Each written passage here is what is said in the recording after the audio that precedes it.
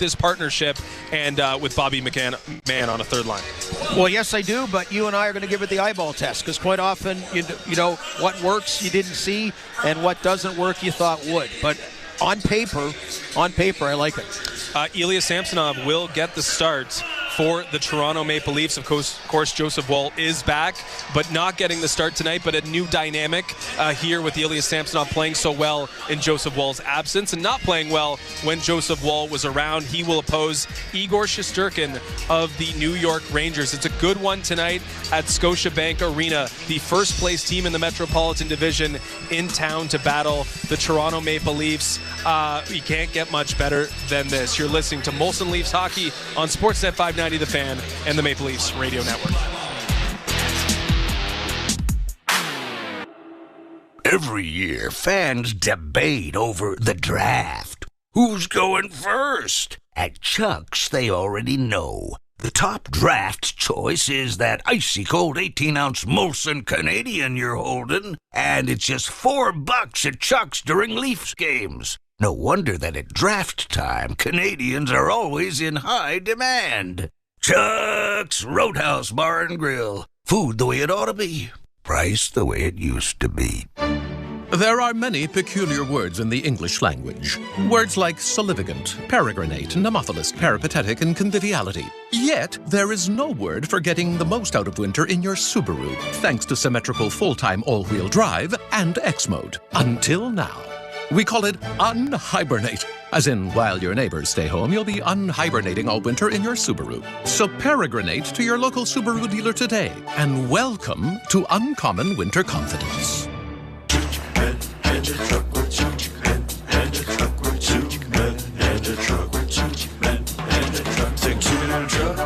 Truck.ca. So when you gotta move, all moving day. Think 2-minute truck.ca.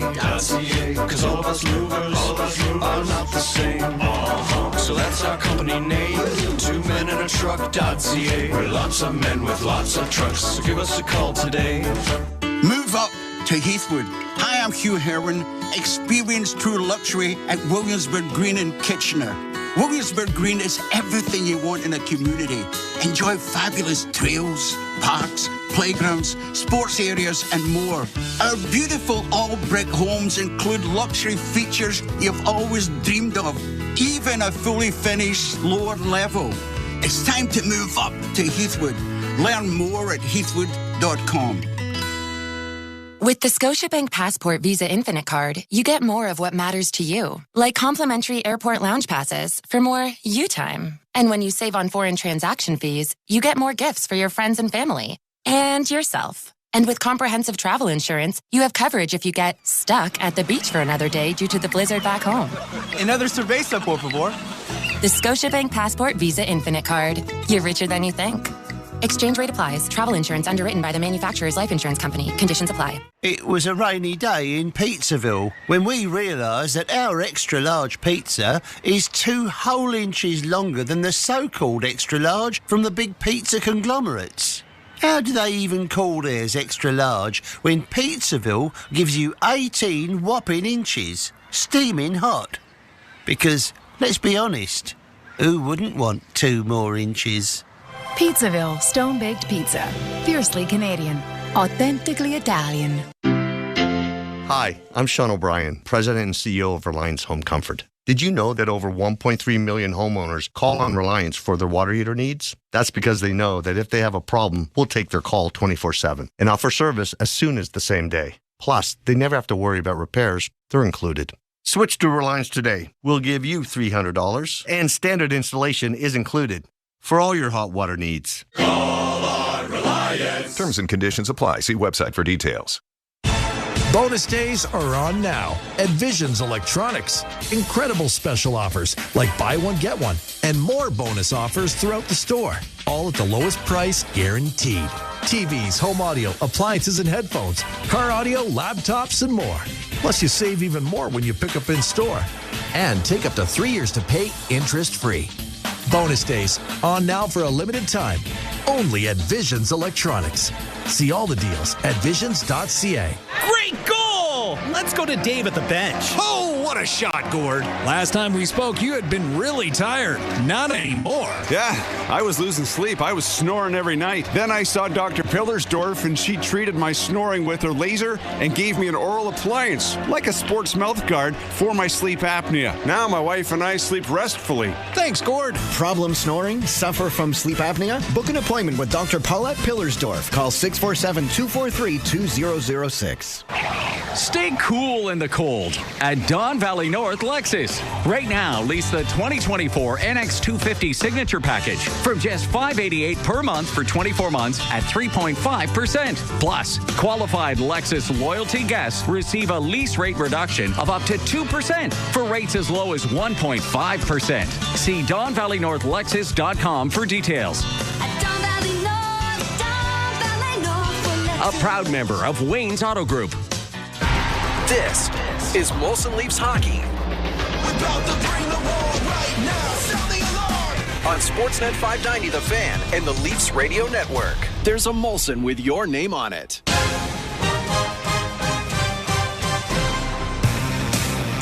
Welcome into Molson Leafs Hockey on Sportsnet 590 The Fan and the Maple Leafs Radio Network. Justin Cuthbert and Gord Stellick here with you for the New York Rangers and Toronto Maple Leafs at Scotiabank Arena. 2 of the 3 stars for the month of February will be on the ice in Austin Matthews and Igor Shesterkin. Here's a weird bit of, not trivia, but I guess an interesting tidbit from tonight's game. The Leafs have not beat an Eastern Conference opponent in regulation since before the holiday break. Wow. They get the chance to do that against the Rangers on March 2nd. It's hard to believe that that is the case. I guess they've had a lot of success against Western Conference foe. Yeah, I guess. Boy, an Eastern Conference opponent in regulation time since before Christmas. Well, let's get that over with tonight, okay? Let's get those kind of streaks. But they did see it have a lot of West. You're right about that. But hey, 2 original 6 teams, Justin, and Hockey Night in Canada on a Saturday. So many great storylines. So we got a good one tonight. Yeah, it's a good one. Okay, so the Maple Leafs are adding a new body to the lineup tonight. A familiar name and a familiar presence on the blue line in Ilya Lyubushin. He'll play with Morgan Rielly, which is more familiarity because he played a lot with Morgan Rielly in his first stint with the Maple Leafs a couple years ago. The Maple Leafs love the penalty-killing ability, the zone denial ability of an Ilya Lyubushin. He's not necessarily who was prioritized in terms of blue liners about 5 years ago when Kyle Dubas was in charge. But as this team transitions to something different from an identity standpoint, it's almost like he's a better fit now than he was then. I agree with you. That's a good point. I look back about they say he can never go home again, but Wendell Clark came home 3 times. Mark Osborne twice. Doug Gilmour only for a period. Leafs legends, add Lyubushin to it. Curtis Joseph for a little bit. But Luke Schenn was the most recent, and this is exactly what I see this move being like, about that kind of role and not giving up big hard currency. Same thing they gave up for Schenn as a 3rd-round pick. I mean, they added a 6 for salary retention from a third party, but I'm saying it all on. They've done it 3 years in a row, gone big. You're not going to go big. You're going to hold them now. You're going to do some complementary pieces. You're not going to give up a prospect. You're not going to give up your first-round pick. You need some depth at D. This was exactly the kind of player I was looking for them to do. I don't think they're going to do a big move. Maybe they will. We've discussed that about what it would entail to do that. I still think probably one more depth he would be looking at. But I like that move, and we'll be watching him tonight, obviously, putting him in a good situation with a guy he paired really well with his first time around. An abundance of right-shot defensemen tonight for Sheldon Keefe. In a week that they played 6 left-shot defensemen, they'll get Timothy Loughren back as well, in addition to Ilya Lyubushin. So if handedness is paramount, well, the Maple Leafs took some strides, at least over the last 48 hours, in making sure they've reached some sort of optimization on the back end. Liljegren's return is big as well. He's playing with TJ Brodie. TJ Brodie was struggling on the right side. He was forced into that role with the injuries and the suspension with Morgan Rielly. Timothy Liljegren's a really important player for this team, given that, hey, if there's only one addition to the back end and it's Lyubushin, well, he's not going to play 25 minutes a night. Timothy Liljegren's going to play a lot if he is the lead dog on the right side. What do you make of his return and the importance of Liljegren continuing to take a step and playing a big role for this team? Well, I think overall he's always, to me, made steps, maybe baby steps, but it's not like he's gone back, like, say, Stuart Percy, who was a guy that was a first star once or twice, and you never really heard much about him again, a first or second round pick years ago for the Maple Leafs. And I like the way, Justin, he played during Morgan Riley's suspension and when they went on that tear. And that, you want to look at it and say, look, Rasmus Sandin and Timothy Liljegren, like, we're first-round picks. At some point, you want one of them to be, developed from within in on your D-core at some point. And I think he's arrived, and I think he rose to the challenge recently, and I've liked the way he's developed. So I think it's very significant him being back. The Maple Leafs will also have Calle Järnkrok return to the lineup tonight. He'll play with John Tavares and Bobby McMahon on the third line, and in some ways, that formation of a third line featuring John Tavares is to the benefit of Tyler Bertuzzi, who's playing on the top power play, who's playing on a second line with Max Domi and William Nylander of late, and has 5 goals on a 3-game goal-scoring streak. The dam has been broken for Tyler Bertuzzi. He's no longer snake bitten. But have you seen a big difference in the last 3 games from him compared to, what he's doing when he was not getting the puck to go into the back of the net in the last month or so? I just think the confidence, right? And and it's probably more within than but that great deflection the other night, and that just all of a sudden, I talked about it. Just mentioned, I like to compare things to life situations where you have situations where you don't get off on the right foot and you never get going. I mean, just regular workplace things, right? It just ends up not being a fit. David Clarkson's a great example about that. Nick Ritchie is, just Michael Bunting's the opposite, just that found his way. Both Domi and Bertuzzi, really, because it's been a very uneven year for the Maple Leafs by and large until this last kind of run. And all of a sudden, you know what? This is more the team he thought he joined, and they're able to bring more of the player they thought they got. I think it's the biggest question for the Maple Leafs over the last 6 weeks of the season. Can Max Domi and Tyler Bertuzzi gain enough of Sheldon Keefe's trust to stay together? So John Tavares is playing on the third line so they can play with William Nylander, so that they can offer something that they've offered other teams, which is secondary scoring. That's the biggest thing in terms of individual some storylines, and not necessarily showcase, but proving that you can do something over the last 2 months. And against a good team like the New York Rangers, maybe steps can be taken towards that. Let's go to the player to watch. Bet365, presented by Bet365. Visit the app for the latest odds and find out why it's never ordinary at Bet365. Must be 19 plus. Ontario only. Play responsibly. I thought Tyler Bertuzzi was a good look, but then I found out it's Max Domi's birthday. Okay. Max Domi was born on March 2nd, 1995. It is March 2nd, 2024. And anytime goal scorer Max Domi is plus 500 tonight. So maybe Max Domi on a Saturday night in the building he grew up spending a lot of time in can celebrate just as Bertuzzi did with a hat trick, but maybe just 1 goal to catch the plus 500 back. Yeah, that's right. We got I'm all in about Max Domi, and I guess Matt Rempe is the other one we would look on the New York Rangers side, not about a bet, but just he did have a good chunk of time kneeling at center ice, but nobody came over that directly as far as to set things up, which also Ryan Reeves says, I don't want to do that. I'm not a guy that talks and set things up pre-game, but we do wonder.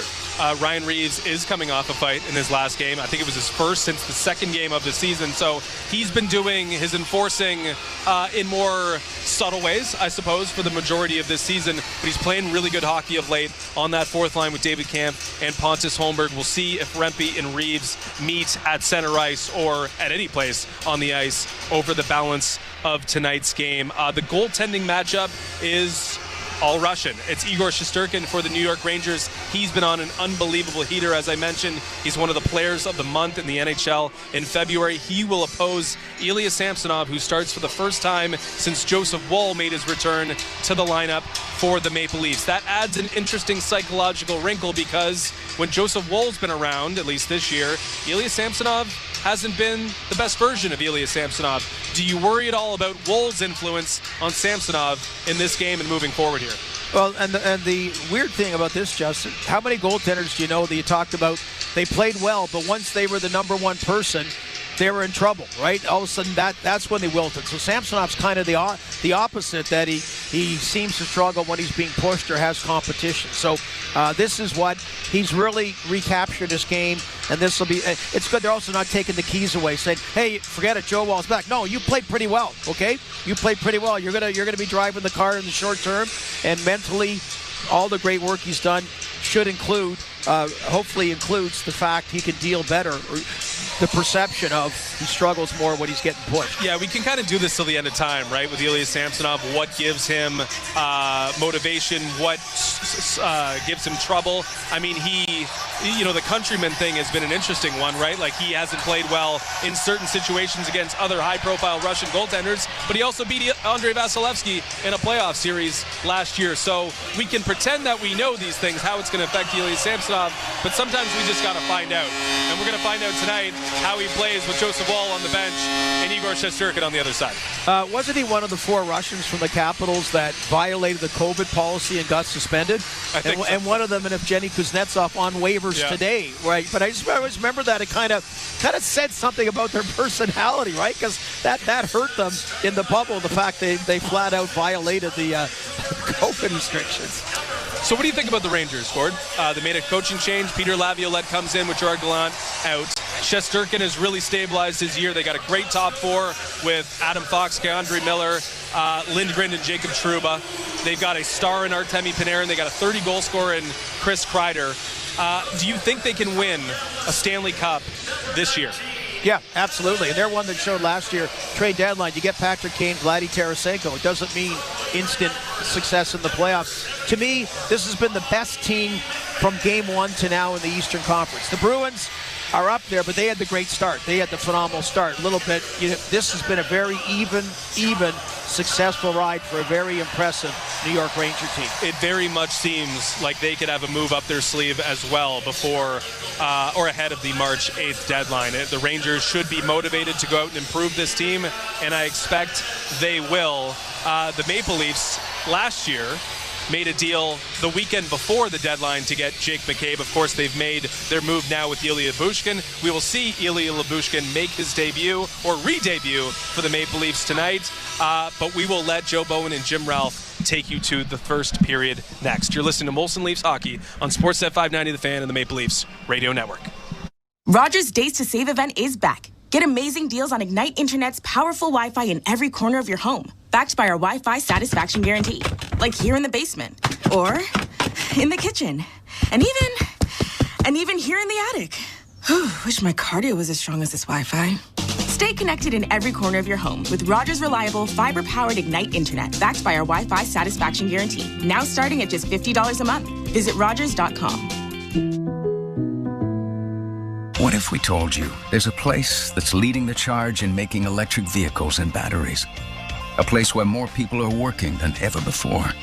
A place powering the future with clean nuclear energy and building new roads and highways to get everyone moving. And what if we told you you already live there? It's happening here in Ontario. Learn more at ontario.ca/building our economy. Paid for by the Government of Ontario.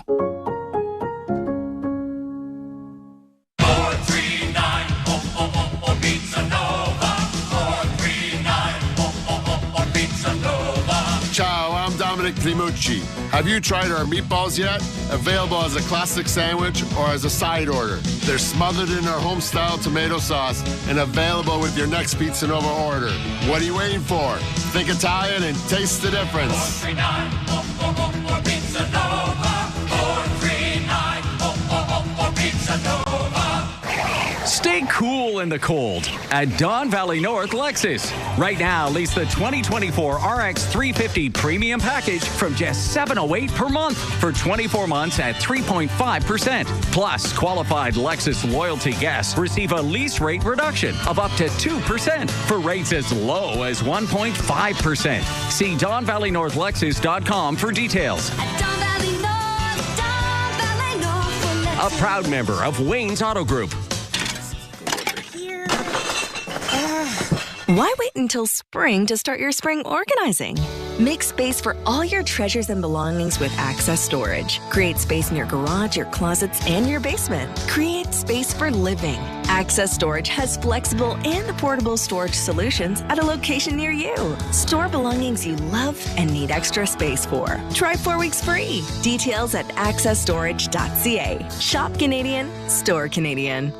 It's your business. You built it yourself. Let Rogers Sports and Media help make it grow. There's now an easy way to buy advertising. Rogers Sports and Media Ad Manager. Promote your business with Rogers Sports and Media, Canada's most beloved sports news and entertainment network. RSN Ad Manager is self-serve and simple. We'll even give you a $250 ad credit to build your first campaign today. Visit grow.rogersportsandmedia.com to claim your ad credit. That's grow.rogersportsandmedia.com.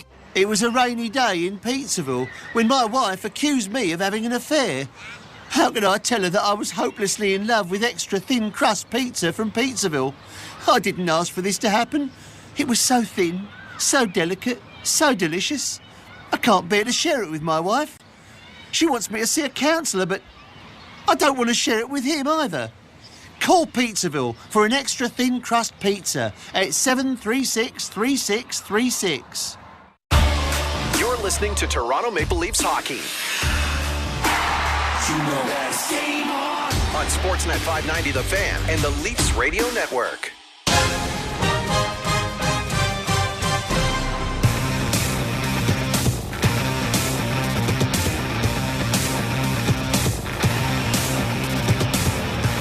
The Leafs and the New York Rangers collide at Scotiabank Arena, and the inmates of the Iron Igloos tonight brought to you by Superior Door and Gate Systems, Canada's top choice for automatic doors and security gates, security fencing, and bollards, because security can only be measured by what it will save you. It is Ilya Samsonov, 14-5-6 this season, 3.28, and that save percentage is climbing steadily. It is 8-8-1, but Igor Shesterkin is among the best in the league. 26-12-1 for the Rangers. 2.65 is goals against average. 9-11 save percentage for Shesterkin, who is in goal for New York. Calle Järnkrok is back in the lineup for the Maple Leafs. But the big addition is defenseman Ilya Lyubushkin, who starts tonight wearing sweater number 46. And the puck is dropped, and the Leafs are to the right, and the Rangers to the left as it's cleared down into the Toronto zone. Riley to Lyubushkin in the corner. A lead pass at center goes off his stick. And the Rangers have it in their own zone, chipping it out into neutral ice. McMahon regroups it for Riley. Played ahead and down into New York territory, forcing Schneider back into his own end. A pass ahead from Zibanejad to the right wing side for Schneider. Schneider dropping it back, trying to work into the corner. Crowds into it early here, and out come the Maple Leafs on the left wing with McMahon getting to center. He got upended there, but was able to knock the puck into Ranger territory. Rangers changing, so are the Leafs. Long shoot in by Gustafsson. Knocked in along the boards, and then a shot is blocked before it reached the Leaf goal. And Matthews gets it ahead for Nyes. Trying to take it wide around Miller. Knocked off stride, but Marner gets to the puck. Good pass to the left wing side. Benoit shot! Oh, and Matthews and Nyes just failed to redirect that into the gaping cage. Marner to Matthews. Back of the net. Nyes after a loose puck in the near corner. Couldn't get it back to the goal. Now works it along the boards to Matthews. He'll swing it around to the far side, and McCabe chases down in along the boards, but now the Rangers are able to get to it and get it out into neutral ice. Both teams trying to change as Panarin will flip it into the Toronto zone. Puck around the boards for Adam Fox. Shot coming. That was knocked down by Samsonov. The puck up on the near boards. Bertuzzi trying to get it out. Fox keeping it in.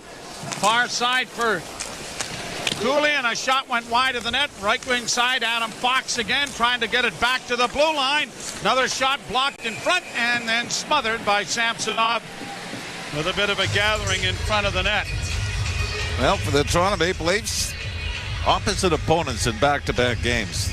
Arizona Coyotes come in. They hadn't won a game in February. In fact, finally. But they won last night. Where did they win? I don't follow it that closely. I think it was in the province. Yeah. However, the New York Rangers come in and they were 10-1 in the month of February. They're 11-12. They've won coming into this. Deflection in front of the Leaf goal, trickled wide of the net. It's chipped high in the air. Lyubushkin getting it along the boards, trying to punch it up on the wall. Fox is able to keep it in. Now trying to drive the net was Rempe, but it was deflected around back of the goal. Nylander turning in his own zone. Works it around. Falling there was Rempe, the big fella, and that draws a lot of attention. Here's Bertuzzi in with a shot. Pad save made there by Shesterkin. Leafs will keep it in. Back of the net, it goes to Camp. Camp looking for a man in front, goes back to the blue line. Into the slot for a shot by Nylander, and that was kicked aside by Shesterkin. Reeves over the boards. Pass comes over on the right wing side, and Reeves is going to knock it to the line, but not out. Then is able to push it past Kreider into the center ice area. It'll be interesting to see how the coaches try to manipulate the line changes here as a shot deflects and goes up into the screen and out of play. And, of course, the Leafs get the last change, so if the Rangers' fourth line is out there, you may see Matthews and but it's going to be up to Sheldon Keefe. If he may want to just get it over with, let the two go at it if, in fact, they are going to dance. Well, there wasn't Bet365 back in the 80s, but with John Brophy coaching, I could have guaranteed you who would have been in the starting lineup. Now, we have seen Rangers have been involved in a few line brawls to start games. Wasn't Jersey one of them? Draw one by Toronto. Flipped into the far corner for Marner. Deflected out for Matthews. 2-on-1 break. Matthews in. Pulls up. Then let the shot go. And Shesterkin got a stick in the way of that and deflects it up into the screen. Well, Shesterkin, when the Leafs saw him last, which was on the Father's trip, the Leafs ended up with 7 goals on that night. On way to the victory, Shesterkin was having his troubles. The Rangers had struggled a bit, but now they're on a full roll. Well, one thing that's funny, they had 5 straight games, only gave up 31 shots in their last game against Columbus that they won. The 5 games before that, at least 40 in each of the 5 games, and Shesterkin was incredible on it. Here's Liljegren down the boards to the end wall, had it knocked off his stick. Marner is able to intercept, gets it into the slot. Here's Nyes off the wing. It goes to the near side. Liljegren into the corner. Marner coming out of the corner with it to Nyes. Tried to chip it free. Now he has. And Liljegren trying to get it into the corner. Couldn't free it up there for Nyes. Marner in front of the net. Oh, what a chance Matthews had. And he fanned on it completely. Well, I think that skipped on him, Joe. Marner lobbed it out front and, just bounced over the blade of Austin Matthews. He makes any contact at all. That's in the net. Down into the Ranger zone it goes. No score. Played high in the air. McCabe couldn't get to it. Was able to knock it back momentarily. Now the Rangers, Kreider getting it into the zone and around the board's far side. Kakko gets it into the corner. Sharp angle shot. May have gone off the mask of Samsonov, and the Maple Leafs get it out at center. Here's Yarncrook into the slot. Still with it. Got a shot away, but it was blocked by Lindgren, and the Rangers get it out at center. Backhanded to the side of the Leaf goal, and the glove of Samsonov is going to stop play by pouncing on it with a face-off coming in the circle to the left. Ilya Lyubushkin comes from the Anaheim Ducks in the trade. Physical player, well known in Toronto, well liked by all of his teammates. Yep. And I think one of the big pluses of all of this is going to be having him as a teammate of Ilya Samsonov. Yeah, they didn't play together, obviously, here in Toronto, but had a friendship that dates back years. There was a story going on that Samsonov would not pick him up at the airport because it was too late. So, well, he's got a young family. Yeah. At 10 o'clock, I'll be in bed. That's right. Can afford a cab. Played up on the right wing side. Rangers get it in with a shot. That was just off the mark wide from Lafreniere. Kept in at the point. Schneider bounces it into the near corner. Round back of the net. Trocheck for Lafreniere. Broken up by Matthews to Marner. And the Leafs push it ahead, and Nyes looks for some skating room and just chips it into the zone. Hustles in there after it. Cut off by Braden Schneider. And out come the Rangers to center. Panarin in on the left wing. Stops it up. Bounces a shot well wide of the Leaf goal. Puck on the near boards. Stolen back by Nyes. Gathered up by Domi. The birthday boy comes to center and sends it down into the corner. The last birthday we celebrated, a hat trick for Tyler Bertuzzi. Long shot kicked away there by Shesterkin. Kept in at the point. To the side of the net, back of the goal. Bertuzzi looking for Nylander. That was knocked away. And Lafreniere for the Rangers will flip it into the Toronto end. Brody back of the Toronto goal. No score first period. Glad you're along with us. An errant pass is going to go the length of the ice. Icing call. The linesmen are James Tobias and Shander Alfonso. Jocelyn Hebert and Mitten Dunning are the referees this evening. So if Max Domi's birthday today, this date you would think would be pretty important to his father, Ty. Well, sure it is. Because also, on this date in 1990, Ty Domi played his first NHL game with the Toronto Maple Leafs in Detroit against the Red Wings. No goals, no assists. Oh, that had a 37 penalty minutes. Long shots smothered there by Samson. Tripping? Fought Kevin McClellan, got a roughing penalty, major, and 3 10-minute misconducts. Now, I'm told Gordy Stellick has that great memory. Apparently, the first fight he had was a game in Detroit. Yeah, I just said Kevin McClellan. Yeah. Now, Gordy thought that it was Colin Campbell, or maybe another one of the fights in that game was Colin Campbell. I saw the summary. It's Kevin McClellan. Gordy's wrong. Or you are. You're listening to Molson Leaf Hockey on Sportsnet 590 The Fan and the Maple Leafs Radio Network. Alpine News Network is here live with one of our superheroes. I just helped Tom with a business loan. He needed to soup up his mechanic shop. Not to brag, but I once modified a car to match my ultra speed. It went so fast, it broke the speed of sound. At least no one was inside. I hope no one was inside. I guess I'll just stick to approving business loans. Own your home? Need a loan? Alpine Credits can help. Alpine Credits, where homeowners get approved. Fiscal license 12616. Who says kids get to have all the fun during March break? Say no to building a snowman. And shell yeah to building sandcastles with Sunwing Vacations. We've got what you're looking for out of paradise, like water parks, crystal clear waters, white sand beaches, and more. Not to mention a host of breathtaking destinations, each as beautiful as the last. When you save more, you can explore more with your travel agent or Pressler Law. One call, that's all. 1-800-JUSTICE. Car accident? Slip and fall? If you've been injured and need legal advice, call Pressler Law at 1-800-JUSTICE and get over 60 years experience, a free consultation, and a no-win, no-fee policy. 1-800-JUSTICE. When you're in need of legal help after being injured, call Pressler Law for a free case review. Pressler Law. One call, that's all. 1-800-JUSTICE. You're listening to Toronto Maple Leafs hockey. 4-0 Toronto! Holy mackerel, what a period! On Sportsnet 590 The Fan and the Leafs Radio Network. Played down into the Rangers zone, a bouncing puck that Camp tries to knock in around back of the net. A centering pass went off a skate and just trickled wide of the near post. Played out at center ice now, and glove pass has stopped play. Shots on goal are 3 apiece, but the Leafs have been the more dangerous team in the offensive zone.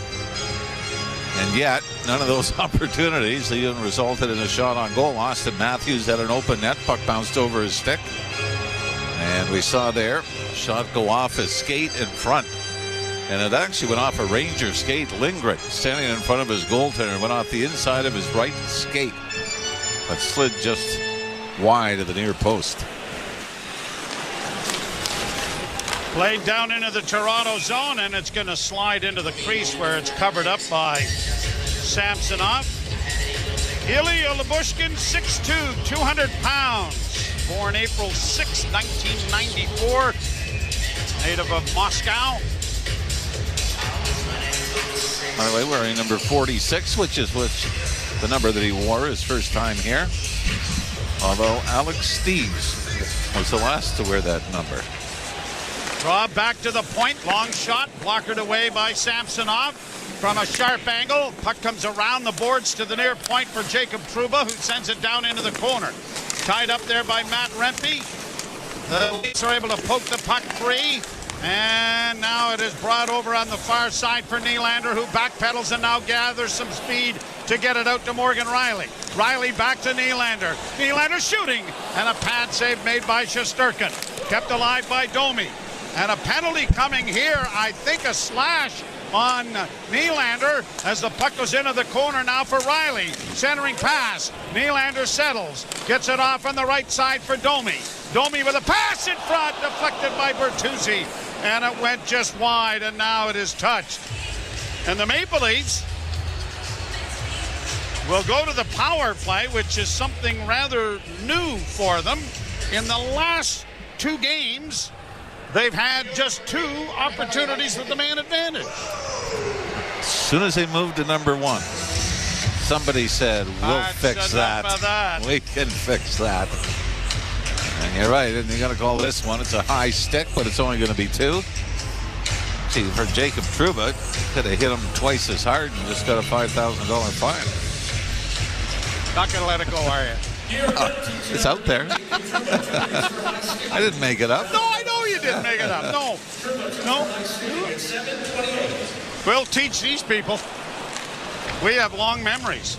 Here the Rangers breaking in on the Leafs zone, and a shot steered wide by Samsonov. And the Leafs power play will have to organize in their own zone. Rielly to Bertuzzi. He starts out, looks back for a drop pass. It'll go to Matthews. Matthews through neutral ice and into the zone to Bertuzzi.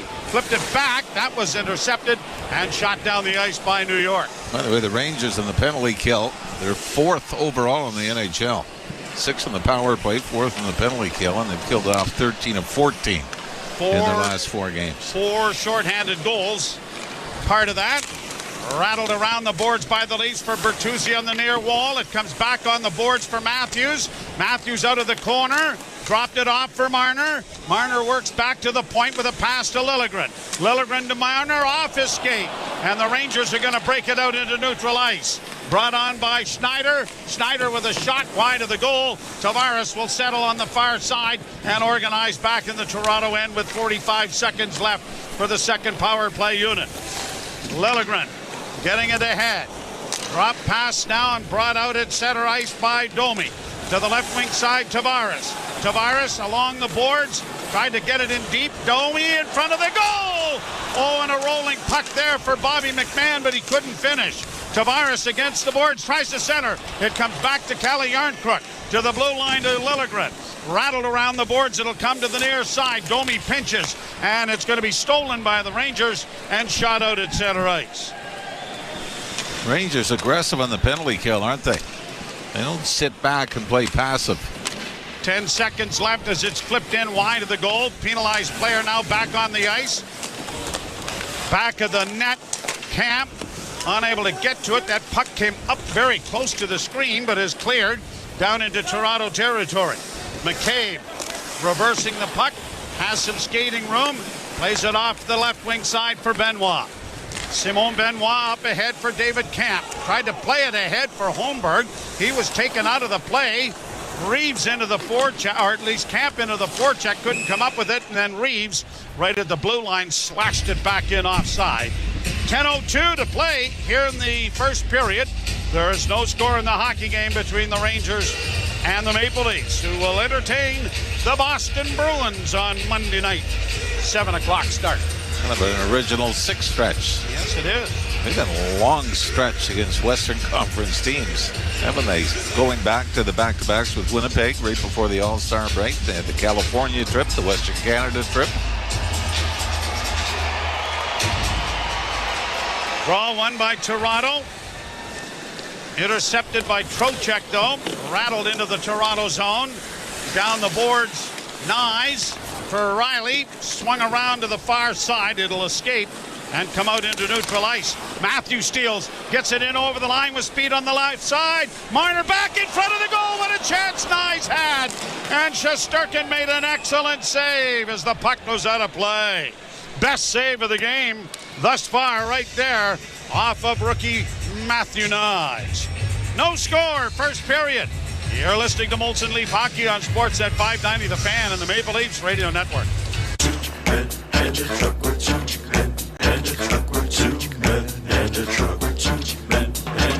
Think two in a truck.ca.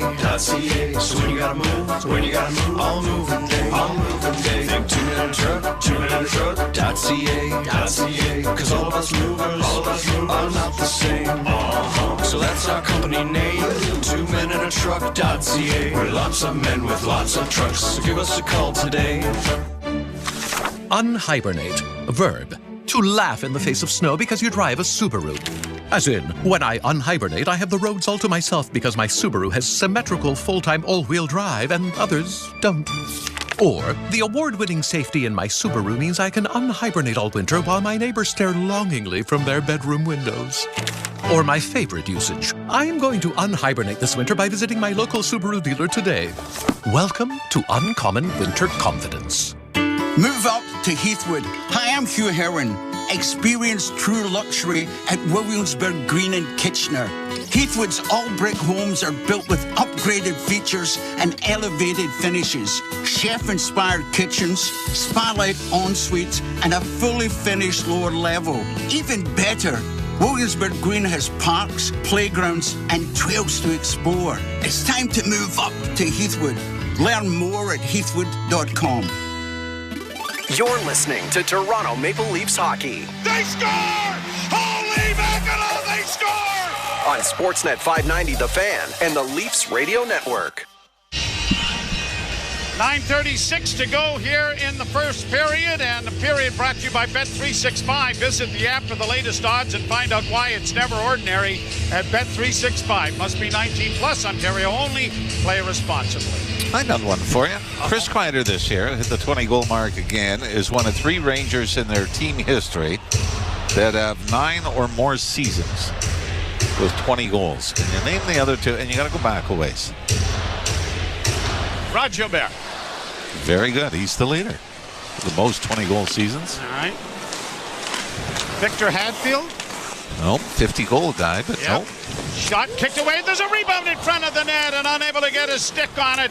At the last second there was Yarncrook. Now here's Tavares coming out in front. Couldn't get it away. Gets it back to the blue line, though. Winding and delivering the shot and into the glove of Shesterkin as it was ripped by T.J. Brody.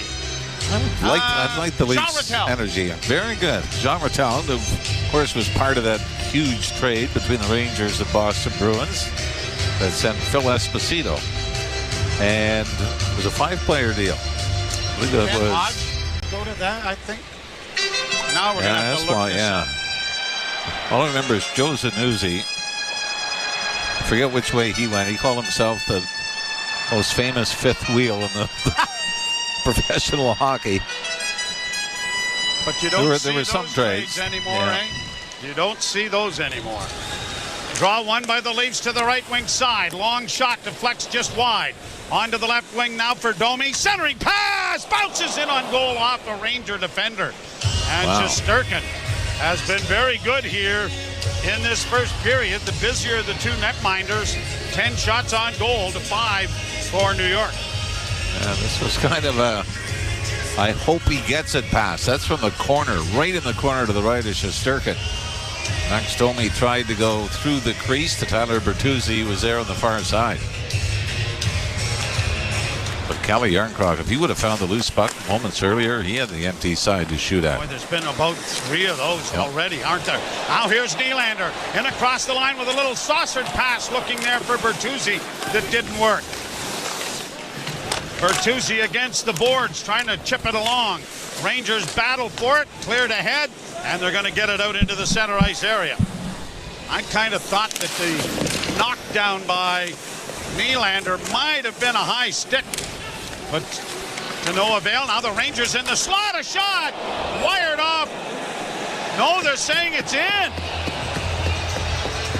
Well, the light didn't come on. Everybody seemed to freeze, though. Yeah, this is up under the bar, back of the net. Ilya Samsonov gets under the screen, and it's Alex Lafreniere that is going to get it. He was pointless in his last 2 games, but had a pretty impressive streak before that, where he scored 6 goals and 9 points in 10 games. Yeah, that was post, back of the net, and out the other side. 11:36, the time of the goal for Lafreniere, his 18th of the year for the former first overall pick. I don't know, was Samsonov screened on that? Because there was really no reaction. Lafreniere was able to walk in from the blue line to the high slot. It was the middle of the ice and ripped it past Ilya Samsonov. So the Leafs surrender the opening goal of the hockey game. And when they score first, the Rangers are 27-6-2. And the Leafs are 12-9-4 when the opponent has opened the scoring. Delayed offside, waved off by the linesman. Rangers get it down into the Toronto zone. A shot trying to get a deflection went wide of the net at the point. Schneider with a shot that went wide. Chipping it back is Gustafsson to the blue line. Zibanejad plays down back of the net. Kreider trying to work it into the corner. Plays around the boards. He'll find Braden Schneider at the right point. Sent right back from whence it came. Stumbling back there was Trocheck. Back to the point. The pass intercepted by the Maple Leafs. And here's Nyes getting it freed up for Marner. Marner settling it back down into the Toronto end as the Leafs are in the midst of a change. Brody stopping it up in his own zone to complete the change. Hustling over the boards. Calle Yarncrook, who took the pass on the right wing, got it ahead for Tavares. He'll flip it into the zone. Bobby McMahon couldn't come up with it. Round on the boards to the near side. Lafreniere double teamed in there. Brody along with Tavares. It goes to an open right wing corner. Barging in there. A centering pass comes back to the point. Brody in with a shot. And a low drive went just wide. Kept in at the point then by Liljegren, but it's going off a stick. Up into the screen, out of play with 6:49 left to play in the first period. Fox draws the lone assist on the Lafreniere goal. What you really liked on that last play, Joe, loose puck in the corner to the left of the Ranger goaltender, and Bobby McMahon from the slot races to the corner, takes his man, K'Andre Miller, and is able to come up and throw the puck out to the slot. That's what you love from your third line, isn't it? And I do like the... You know, we haven't seen how much success they're going to have, obviously. I kind of like Tavares, McMahon, and Calle Yarncrook. All three kind of straight line players. Rangers get it out at center. Brodzinski sends it into the Leaf end. Lyubushkin around back of the goal. Reverses it for Morgan Rielly. Rielly starts out with a long lead pass. Deflected down into the Ranger zone. Down the boards comes Yarncrook along with Reeves. They battle for it in the near corner. Trying to... All three Leafs are in that corner as Pontus Holmberg comes out of the corner with it. Tried to steer it around back of the net. Reeves runs into his man. It's the big boys there, but nothing going so far. The crowd's more into it than the two players. Played out at center ice. Well, they're Reeves, looking. They're looking. With a bit of word, but nothing going. Now here's Rielly in, and a shot deflects up into the screen and goes out of play. Even Armin's taking video of this, for crying out loud. This is violence in the sport, you people. I don't understand it. Actually, there's nothing yet. No? No. All right. No, it is 1-0 Rangers. First period. You're listening to Molson Leaf Hockey on Sportsnet 590 The Fan and the Maple Leafs Radio Network. How to fix broken pipe? Turn off the main water valve? Where do I find that? If you have a burst pipe in your home, you might not know how to fix it, but we do. We're Reliance Home Comfort, and we're here to take your call 24/7. We handle everything from leaky faucets and clogged drains to fixture replacements, and the price we quote is the price you pay. So if you need help with your plumbing fast, Call on Reliance. Conditions apply. See website for details. Rogers Days to Save event is back. Get amazing deals on Ignite Internet's powerful Wi-Fi in every corner of your home, backed by our Wi-Fi satisfaction guarantee.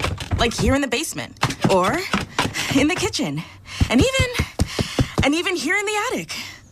Wish my cardio was as strong as this Wi-Fi. Stay connected in every corner of your home with Rogers' reliable fiber-powered Ignite Internet, backed by our Wi-Fi satisfaction guarantee. Now starting at just $50 a month. Visit Rogers.com. Protecting your home or business is your top priority. It's also ours. Superior Door and Gate Systems create custom solutions based on what you're looking for. We specialize in perimeter fencing, automatic security gates, pedestrian security gates, even retractable bollards. Everything's done by our in-house employees, including your design, manufacturing, and 24/7 support. This ensures your installation is seamless. Superior Door and Gate Systems, because security can only be measured by what it will save you. Book your free estimate at superiorgates.ca. You're listening to Toronto Maple Leafs hockey. John Tavares set up by Willie. The Leafs win it in overtime. On Sportsnet 590 The Fan and the Leafs Radio Network.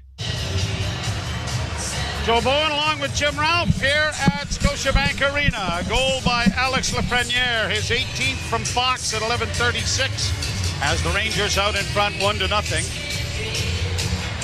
Was there a marquee outside the building today advertising what might go on here tonight? Because everybody in the building seems to have a pretty good idea of what's supposed to happen here tonight. I think they're this thing that the internet What's that? might have played into it as well.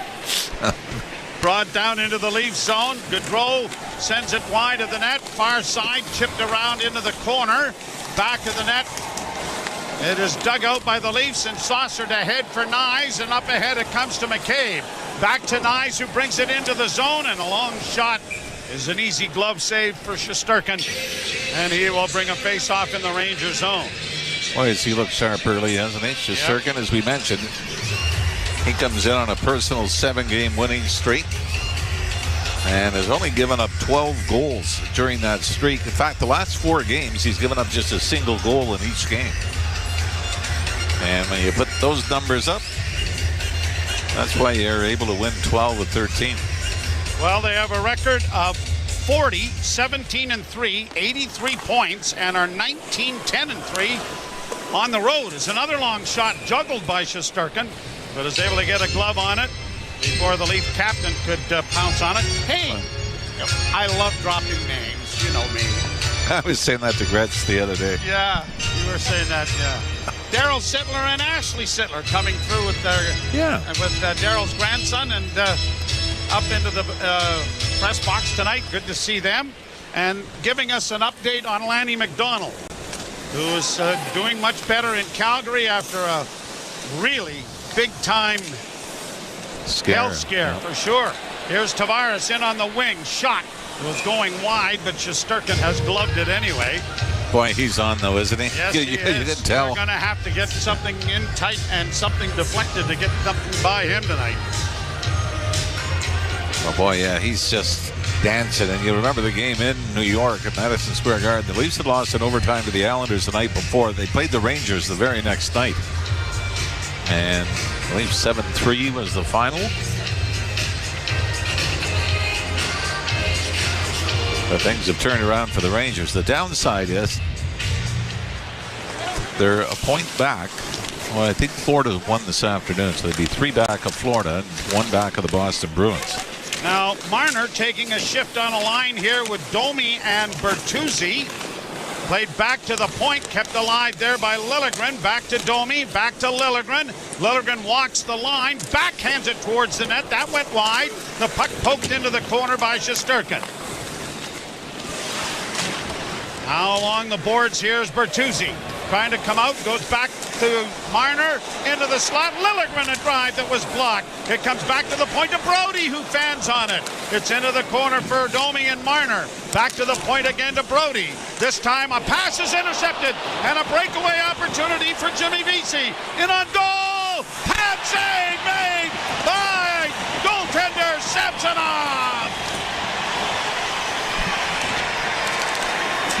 save there. Vesey again with a shot, and he fired it high and wide. Rebound played back to the blue line. Kreider to the near side. Penalty coming to Toronto. Kept in at the point then by Schneider. Schneider gives the puck away, and here's the call, a trip. Well, Leafs out shooting the Rangers 11-6. That by far is Samsonov's best save of the night. And Timothy Liljegren going to the box on a tripping call. I'll tell you what, and we've talked about this. One of the reasons it's a huge stop. I don't think the Leafs' save percentage on breakaways is very good this year. And Samsonov, at least for now, is able to keep it a 1-0 Ranger lead. Leafs have won their last 4 home games, but are just 16-11-2 here at Scotiabank Arena. And have a power play for the Rangers that has gone 2 of 19 in their last 5 games. And the Leafs win the face-off, and out and down the ice it goes. Way with the Rangers, when Alex Lafreniere has scored this year, the Rangers are a perfect 15-0. Brought on by Panarin. Well, the Leafs get a break here and an interference call. Adam Fox taking it up, middle of the ice, dropped it back. And I don't love this call. I think it's more coincidental than anything else, but Vinny Trocheck makes contact with Kalle Järnkrok. And the Ranger power play lasts just 14 seconds. Do you agree, though? I mean, there's sometimes just guys cutting the wrong way. I don't know, simply because the Rangers had control of the puck, that means they were the team that was guilty of the collision. So the Leafs are going to get a 14-second power play of their own, barring any other infractions. 4-on-4 hockey here. Marner coming out with Matthews. By the way, Peter Laviolette, I think, agrees with my assessment of the call. Why did you ask him? I can read lips. Really? Uh-huh. From way up here. Well, I looked at the monitor. Leafs win the face-off, backhanded around the boards into the near corner. Riley pinches, but the pass is intercepted, and Kreider skates around back of his own goal to find Fox. Adam Fox back to Kreider. Kreider to Zibanejad. Zibanejad in on the right side, offside, says the linesman. And so it'll come back into the center ice area with 3:19 left to play in the first period. 1-0 New York. Well, they got Marner and Matthews are going to stay out. Benoit and Jake McCabe will patrol the blue lines a little 4-on-4 here. There and Zibanejad the other way. Willie Nylander hasn't been out. No, I don't think since, they had the power play, right? He was out for that. After it was a high stick. High stick that caught him. I don't see an empty spot on the bench, so I'm assuming he's there. Marner dropping for Matthews in on the left wing. Matthews takes the shot. Didn't get much on it. And Shesterkin was able to cover up on it and hold for a face-off in the Ranger zone. 58 seconds left in the Leaf penalty to Liljegren. Well, still no Nylander here. Did you see him on the bench? And you're right. I mean, I think that they didn't remember Liljegren's in the penalty box. Tavares coming on with Järnkrok. Riley and Lyubushkin. And the draw won by the Leafs, but poked out at center ice now by the Rangers. Lyubushkin gets it up on the wing for Järnkrok. He had it knocked away. Miller plays it back into his own zone, and Trouba will organize the Rangers 4-on-4. Back it goes to Panarin. He comes through neutral ice and cuts in on the left wing. Works to the corner.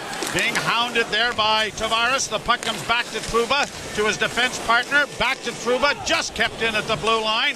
Panarin looking for a loose puck on the near side. Miller back to the point. Long shot deflects and is easily caught by Samsonov. And a face-off coming in the Toronto zone to the right. I do not see Willie Nylander on the bench. And it was only a 2-minute minor, so at least according to the officials, there was nothing that would have warranted a double minor for any kind of injury.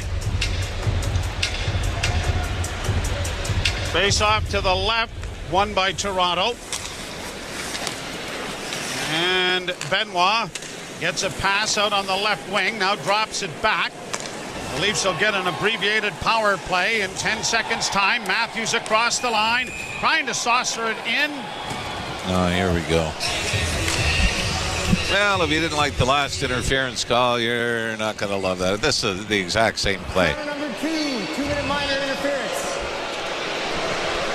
We could set an NHL record for interference calls tonight. I mean, this is identical. This is, like I said, the Trocheck one, I thought it was the same thing. Here, Simon Benoit doesn't try to avoid the opposing player, but sort of stands his ground. And I believe it was Barclay Goodrow that ran into him. And Goodrow sold it pretty well. I mean, similar plays, similar penalties. Could be in for a long night if they're calling interference at center ice. And even Sheldon Keefe, you may not like the call, but you know you got the same one in your favor a minute before. 17:59 the time, so the Leafs will not get that 14-second power play. And the draw won by Toronto, but not cleared. The puck down in around back of the net. It comes right out in front, poked away nicely now as Lilligren's back onto the ice. Couldn't get it away there from Adam Fox. Back to the point it comes near side. Rangers will go to the power play here in 3 seconds time. Fox to the left wing side. Back to the point, Panarin. His shot blockered away nicely there by Samsonov. Panarin has it off his skate. Bouncing puck is into the slot area. Leafs are going to get clear of it now and a chance to ice the puck on a bounce. That Shesterkin had to watch cautiously. So did I. Brought back by the Rangers in over the line. Pass intercepted and unable to push it ahead to himself was Järnkrok. Now Holmberg gets it out at center ice. Järnkrok will bring it to the line and just chip it down into New York territory. Minute 4 to go in the period. Minute to go in the power play. That's minute okay in this period. Brought out on the right wing by Adam Fox. Dished by Zibanejad back to Fox. Fox settles it back to Kreider. Left wing side. Works into the corner. Kreider holding. Banks it to Zibanejad. Back to the point to Fox to Zibanejad to Panarin. Panarin on the right wing circle. Played in front of the net. A shot off the crossbar. The rebound in front of the goal. Is cleared to the line but not out. Leafs catch a break there. Pass in front of the net is intercepted again by Toronto and shot down the ice. Boy, that rattled up there, didn't it? Rangers' goal was off the post and in. Now an offside at the blue line. But boy, this was the opposite. Ilya Samsonov heard it, spun around to find it sliding back the other way in the blue paint. Before the Leafs were finally able to clear it out. 13 seconds to go in the Ranger power play. Boy. And I mean, it was off the post. The first one off the right post. Samsonov still hadn't seen it. And the rebound was chipped almost along the goal line. Morgan Riley dug it out. But again, that's another one, right? That Samsonov just loses. A shot with some traffic in front. 14 seconds left to play in the period. And the draw goes off to the left wing side. Lafreniere carries down the left wing boards. Pass in front of the net is knocked away by the Leafs, but not cleared. 5 seconds left. It's Lafreniere with a shot blocked by Brody, and it's going to go to center ice as the horn ends the period. A little bit of everything in the first 20 minutes. An invitation to dance, but not accepted. And Lafreniere with the only goal. 1-0 New York. Until the penalties started to pile up, I thought the Leafs were the team that controlled the play. And, you know, it probably coincided with the fact that Lafreniere scored the goal, and then the Rangers seemed to get a little momentum. We do see Willie Nylander taking a little twirl on the ice. The last Leaf that is going to leave the ice and head to the dressing room. So that makes you scratch your head a little bit. Is that a coaching decision? Is it... Well, I mean, he drew the penalty, right? And then I don't know if there was an injury there or came of it, but... But he didn't go to the room. He stayed on the bench. All right, well, intrigue still abounds here as we'll step aside as Gord Stellick is joined by Justin Cuthbert and our first period intermission. You're listening to Molson Leaf Hockey on Sportsnet 590 The Fan and the Maple Leafs Radio Network. Great goal! Let's go to Dave at the bench. Oh, what a shot, Gord. Last time we spoke, you had been really tired. Not anymore. Yeah, I was losing sleep. I was snoring every night. Then I saw Dr. Pillersdorf, and she treated my snoring with her laser and gave me an oral appliance, like a sports mouth guard, for my sleep apnea. Now my wife and I sleep restfully. Thanks, Gord. Problem snoring? Suffer from sleep apnea? Book an appointment with Dr. Paulette Pillersdorf. Call 647-243-2006. Take wing to Canada's West Coast with Porter Airlines. Fly to Vancouver or Victoria for your next vacation. Switch off your always-on Toronto attitude and get into that laid-back West Coast mindset. Your vacation relaxation starts on your flight west, where your fare includes beer, wine, and snacks, and your plane never includes an awkward middle seat. Chill out on Porter and actually enjoy economy. Bonus days are on now at Visions Electronics. Incredible special offers like buy one, get one, and more bonus offers throughout the store. All at the lowest price guaranteed. TVs, home audio, appliances and headphones, car audio, laptops, and more. Plus, you save even more when you pick up in store. And take up to 3 years to pay interest-free. Bonus days on now for a limited time. Only at Visions Electronics. See all the deals at visions.ca. Ontario is building up our nursing workforce. Since 2018, over 80,000 new nurses have registered to work in Ontario. Last year, we added a record 17,000 new nurses with another 30,000 nursing students in school. We're investing millions in new programs that pay for nurses' education and breaking down barriers so they can get to work sooner. Learn more at ontario.ca/yourhealth. Paid for by the Government of Ontario.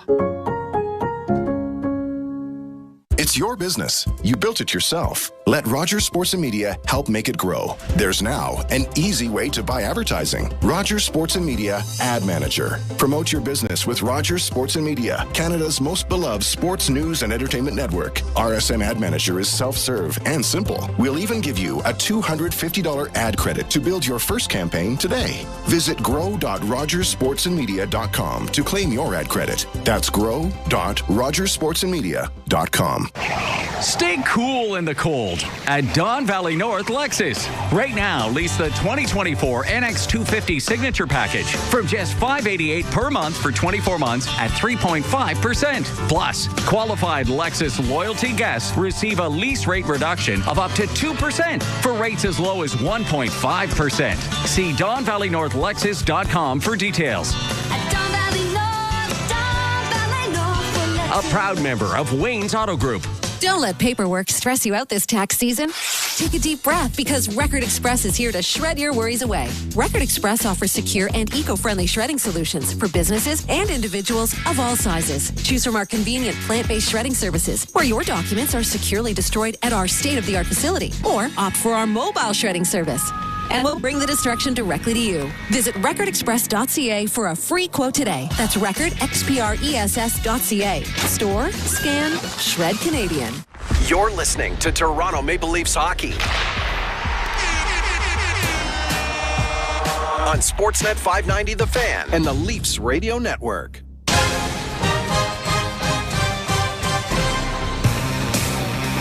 Back into Molson Leafs hockey on Sportsnet 590 The Fan and the Maple Leafs Radio Network. Justin Cuthbert and Gord Stellick here with you on a big Saturday night at Scotiabank Arena. The New York Rangers lead the Toronto Maple Leafs 1-0 after one could have easily been two. A double poster behind Ilya Samsonov in the final minute or so stays out. Was not a particularly good period for the Maple Leafs, but maybe more important than that in terms of juicy items, William Nylander. It seems as though he was benched for the second half of that period. Looks like he blew the zone on the Alexis Lafreniere goal that made it 1-0 for the Rangers. Played one more shift after that, but did not see the ice beyond 5 shifts in the first period.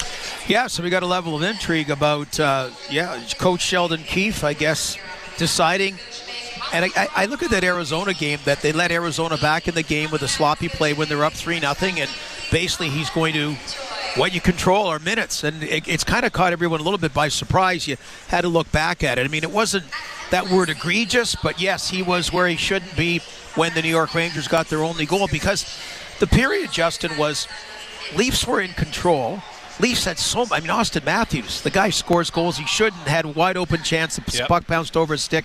They were getting all these scoring chances, and I was just going to say to you, I bet the Rangers get not so much a cheapie, but kind of a surprise one like that was a shot that at first everyone thought didn't go in, but did go in, so they get the 1-0 lead, and that just seemed to be the way that period was going to go. I mean, hopefully the Leafs can get back their momentum and get back that offensive prowess, but the William Nylander saga, we'll see what happens in the second period, how far Sheldon Keefe is prepared to go. Yeah, I mean, it's safe to say, I think, attention to detail may be the difference in that period. I mean, the Rangers definitely came on to the latter portion of it. They were boosted by a couple power plays they were able to continue tilting the ice with. But Nylander being at center ice when Alexis Lafreniere's picking up the puck in the high slot. And again, my mind went to Max Domi first in our conversation earlier about, okay, do you trust Max Domi as your second-line center? Can he give you what you need in the defensive zone? So immediately I'm thinking, okay, we're having this discussion again, but William Nylander falls on the sword for it, at least for now, for just not putting on the brakes, getting back into the zone, and at least putting a body in front of Alexis Lafreniere. So we will continue to track William Nylander in the second period if Sheldon Keefe gives him an opportunity to get out onto the ice. The Leafs were good in the first part of the period. There were some odd miscues.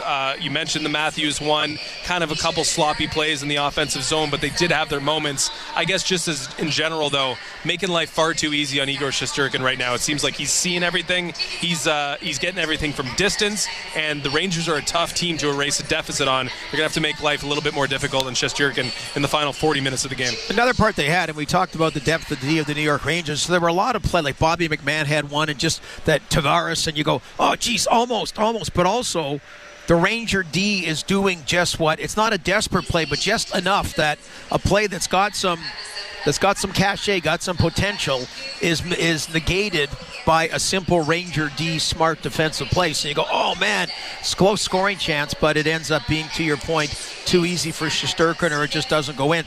The other part I'm sure Sheldon Keefe was annoyed about was on the power play, they did, I think it was TJ Brody, the glaring giveaway, whoever made the glaring giveaway, much like Morgan Riley did the other night. I mean, that was a power play breakaway going the other way, so I think the fact the goal was scored a little bit after that Sheldon Keefe's patience had been tested, and he wasn't happy about making things easy for the New York Rangers on those particular play. But you're right about as far as getting some shots on Shesterkin, getting some traffic, getting some better quality chances. And Samsonov's, to his credit, did make a great toe save with the left skate on Jimmy Vesey to deny that breakaway opportunity for the Rangers that would have made it 2-0. It still stands 1-0. Let's take a quick break.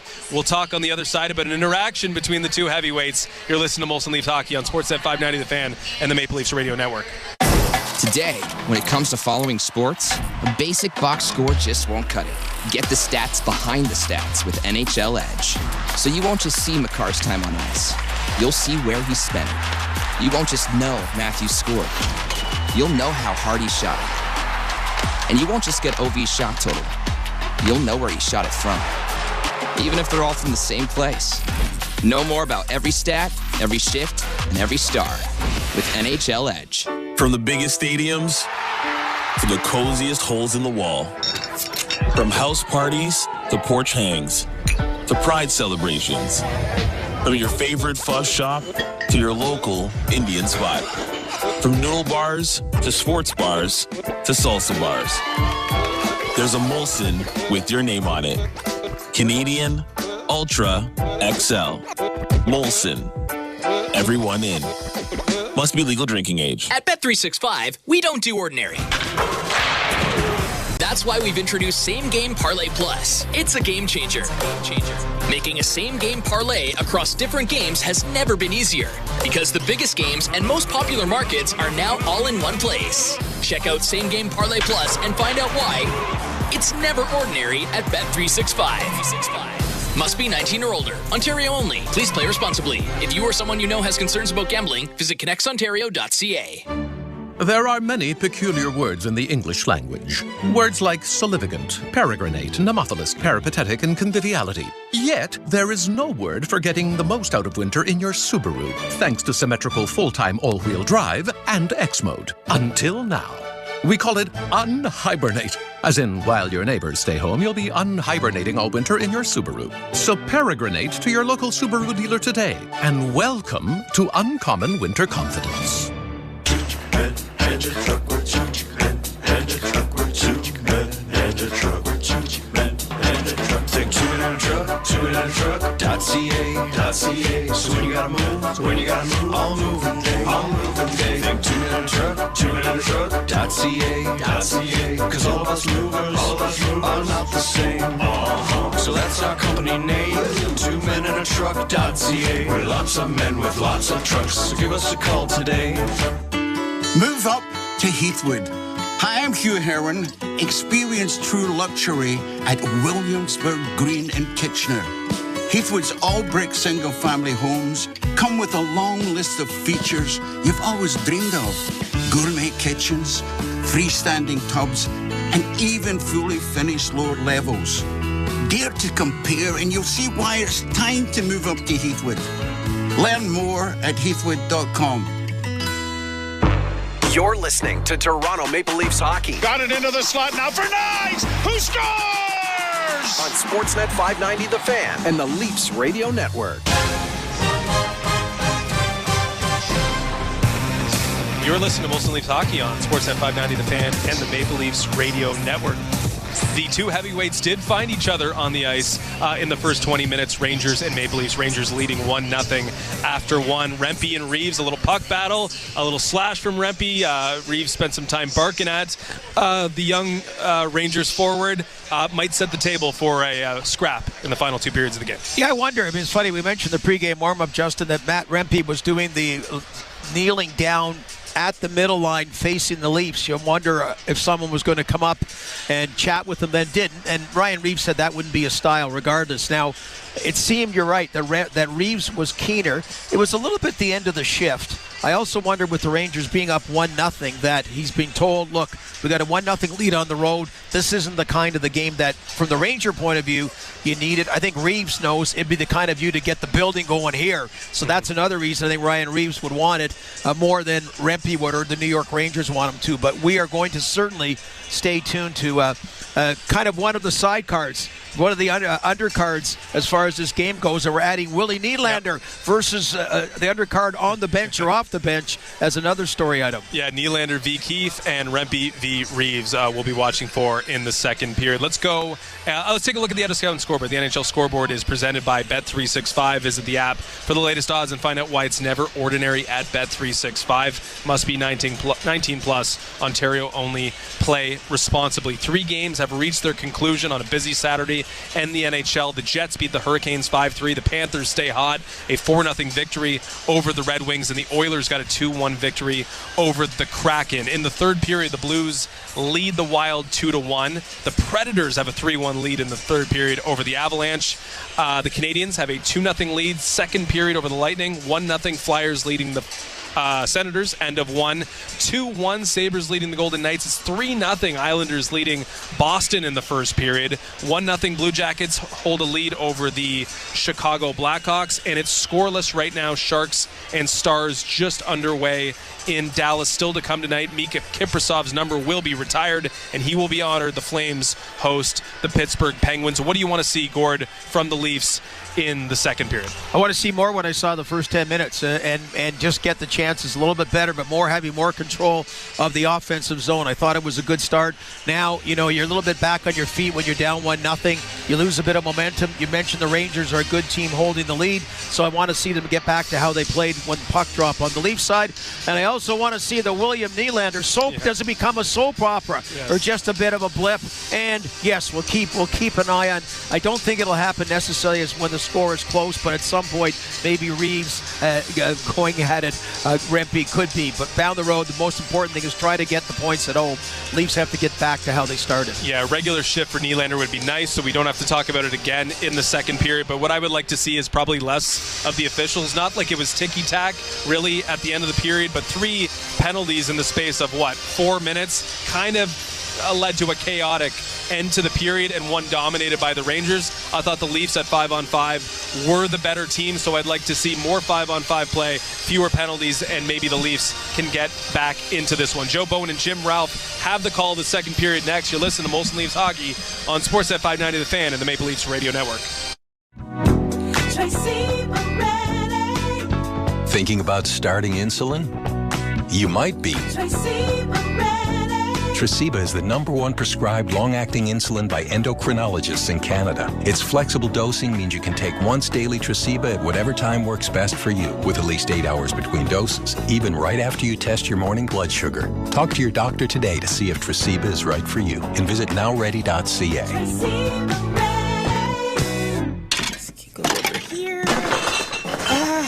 Why wait until spring to start your spring organizing? Make space for all your treasures and belongings with Access Storage. Create space in your garage, your closets, and your basement. Create space for living. Access Storage has flexible and affordable storage solutions at a location near you. Store belongings you love and need extra space for. Try 4 weeks free. Details at accessstorage.ca. Shop Canadian, store Canadian. 439 Pizza Nova. 439 Pizza Nova. Ciao, I'm Dominic Primucci. Have you tried our meatballs yet? Available as a classic sandwich or as a side order. They're smothered in our home-style tomato sauce and available with your next Pizza Nova order. What are you waiting for? Think Italian and taste the difference. 439 Pizza Nova. 439 Pizza Nova.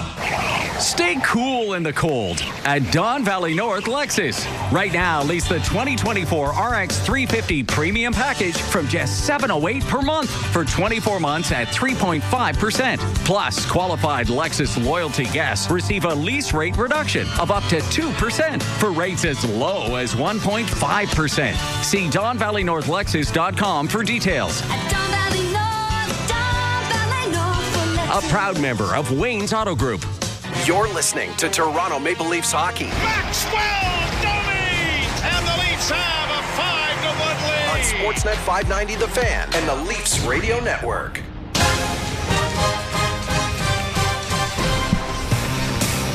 New York Rangers won, the Maple Leafs don't score. Lafreniere with his 18th of the year from Adam Fox. Scoring play, and the Maple Leafs out shooting the Rangers 13-9. Now, Willie Nylander. Oh, you're wrong on the shots.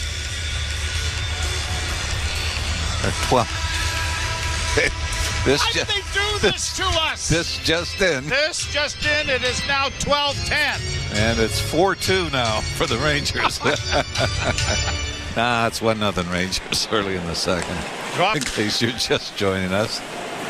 Rangers bring it in over the line. Vesey getting it on the wing. A shot goes wide and back of the Leaf goal. Vesey taken to the boards by Riley, and Tavares able to punch the puck out at center to Yarncrook, and Yarncrook outfights his man and gets it down into the zone.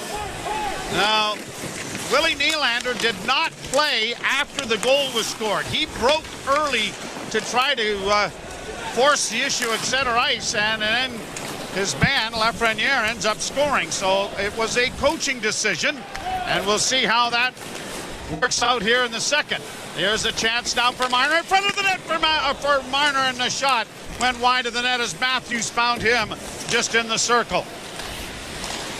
Deflected down into the zone by Nyes. Into the corner he goes with Schneider. Puck comes all the way back out and down the ice into the Leaf end.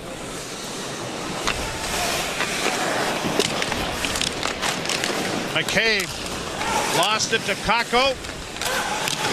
Capo Kakko getting it into the corner. Had it intercepted there. Off a stick it comes to Liljegren. Liljegren's going to play it out at center, and it's Marner bringing it in over the line. A drop pass for Domi back to Marner. Round back of the net he goes and comes out the other side. A pass into the slot. And a shot by Liljegren and a toe save by Shesterkin. he looked uncomfortable making that, but mainly because Liljegren was almost a changeup, wasn't it? Yeah, he fanned on it, and Shesterkin overplayed it and then had to readjust. Well, at least had somebody in front of the net. It would have been a juicy rebound to corral. Well, question made and now answered. Nylander on with Domi and Bertuzzi. Domi for Nylander. That was broken up. Panarin starts back now for the Rangers. Across the line, Trocheck with him. The pass into the slot, and that was stopped. And Nylander trying to break up the right wing. Got a nice pass ahead for Riley. And across the line, back to Riley. Closing! And Riley is knocked down as he crashes into the net, but that's okay. Mitch Dunning doesn't... Well, it was Jacob Trouba, so... Oh, my God! Wow! Yeah, it was Jacob Trouba. You know what? But it wasn't interference. So that was okay. Or a scoring no chance. harm, no foul there. Move on. Nothing to see here. Anyway, Igor Shesterkin. And I like this when Stan gives us some stuff on a card, right? Before he comes into the game. He says, since World War II, in brackets, the big one. The Rangers have had 4 seasons when they won the Vezina Trophy. And most recent is Shesterkin, who won it in 2022. How big an idiot do you think he thinks I am, though? I have to spell it out. You want me to spend some time on that? Centering pass in front.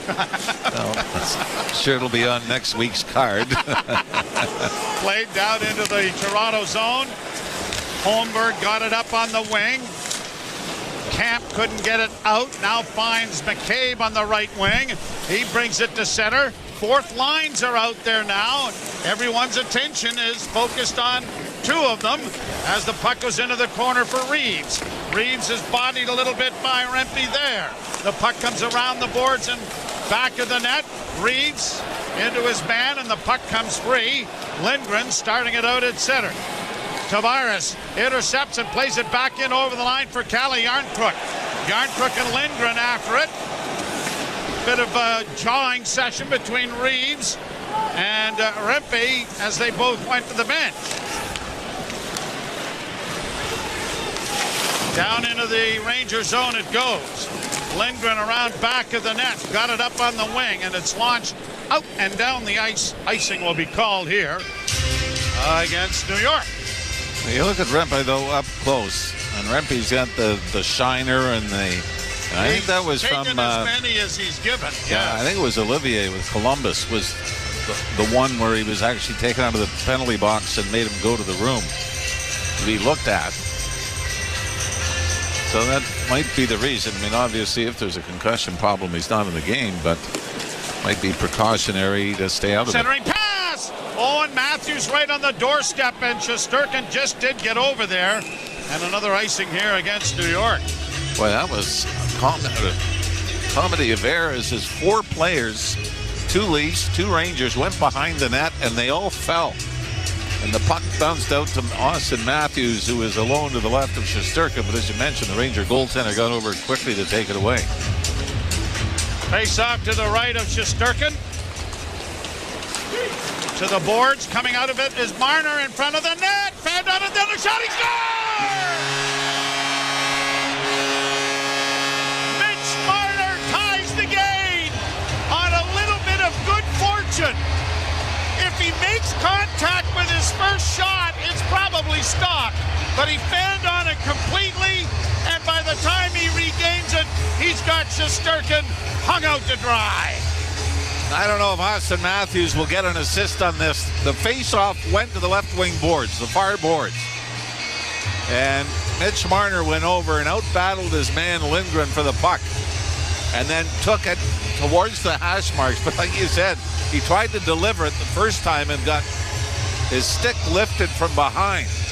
But that little stutter step and the change of the angle of the puck towards the Ranger net forced Shesterkin to open up. And Marner's second attempt was right along the ice in the middle of the net to tie the game at 1.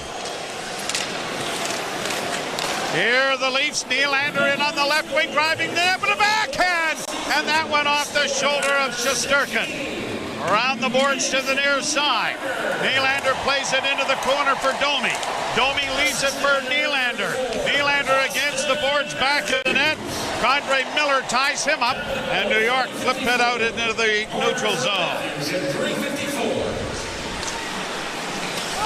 Right back down into Ranger territory, but it's going to be called icing. And so it'll be brought back into the neutral or into the Leaf end. Matthews does, in fact, get the assist on the goal. So, by the way, I'm talking about the Vezina Trophy winners. So, Igor Shesterkin won for the Rangers in 2022. Did Jackman ever win it? Henrik Lundqvist in 2012. John Van Beesbroek right in 1986. And Eddie Jacquemin and Gilles Villemure shared it in the 1970-71 season. One of our favorites. Eddie Jacquemin. Yeah. He was your favorite goalie, wasn't he? Until Emile Francis put him on waivers where he was claimed by the Red Wings. And then I jumped onto the Bernie Parent bandwagon. Oh, okay. Well, we all had to have one of those Bernie Parent Jacques Plante masks. You're the one that got it. I never got one. Here's Riley. Getting it ahead at center. Matthews trying to split the defense. Upended his man. The puck comes back up at center, and the Rangers are in over the line. Now to Lafreniere. Pass on to the wing, and they score. Vincent Trocheck set up nicely off on the left wing. Restores the Ranger lead to 2-1. Matthew Nyes gambled at center and tried to knock down a waist-high pass up the boards. He misses it. That leads to the 3-on-2. But, you know, Trocheck's on his off wing, as he's a right-handed shot on the left wing. And even with that, Joe, he hits the middle of the net with this shot. Ilya Samsonov, I think, might have overplayed the puck in the middle of the ice. And even though he was on his way over, Trocheck still finds the middle of the net, and the New York Rangers very quickly regain the lead. Played down into the Toronto zone. Rangers keep it in at the point. Near side for Lindgren. Shot deflected by Samsonov wide. Look out. Collision there at the far boards, but Pontus Holmberg got his head up in time to kind of take that the way he should. Now the Rangers get it in over the line and down into the corner. Barkley, good throw out there. The fourth line for New York as the puck is turned over. Pushed out at center ice for Riley, who was being held and no call. That was interference. Brought back over the line by Condre Miller. Miller gets it down into the corner. A big hit there by McCabe. Pushed up on the wing, and Nyes is away with Reeves. Nyes trying to get in over the line, but it's going to be offside. So the face-off will be brought outside the New York blue line. Trocheck has restored the New York advantage. It's 2-1. You're listening to Molson Leaf Hockey on Sportsnet 590 The Fan and the Maple Leafs Radio Network. Bet365 doesn't do ordinary. That's why they've introduced the Same Game Parlay Plus. It's a game changer. Making a same game parlay across different games has never been easier because the biggest games and most popular markets are all in one place. Check out the Same Game Parlay Plus and find out why. It's never ordinary at Bet365. Must be 19 or older, Ontario only. Please play responsibly. If you or someone you know has concerns about gambling, visit connexontario.ca. Unhibernate. A verb. To laugh in the face of snow because you drive a Subaru. As in, when I unhibernate, I have the roads all to myself because my Subaru has symmetrical full-time all-wheel drive and others don't. Or, the award-winning safety in my Subaru means I can unhibernate all winter while my neighbors stare longingly from their bedroom windows. Or my favorite usage, I'm going to unhibernate this winter by visiting my local Subaru dealer today. Welcome to Uncommon Winter Confidence. Every year, fans debate over the draft. Who's going first? At Chuck's, they already know. The top draft choice is that icy cold 18-ounce Molson Canadian you're holding, and it's just $4 at Chuck's during Leafs games. No wonder that at draft time, Canadians are always in high demand. Chuck's Roadhouse Bar and Grill. Food the way it ought to be. Price the way it used to be. You're listening to Toronto Maple Leafs hockey. Long shot, deflects in front of the goal. They backhanded into the net. On Sportsnet 590 The Fan and the Leafs Radio Network. Joe Bowen and Jim Ralph back here. 13:57 to go in the second period. And the Rangers leading by a score of 2-1.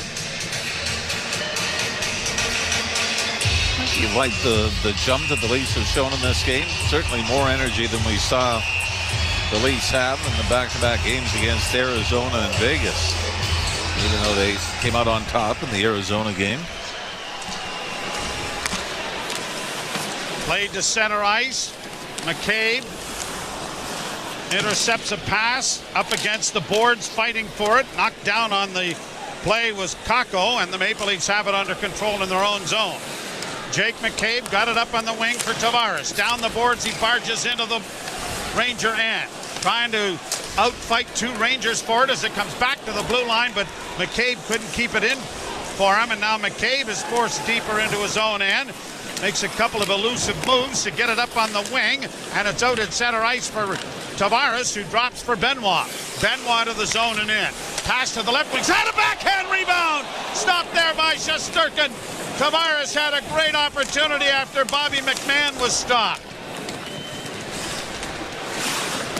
Shesterkin has been the better of the two goalkeepers here. Liljegren in the near corner. Working it back towards the point. Unable to keep it in.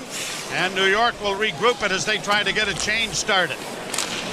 Pass almost intercepted by Nyes, but it is brought out at center ice, and Nyes brings it back as it's shot into the Leaf end. Matthews line over the boards. Brody or Liljegren. Pass ahead, deflects into the New York zone. Shesterkin punches it back along the wall, and Panarin is able to break it out. Rangers in across the line, a pass back to the near wing for Trocheck. That didn't work. Panarin fires it into a far corner. Riley is there, back of the net, rattled around the boards by Lyubushkin, but not out. Then it goes off a Ranger skate and has gone all the way down into New York territory. 12:04 to play here in the second period. Rangers in on the right side with a shot that was high over top of the goal. Rebound punched back into the corner, out of the reach of Trocheck, who spun and fell. And Nylander goes rink wide to find Lyubushkin. Look out! Lyubushkin set up there by Braden Schneider, and Lyubushkin just did get his head up in time. Leafs keep the puck in with Benoit.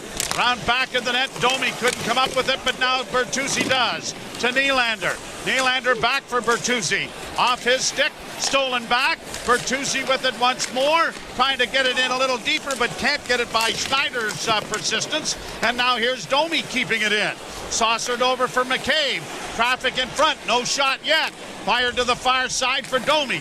Birthday boy trying to get it in front of the net. Off a stick to the far side. Nylander lays it to the front. It's gone!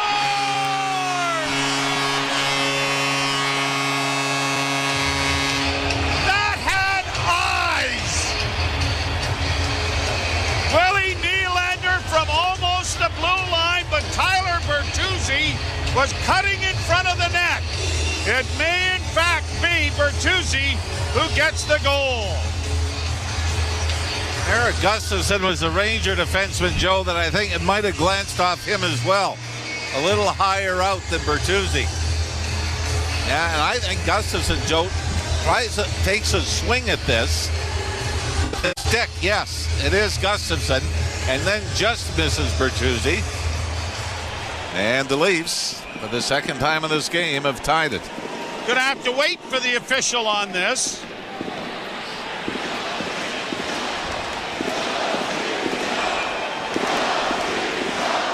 Crowd is really into this one tonight, aren't they? Yeah, this has got that old-time Saturday night feeling, doesn't it? Eric got an original six. With all due respect to some of the Saturday nights we've had, and say Anaheim being one of them. 2-2 tie here in the second. Puck around back of the net for Liljegren. Brought out at center ice with a lead pass that bounced over the stick of Camp. Grabbed off by Reeves. Reeves steps into his man. He and Cooley pushing and shoving, and it's cleared down into the New York zone. Goaltender plays it around the boards on the right wing side. And out comes Matt Rempe to center. He'll play it down into the Leaf end, and Lyubushkin gets it around. Rempe ran into Lyubushkin, but the puck comes free, and the Leafs are breaking it through neutral ice. Flipped in on goal, scooped out of the air by Shesterkin, and that will stop play with 10:17 to play here in the second period. Still waiting for the official announcement on the goal. I don't know if Bertuzzi actually touches this. Yeah, no, I know Gustafsson does. We saw him the lower angle on the replay. Gustafsson actually tries to knock it away midair with his stick. Now it is Nylander from Domi and McCabe. All right, so no touch for Tyler Bertuzzi. By the way, has 5 goals in his last 3 games. Boy, McMahon with a chance there right off the face-off. Shesterkin swallows up. Willie with his 33rd goal, his 83rd point to lead the Leafs in points. And Max Domi celebrating his birthday. Picks up an assist, and Jake McCabe does likewise. And we're tied at 2s. Point won by the Leafs. Shot by Benoit, deflected wide of the goal. Down into the corner. The Rangers play it around back of the net for Adam Fox. Fox gets it ahead. A lead pass goes astray, and an icing call is going to come as a result of a bad Mika Zibanejad effort. That goes for icing. One thing I'm finding with Simon Benoit, we talk about the physical play and how strong he is in front of his own net. He's making plays. He's jumping up into the rush. Remember earlier in the period, he made the play from the right point, found a man in the slot wide open with a pass. So for me, there's a lot of little things like that he seems to keep gathering some confidence with. Played along the boards. Riley pinched to try to keep it in, but it's punched out at center ice. Liljegren has to go back in his own zone to play it out at center off Tavares to the Ranger blue line. Brodzinski got it up on the wing. Pass down into Toronto territory. Zibanejad chasing after Riley. Played up on the boards for Bobby McMahon. McMahon to Riley. Riley's just going to elevate it into neutral ice with 9:23 to play second period. Game tied 2-2. Marner and Nylander, the goal scorers for the Leafs. Trocheck and Lafreniere for New York. Lead pass at center finds Matthews. Chip over the line. Surrounded by white jerseys. And now airmailed high back into Toronto territory. Benoit misses a hit there from Edstrom. The fourth line of the Rangers is huge. Never mind Rempe. The other winger is 6'7" as well. Pass in front of the net, and it was knocked just wide of the Leaf goal. Puck on the near side. Nyes trying to protect it. Knocked down on the play. Wedges it up against the boards in the near corner. Dug out by Matthews. Trying to slide it in for Marner, who was sifting into the goal crease area. The Rangers get it out at center. Marner again across the line with Matthews. Marner into the slot, still with it, looking for a pass. Matthews backhand stop there by Shesterkin. He had gone a little bit too far. Leafs are able to keep the puck in. Left wing side, Marner working into the corner and curling. Looking for Matthews. Gets it to him in the corner. Marner to the bench. Matthews with the puck. Dropping it off for Domi, and a shot is going to go off his stick and find the screen with 7:59 to play here in the second period. The Leafs have scored twice in the second stanza, but it is tied 2-2. You're listening to Molson Leaf Hockey on Sportsnet 590 The Fan, Maple Leafs Radio Network. ADP Canada holds the key to a better way to make your business run smoothly. If you're changing payroll providers, experience better payroll processing services with ADP Canada. Payroll, time, and HR for business. Visit adp.ca.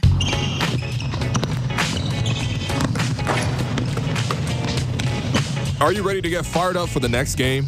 Nothing helps more than a bowl of Campbell's new chunky spicy chicken noodle soup. Let me tell you, it's got tons of seasoned chicken, veggies, and noodles, all in a tasty, spicy broth. So it'll fill you up and get you fired up. So take your day to the next level and see if you can handle the heat with the new chunky spicy chicken noodle soup. Bonus days are on now at Visions Electronics. Incredible special offers like buy one, get one, and more bonus offers throughout the store. All at the lowest price guaranteed. TVs, home audio, appliances and headphones, car audio, laptops, and more.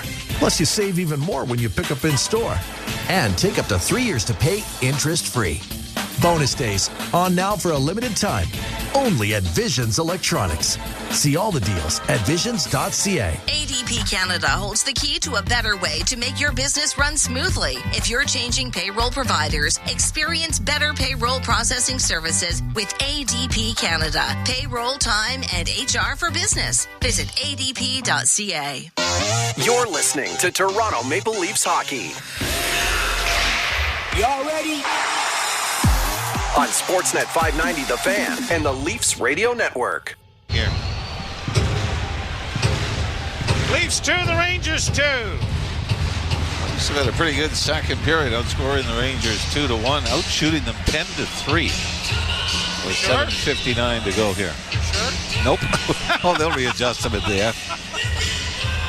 I don't think it's always been this way, has it? Where they? I don't know. I But mean, you know what? they're pretty busy in that office officials booth, going through shots. Yeah, I hate to tell you this, but next game I'm taking my shoes and socks off and counting. Lafreniere gets it up at center, so I'm warning you in advance. You might want to bring a little aerosol. Oh, I got a line I don't think I can use.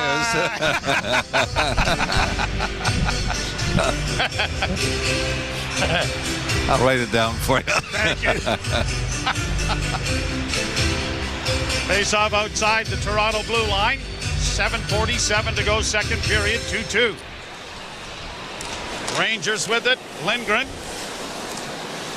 goes to his defense partner, and it is Fox shooting it in. Down the boards, Liljegren, back of the net, Brody. Forced there by Panarin. Brody got it up on the boards. Got it to the blue line, but not out. Left wing side comes for Lindgren. He can't deliver it to the net, and it is punched up on the wing, and Nylander outfights his man for the puck. Good play there by Willie. Played into the far corner. That's, you know, you talked about the contract. You talked about paying him a lot of money. Offensively, really a talented player. The compete level, the defensive effort, stealing pucks, being more physical, all of that maturity has brought Willie Nylander to the forefront this year. Here's Lafreniere into the slot area, and that puck bounced over its intended receiver, and it's down into New York territory.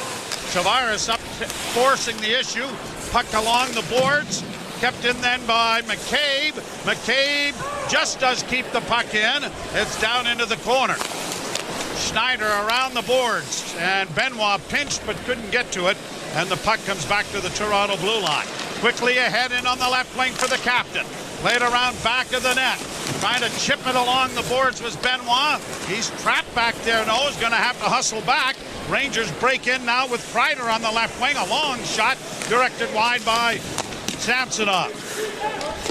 McCabe takes out his man, and the puck pounces out at center, but Tavares is at the end of his shift. He had no gas to take advantage of what could have been a bit of a break. Leafs get it out into center ice. And I don't know why there's a whistle. I think the puck may have gone into the Ranger bench. Must on the clearing attempt. Yeah, they're going to have the face-off back in the Leaf end when we return. The Leafs 2, the Rangers 2. You're listening to Molson Leaf Hockey on Sportsnet 590 The Fan and the Maple Leafs Radio Network. At Bet365, we don't do ordinary. That's why we've introduced Same Game Parlay Plus. It's a game changer.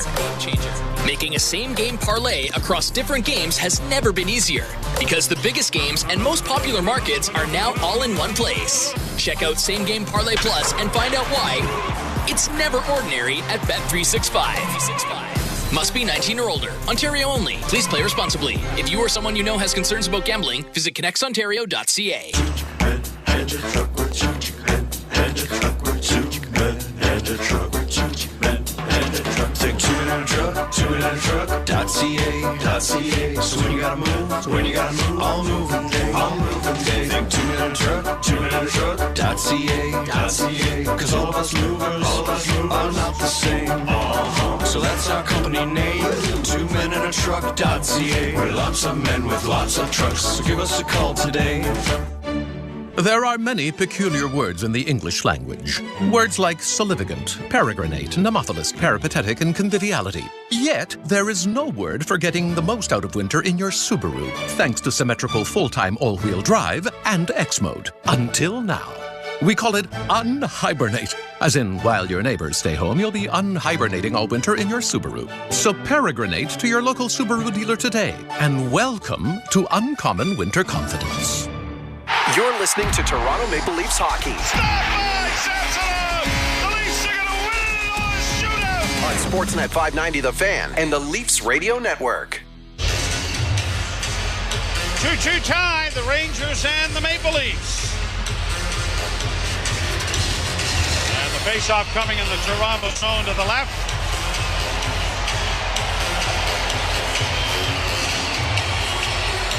Zibanejad will lean into the face-off circle against David Camp. And Camp wins the face-off cleanly, and Riley launches it high to center ice, and Reeves racing after it, but it's going to get down far enough that goaltender Shesterkin can scoop it up before the big Leaf winger was able to get a stick on it.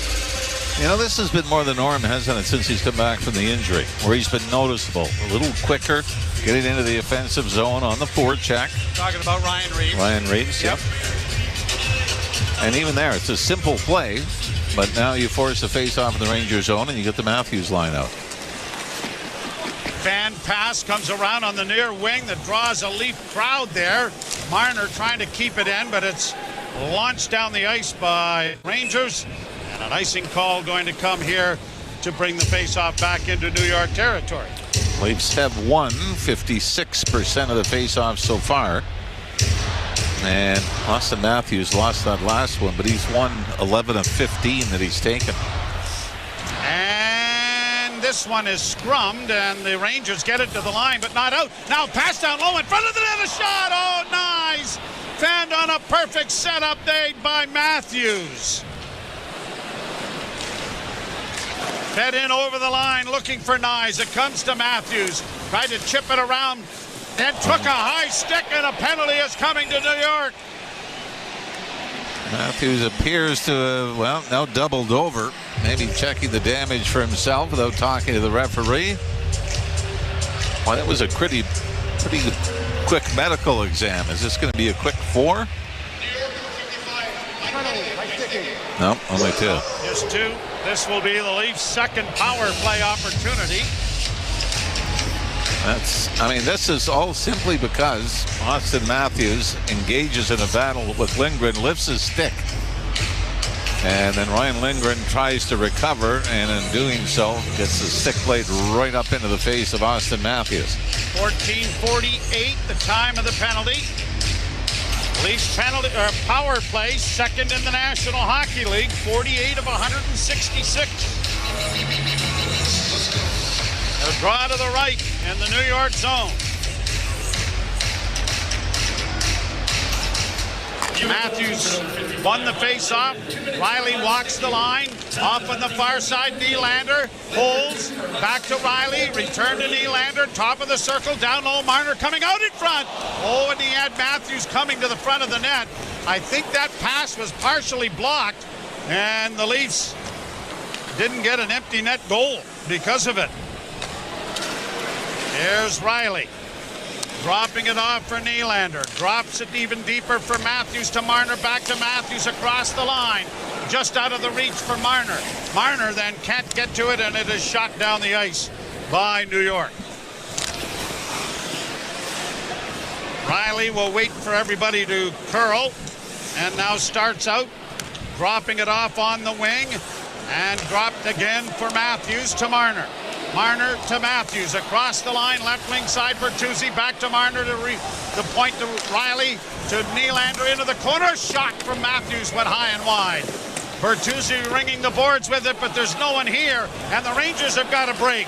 Left wing side now for Chris Kreider. To the far side and into the slot area for Fox. Big save made.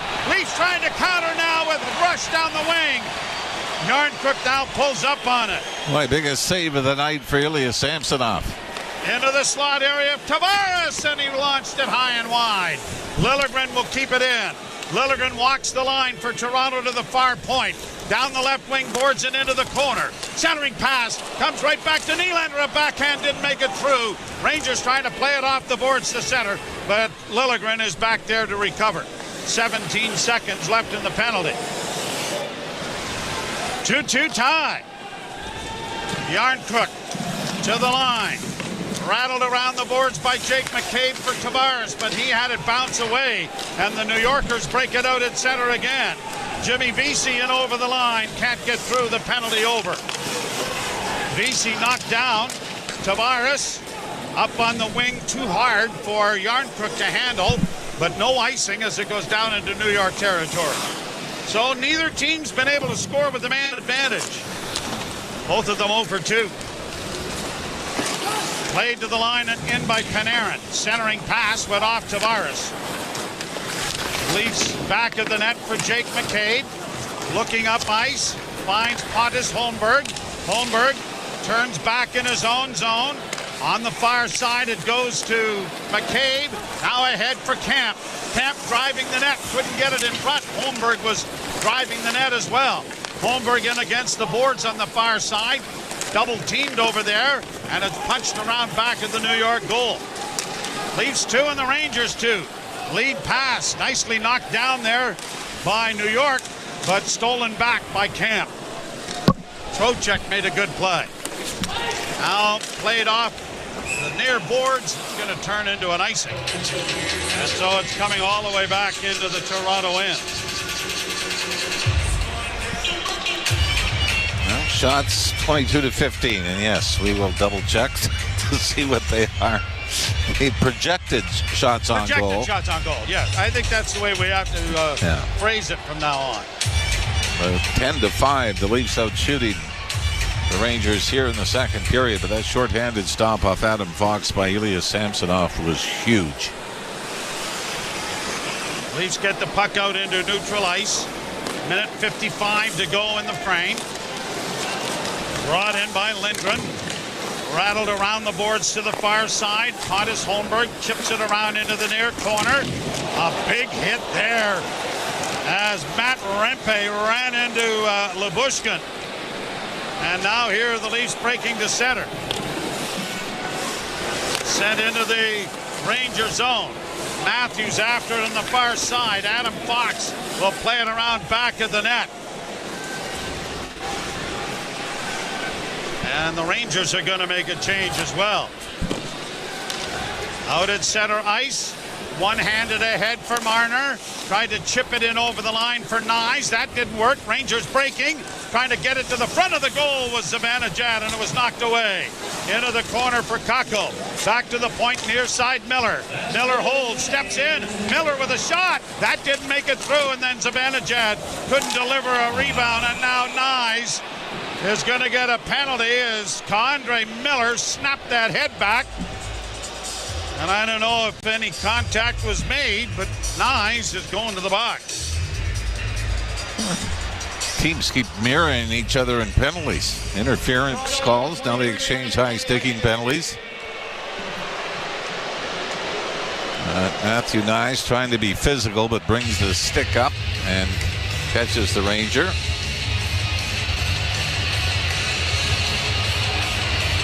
I think it was more his glove than his stick, but regardless, 19:07, so the intermission will dissect the power play if the Leafs can kill off the next 53 seconds. We said coming into this game, the Rangers were 6 for 28 on the previous 7. With the man advantage.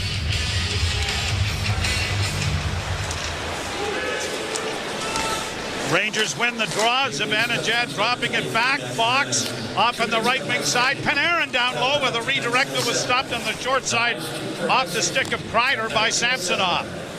Rangers play it off the boards, but it's going to be grabbed off by Toronto and fired out and down the ice. Nice smart play by David Cam from the far boards. Knock it down and fling it out. 24 seconds left in the period. Panarin, left wing side, Kreider. Pass blocked partially by Brody. Comes back to the point to Fox. Fox to Panarin, closing with a shot off the glove of Samsonov. He had no idea where the rebound was, but now the Leafs intercept, and Camp thinks about a shorthanded rush and gives it off to Marner. Marner's in across the line to Camp. Fans hollering for a shot, and it won't come in time. Pretty smart. You know they were yelling from the bench how much time was left, but David Cam kind of bobbled it when he got it back on his backhand. Couldn't get it back to Marner before time runs out, but the Leafs do what they need to, which is outscore the Rangers in the second period and take a tie into period number 3. David, or at least Lyubushkin, after getting that hit from Rempe, went to the Leaf bench and was in considerable discomfort. We'll wait and see how that works out. The only thing I'd say on this is he leaves his feet. Rempe does, making contact with Lyubushkin, who is over on the Leaf bench, kind of shaking it off. Hopefully he's okay. We'll step aside. Gord Stellick and Justin Cuthbert coming your way. You're listening to Molson Leaf Hockey on Sportsnet 590 The Fan, the Maple Leafs Radio Network. Stay cool in the cold at Don Valley North Lexus. Right now, lease the 2024 NX250 Signature Package from just $588 per month for 24 months at 3.5%. Plus, qualified Lexus loyalty guests receive a lease rate reduction of up to 2% for rates as low as 1.5%. See DonValleyNorthLexus.com for details. A proud member of Wayne's Auto Group. Fly Porter Airlines to Calgary or Edmonton and feel like you're on top of the world with Porter's excellent in-flight service. Then when you get to Alberta, you'll be on top of the peaks of the Rocky Mountains. Explore the great outdoors and incredible landscapes of Banff or Jasper. Discover new levels of enjoyment when you book your next flight west on Porter. And actually enjoy economy. Hi, I'm Sean O'Brien, President and CEO of Reliance Home Comfort. Did you know that over 1.3 million homeowners call on Reliance for their water heater needs? That's right, 1.3 million. And with over 100,000 five-star online reviews and over 60 years of experience, you could say we're water heater experts. Switch to Reliance today. We'll give you $300, and standard installation is included for all your hot water needs. Call on Reliance. Terms and conditions apply. See website for details. Go over here. Why wait until spring to start your spring organizing? Make space for all your treasures and belongings with Access Storage. Create space in your garage, your closets, and your basement. Create space for living. Access Storage has flexible and affordable storage solutions at a location near you. Store belongings you love and need extra space for. Try 4 weeks free. Details at accessstorage.ca. Shop Canadian, store Canadian. Ontario is building up our nursing workforce. Since 2018, over 80,000 new nurses have registered to work in Ontario. Last year, we added a record 17,000 new nurses with another 30,000 nursing students in school. We're investing millions in new programs that pay for nurses' education and breaking down barriers so they can get to work sooner. Learn more at ontario.ca/yourhealth. Paid for by the Government of Ontario.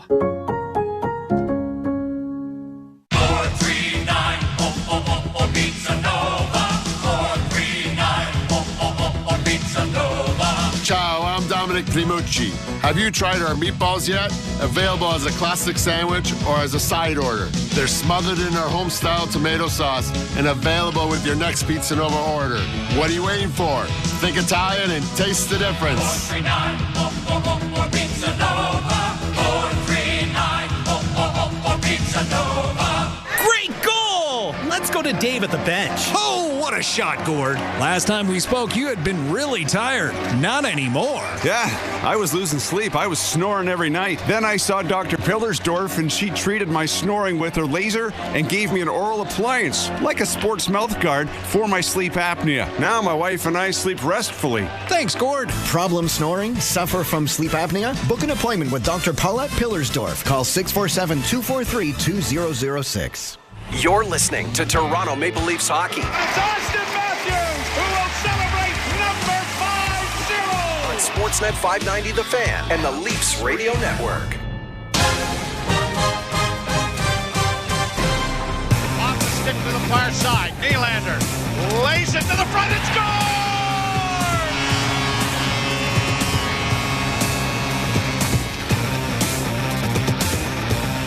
Welcome back to Wilson Leafs Hockey on Sportsnet 590 The Fan and the Maple Leafs Radio Network. It's the New York Rangers 2 and the Toronto Maple Leafs 2 after a busy second period.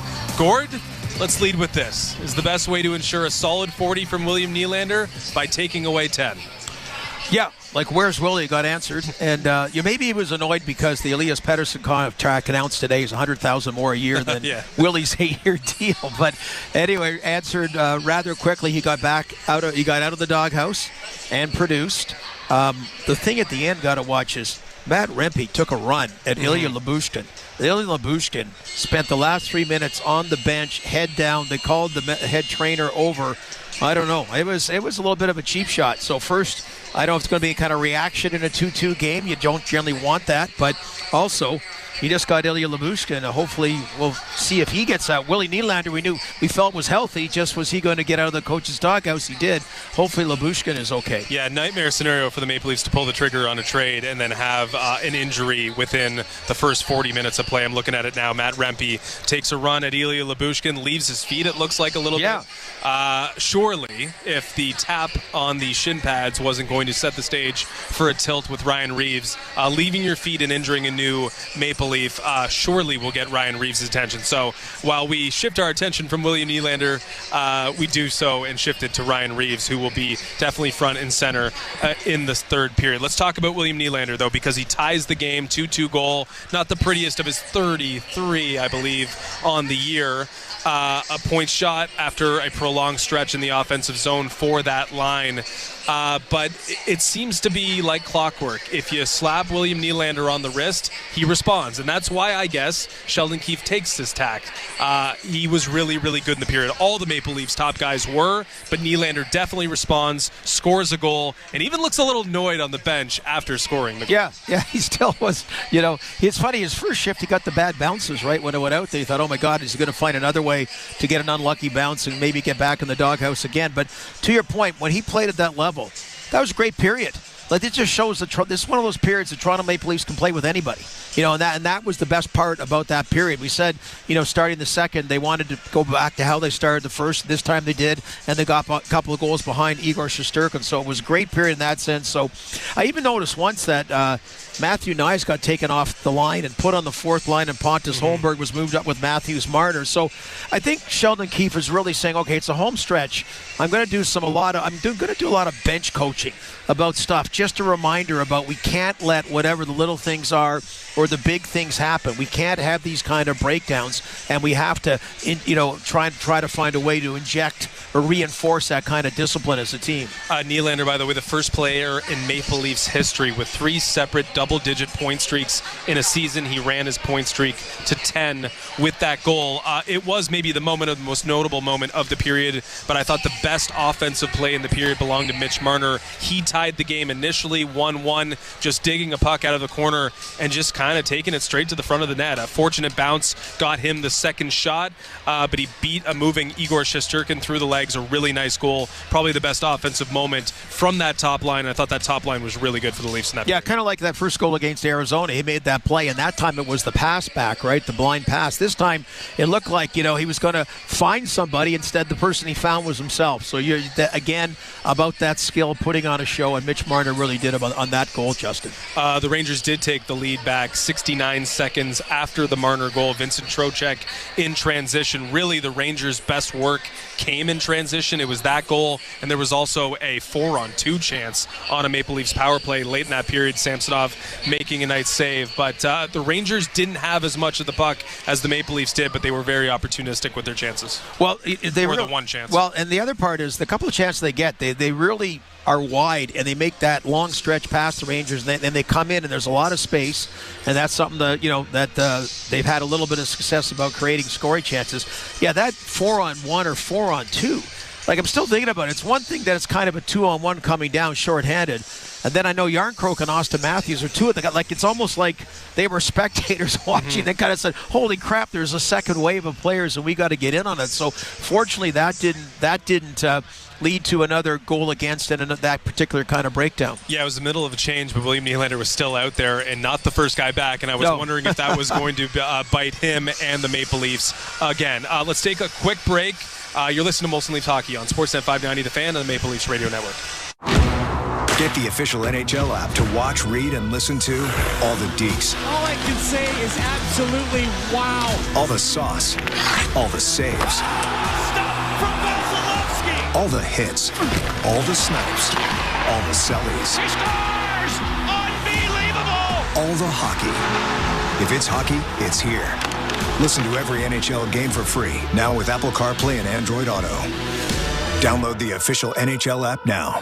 From the biggest stadiums to the coziest holes in the wall. From house parties to porch hangs to pride celebrations. From your favorite fuss shop to your local Indian spot. From noodle bars to sports bars to salsa bars. There's a Molson with your name on it. Canadian Ultra XL. Molson. Everyone in. Must be legal drinking age. At Bet365, we don't do ordinary.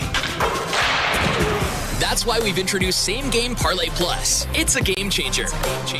Making a same game parlay across different games has never been easier because the biggest games and most popular markets are now all in one place. Check out Same Game Parlay Plus and find out why it's never ordinary at Bet365. Must be 19 or older. Ontario only. Please play responsibly. If you or someone you know has concerns about gambling, visit connectsontario.ca.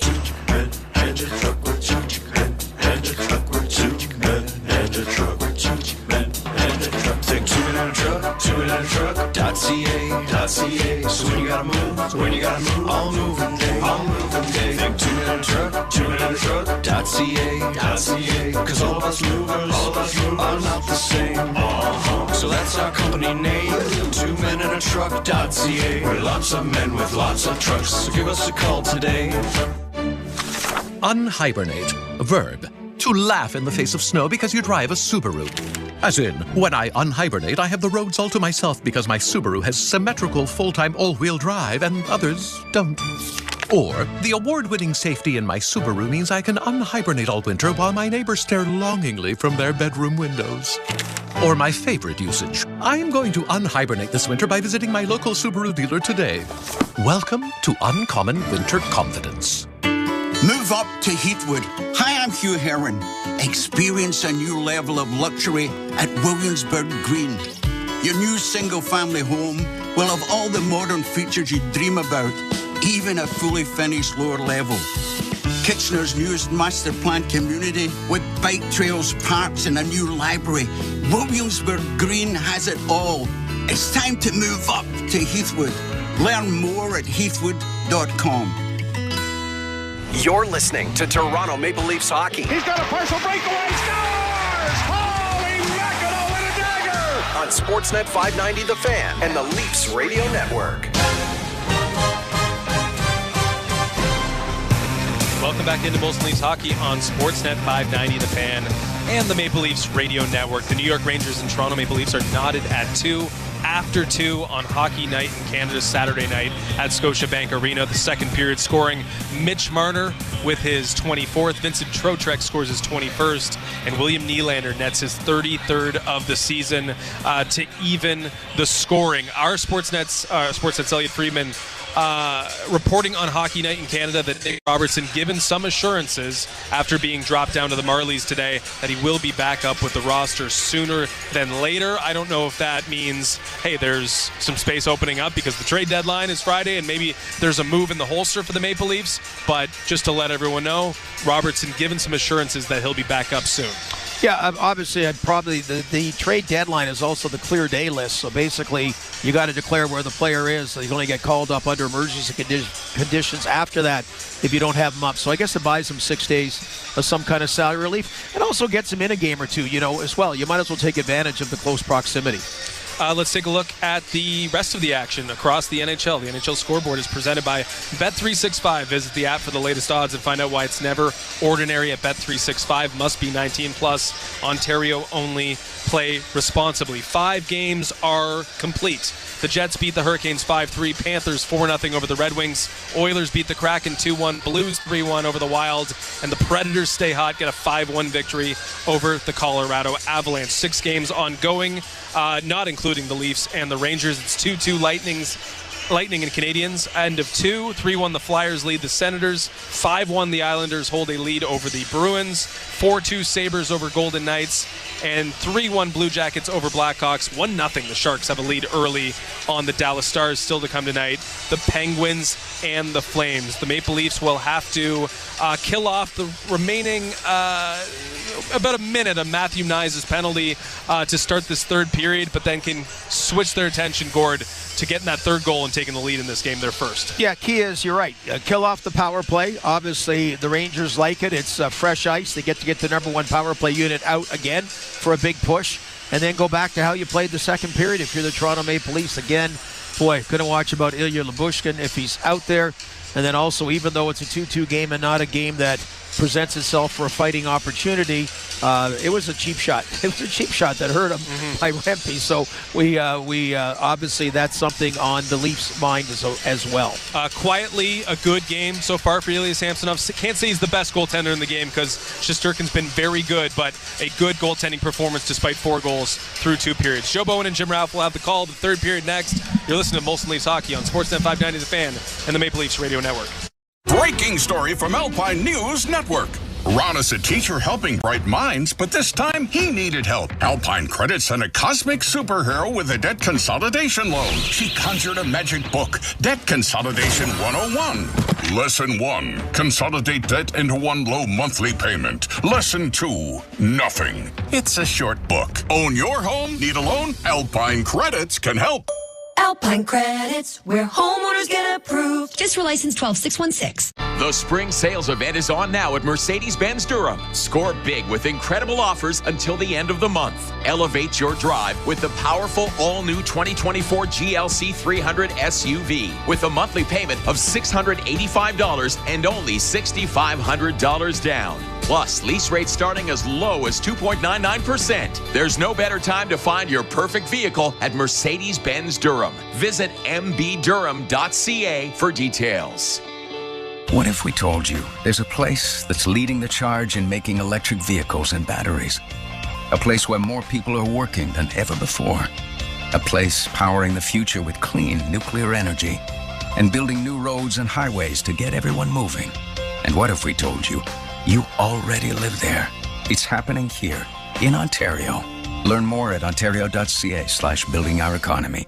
Paid for by the Government of Ontario. Bonus days are on now at Visions Electronics. Incredible special offers like buy one, get one, and more bonus offers throughout the store. All at the lowest price guaranteed. TVs, home audio, appliances and headphones, car audio, laptops, and more. Plus, you save even more when you pick up in store. And take up to 3 years to pay interest-free. Bonus days on now for a limited time. Only at Visions Electronics. See all the deals at visions.ca. You're listening to Toronto Maple Leafs Hockey on Sportsnet 590 The Fan and the Leafs Radio Network. Leafs 2 and the Rangers 2, and a lot of discussion going on during the intermission here on the hit administered by Matt Rempe on Ilya Lyubushkin, and it does not appear that Lyubushkin is back for the third period. And it was very interesting. Reeves had just left the ice when Rempe took a charge from the middle of the rink, left his feet, and hit Lyubushkin into the corner boards. Yeah, I think that's the big thing. When you're 6'7" and you leave your feet, there's going to be some contact with the head, and you're right, there's some extra space. I mean, you've got Nyes in the penalty box, but still looks like there's extra room down that Leaf bench. Penalty has 56 seconds left in it. Rangers, Fox coming out of his own end for Zibanejad. Up on the wing for Panarin. Panarin dropping it back. Zibanejad leaves it back to the blue line. Fox will ring it around the boards. Zibanejad to the far corner. Got it back on the wing for Trocheck. Trocheck having difficulties with it, but got it to Fox. Fox now to Panarin. A shot and a glove save made by Samsonov, who was rather deep in his net when he made that glove save, and holds on to bring a face-off in the Toronto zone to the left. Well, I know he did have Chris Kreider to his right, so maybe safeguarding against the backdoor play.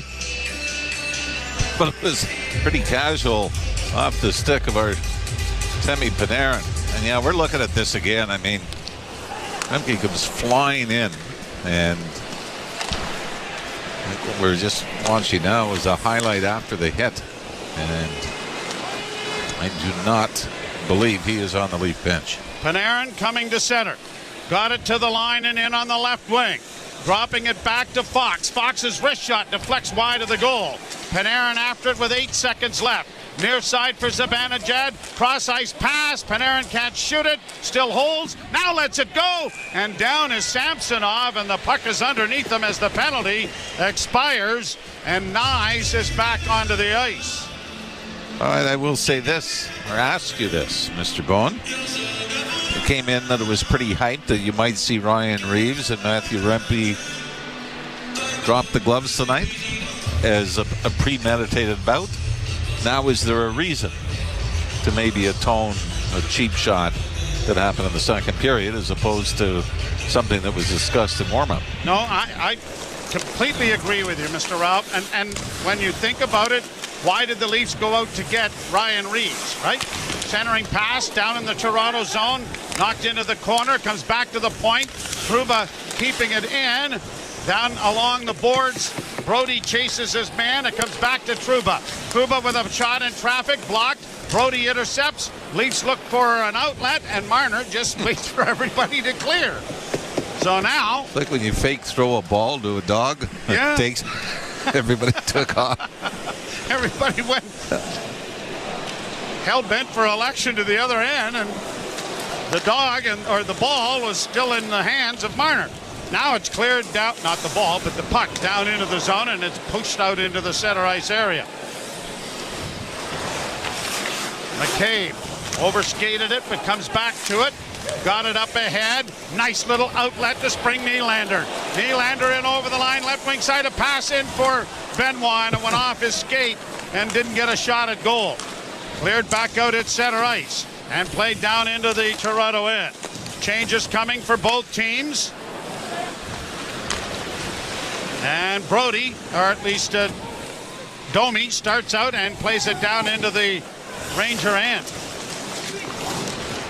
Long elevated pass by Zibanejad goes into the Toronto zone.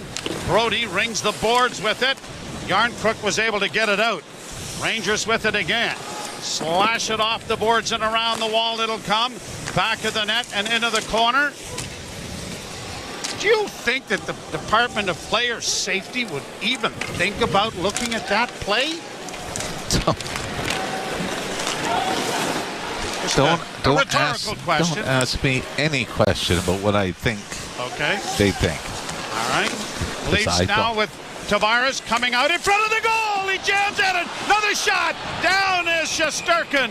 Boy, Shesterkin makes a great recovery as John Tavares found a loose puck on his stick. Short side, but Shesterkin gets over with the right pad. And Tavares is unable to elevate it and get it up into the upper part of the net. But Kelly Yarncrook was battling. Tavares coming out of the corner, First try didn't go. Second try right back onto his stick before Shesterkin took it away. Leafs fourth line coming over the boards now. And looks like number 79 is on for the Rangers, lining up against them. But it's 73 that's kind of looking for. Draw one. Back to the point. Shot goes off a leg, and it is deflected out into the center ice area. Kochek to the bench. Pass into neutral ice, brought in over the line by Brodzinski. Brodzinski tried to get a shot away. Edstrom against the wall, and the Leafs are able to break it out at center ice. The Rangers' fourth line is on, but Rempe is not part of it. A hit by Reeves takes his man to the boards, and now here are the Rangers trying to work it out. Gaudreau to the blue line, into the slot area, the left wing side, and a pass in on goal, stopped by Samsonov, who covers up on it. Well, Rempe did get out halfway through Ryan Reeves' shift. But see, again, now you've got to figure in Reeves is near the end of his shift, and you don't want to give the advantage to the guy that just jumped over the boards, correct? So there's a lot of timing that has to coincide on both sides. And I made the mistake. It was Condré Miller. It was 79, not 73. Yeah, it was Condré Miller. Yeah, exactly. Yeah. So the draw to the right in the Leaf zone, won by Marner. His backhand, though, he fanned on it. And the Rangers are going to keep it in. Fox into the slot area, and a wrist shot in traffic wide. Rebound, and the quick hand of Ilya Samsonov got down there to cover up on it and hold for a faceoff. And that's Marner. I think he had 2 targets to get it to. Morgan Riley was 1. And sailed it past both of them, and the Rangers were able to keep it in and get another scoring opportunity out of it.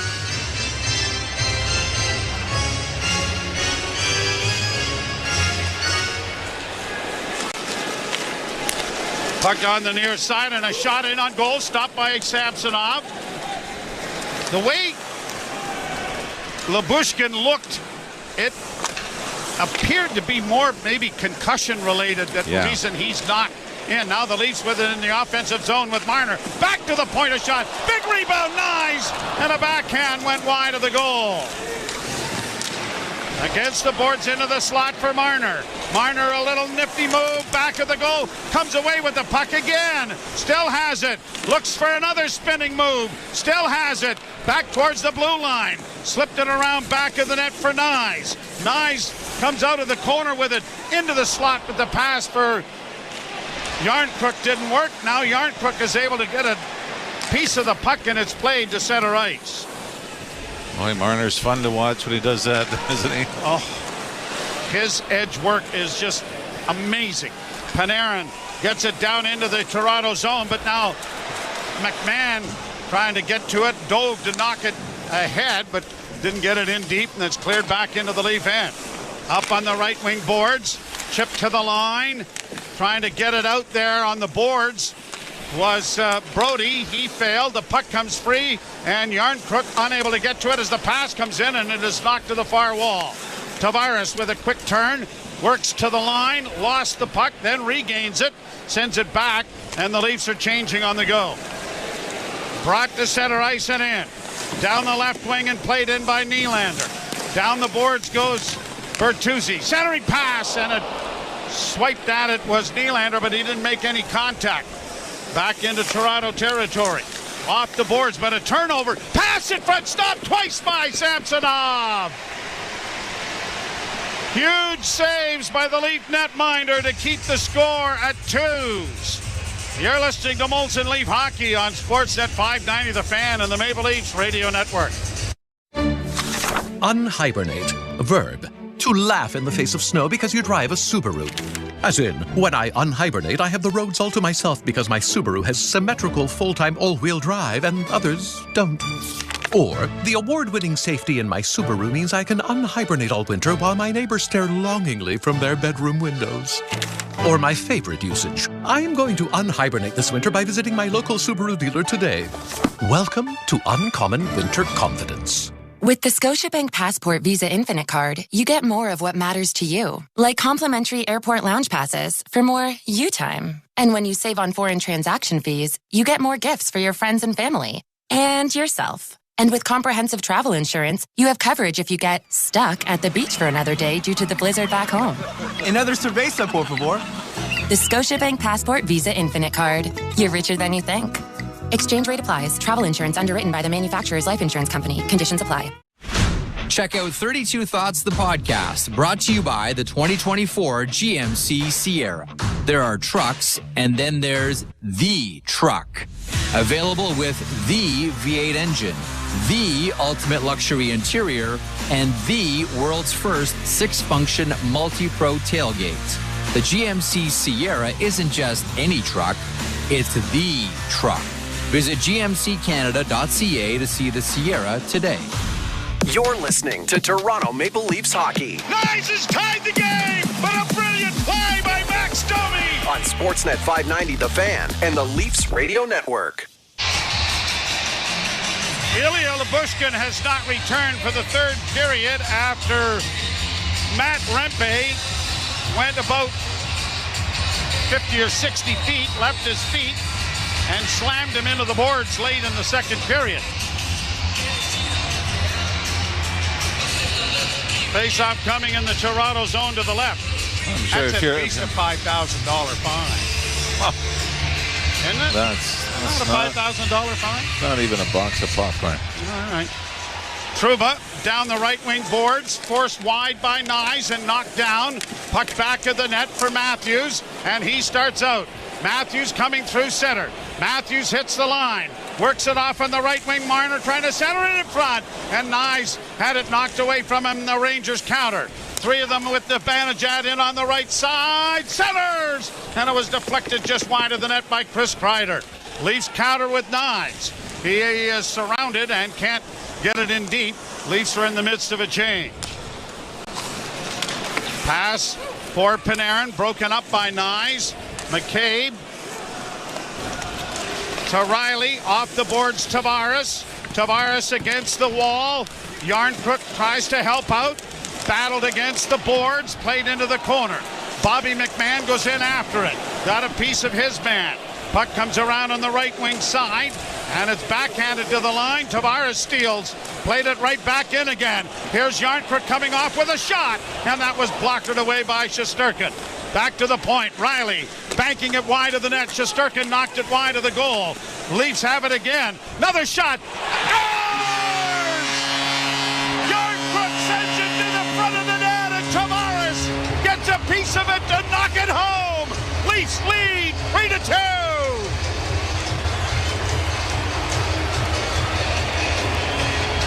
Talked about what we liked about this line. Straight line players. Get it deep, go after it, get to the net. And Calle Yarncroc finally takes it off the left wing boards, looks towards the net, and just throws it to the front of the goal. I believe this goes off a Ranger defenseman, maybe Trouba. Then off Tavares and past Shesterkin, who has absolutely no chance. And the Leafs, with 12:43 to go here in the third period, have their first lead of the night. 18th of the year for the captain. And the Maple Leafs lead it 3-2.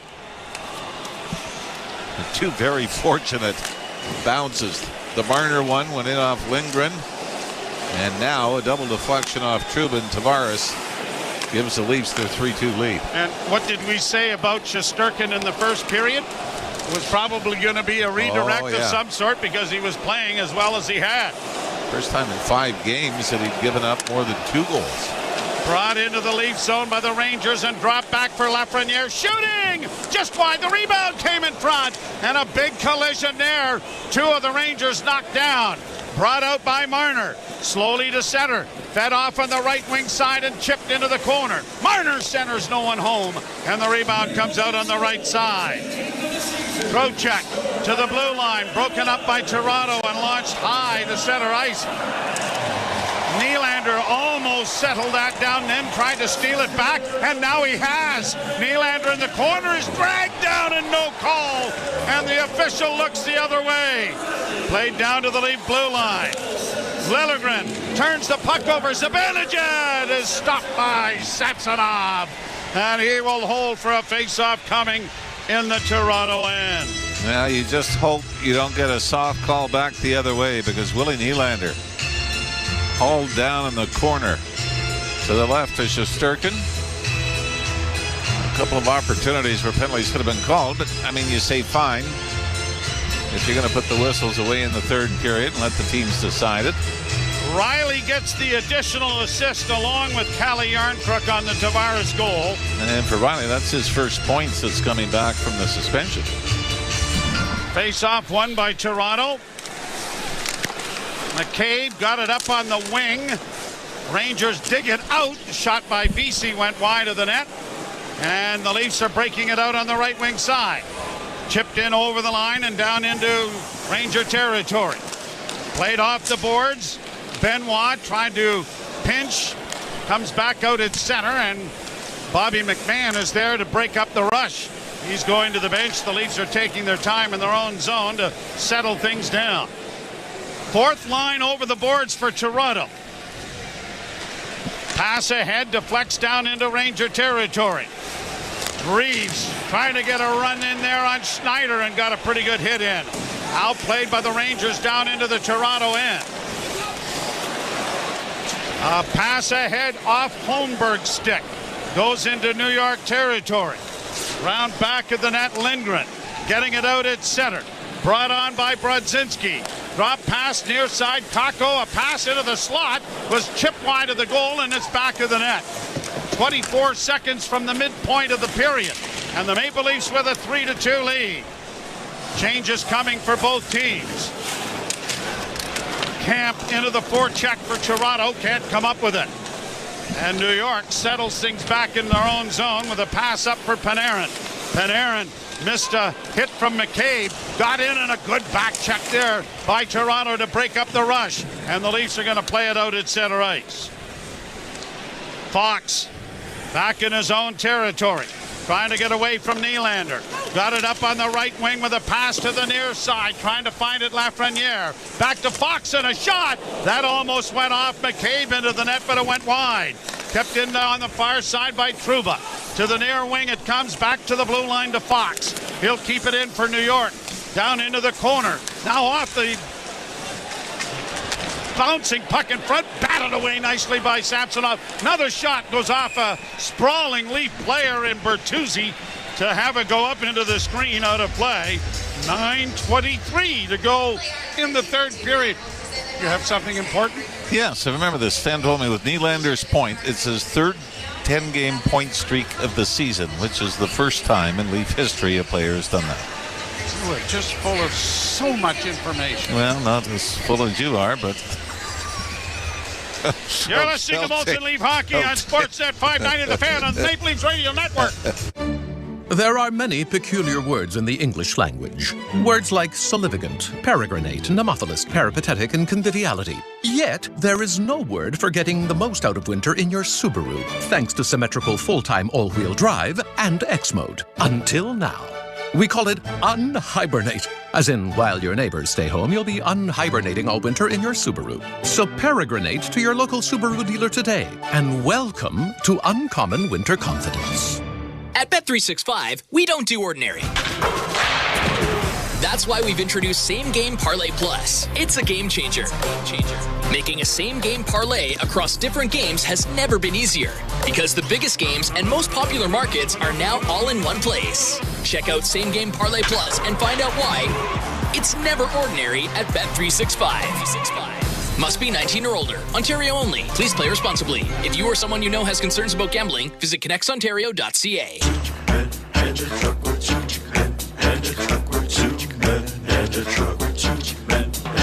Take two men in a truck.ca. So when you gotta move, all moving day. Think two men in a truck.ca. Cause all of us movers are not the same. So that's our company name. Two men in a truck. handoutruck.ca. We're lots of men with lots of trucks, so give us a call today. You're listening to Toronto Maple Leafs hockey. Holy mackerel! The birthday boy has got 3! On Sportsnet 590 The Fan and the Leafs Radio Network. The Leafs 3, the Rangers 2. Final meeting between these two teams this season. Drawing the Toronto zone to the right. There's something about these two jerseys, though, on a Saturday night, isn't there? Yep. Loose puck comes back off the skate of Fox. Chipped out at center ice by McMahon. He launches it into the right wing corner. Yarncrook got there first. Trying to play it in for Tavares. Tavares against the boards with McMahon coming to his assistance. Works back of the net. Trying to center. Now Tavares back of the goal. Trying to jam it in.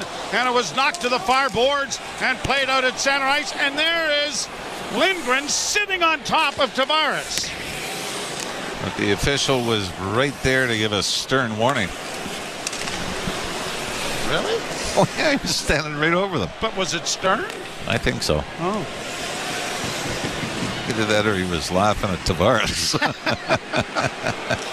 Played up on the right wing. The Rangers get to center and shoot it in. Brody after it in the far corner. Gaudreau lost it. Leafs get it freed up for Morgan Rielly. Rielly coming out of his own zone to center. Shot it in, and it's going to end up in the screen and out of play. The Rangers have got that fourth line out there now. If they stay, will the Leafs make a change? And are we at the point of the game where it's too tight? No. The Rangers are making a change. I think the opportunity might have been, you're feeling like if it wasn't the first period, it wasn't going to happen at all unless this game got out of hand. And that doesn't seem likely with 8:19 to go and the Leafs holding on to a 3-2 lead. But Rempe has made his appearance felt. It's cost the Leafs their newest defenseman, as Lyubushkin has left the game after the charge that Rempe was allowed to go unpenalized in the second period. Played up on the wing and out at the right wing side for Trocheck. He lost it to Nyes, but Nyes brought it out and back in offside. So a face-off is coming in the center ice area. One thing that's pretty interesting about these two teams, original 6 teams, they've both been in the Eastern Conference for a number of years. But you have to go back to the early 70s, the last time these two teams met in the playoffs. And that's just bizarre, isn't it?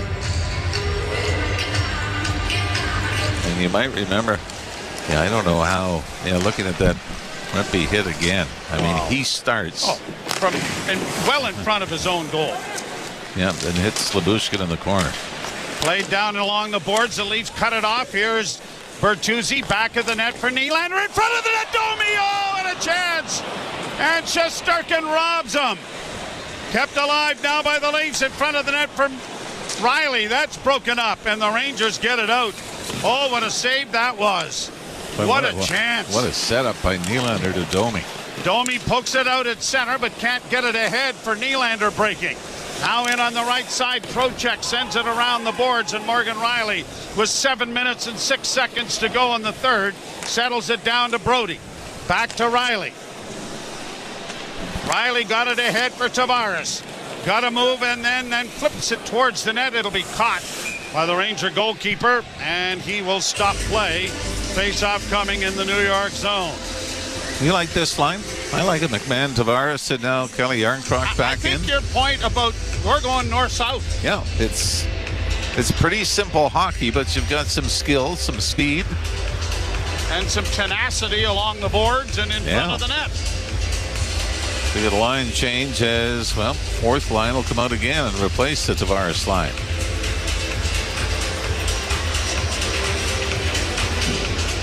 Camp scrums the draw. Swept around the boards for Vesey on the right wing.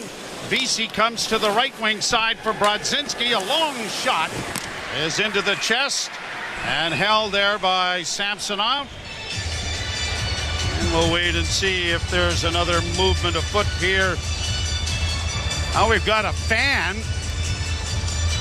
hanging over the glass in the at the Ranger bench, hollering at somebody. That drew a little bit of a response.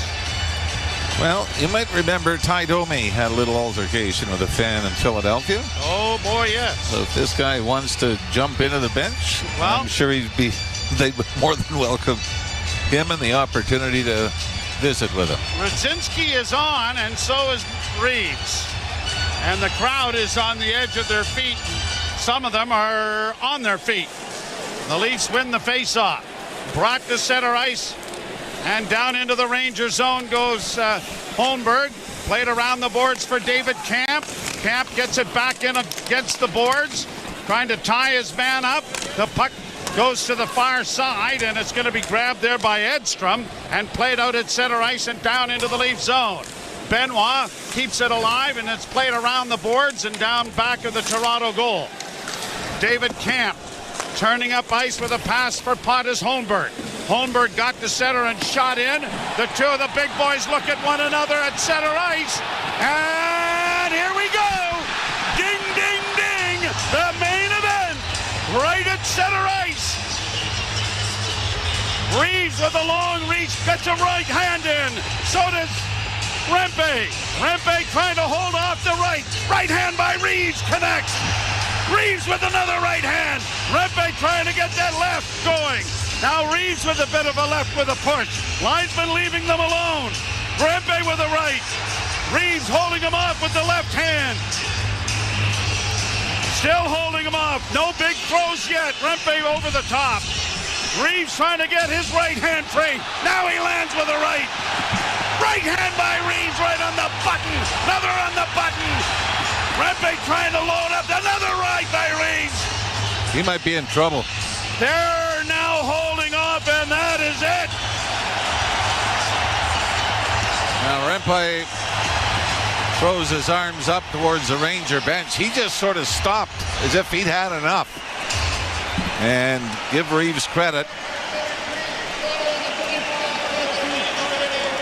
He didn't throw any more punches, so the Leafs with 5:59 to go. We got that out of the way.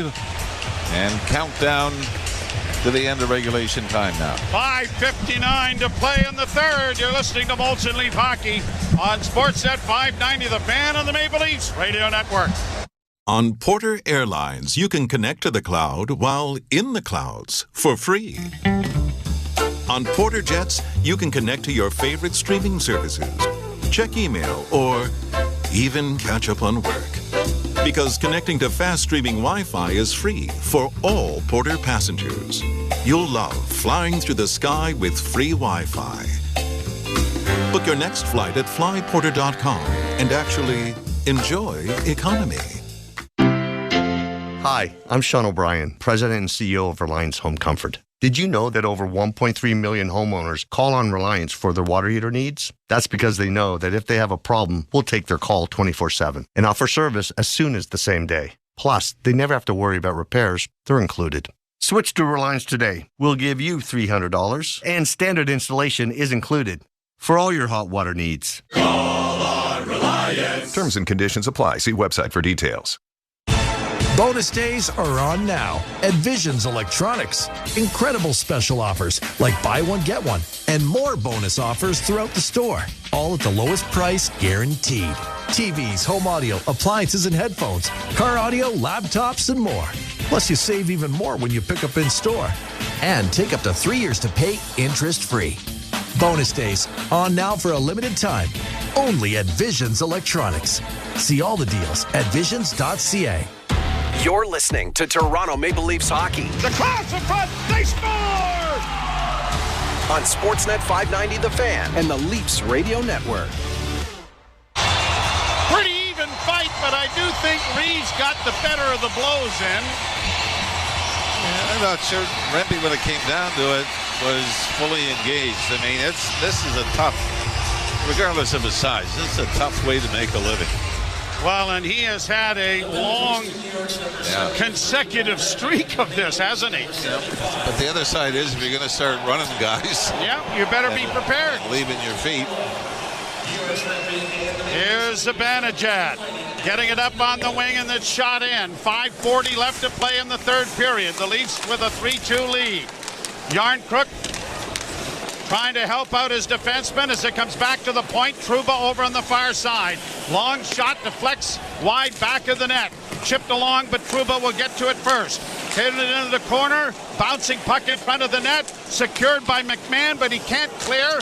Brody helps him out. Tavares will get it on the backhand and elevate to center ice. Leafs are changing, and the Rangers are trying to do likewise. Shot in now by Condre Miller. Round on the left wing boards, it'll come to Riley. Riley plays to the line. Chipped in over the line for Nyes, but he lost the handle on it, and the Rangers are able to get it out at center ice. To the Leaf line and in. Well, I dare say if you bought yourself a ticket to this one, you were anticipating that with some degree of excitement. And for the other purists, well, they're just disgusted by it. But everybody else was on their feet watching it. And in between, there's been a pretty good hockey game. Yes, there has. Yeah. By the way, and talking about the last time these two teams met in the playoffs, 1971. Is that the Bernie Perrant or the Jacques Plante mask going into the crowd? Was it? No, it was Perrant's No, it was Bernie Perrant. Jacques Plante had to come in. At that time, goalies didn't have 7 or 8 masks with different paint jobs like they do now. And Bernie Perrant was criticized a little bit because he did not continue. Plante came in. And who did the throwing? I believe it was Victor Hadfield. Victor Hadfield, yes it was. Rangers steal the puck, center in front. Oh! Huge save, Samsonov. Save of the game off of Panarin on a turnover in front of the net. Boy, Trocheck wants a penalty called as Timothy Liljegren is tangled up with him in the blue paint. Leafs holding on to an edge and shots on goal, 31-26. But this all comes after the Leafs had won the draw. But Jake McCabe, as he was going behind the net to get it, the puck ricocheted just off the side of the net and into his feet. Yeah, Timothy Liljegren probably could have got a penalty for latching on to Trocheck. Played down into the Ranger zone. And New York has to go back to recover the puck. Fox gets it up for Panarin. Rink-wide feed, broken up at the blue line. That's offside. Good thing I called that ahead of the linesman, or I would have been really upset. Very good from up here, you know. I know. Oh, no. I don't think we've missed a call. Not one. How many years? I don't know. That's a few too many questions in a short period of time. 4:13 to go. Third period. 3-2 Toronto. It's been a wild one. The Leafs win the draw, and Riley steps up at center and shoots it in. Down the boards, far side, Miller. Got away from one check, but it goes off his skate. The Rangers get it out at center. Leafs have it there, and Riley to the left wing side, trying to play it in. Brody's had to go back and play on the right side because of the injury to Lyubushkin. Kylie gets to center, and in over the line comes Brodzinski. A pass is gobbled up by goaltender Samsonov, and a face-off will come in the Toronto zone as a result. By the way, that Toronto Ranger playoff series in 71, Rangers won Game 7, 2-1 in overtime against the Leafs at Maple Leaf Gardens. So this is just kind of bizarre when you consider the Leafs have played Florida, Tampa, Boston. Go through, I mean, pretty much, even if you want to count, Buffalo, you can count Carolina. You can count Columbus in the play-in as well. Yeah. Draw to the right of Samsonov. Scrum, the puck in front of the Leaf goal is going to be cleared to the line, but not out. But the Leafs get an errant pass, and Benoit skates to center and shoots it in. Shesterkin slowing it up back of the net, pumps it around the boards, comes to the blue line. McCabe able to keep it in. Tavares with a shot, and that was stopped. The rebound at the side of the goal. Shesterkin knocking it back of the net. Kreider has it taken away there by Tavares. Onto the right wing side for McMahon, and the shot went high and over top of the goal. Yarncrook keeping it in. At the point, Brody whips it wide of the goal in the midst of a Leaf change. And the Rangers, Panarin, getting it up on the wing and looks for a return pass, but it comes instead to Fox. Fox will shoot it in. Bounces right in front of the Leaf. Boy, Samson's lucky that didn't hit him. No, you're absolutely right. What did that hit? Stanchion, I guess. Fox in. Glove save! Holy mackerel, what a save! The left hand of Ilya Samsonov has them on their feet. Sammy! Johnny Brodzinski was all over Samsonov to the right. But what you like about Samsonov on this show is he comes well out of the crease. To cut down the angle as Adam Fox walks in from the right point. And Ilya Samsonov has come up with some big stops in this game. Breakaway in the first period. Short-handed stop in the second period, and none bigger than that one. None bigger than that here in the third. 2:35 after an icing here by the Maple Leafs.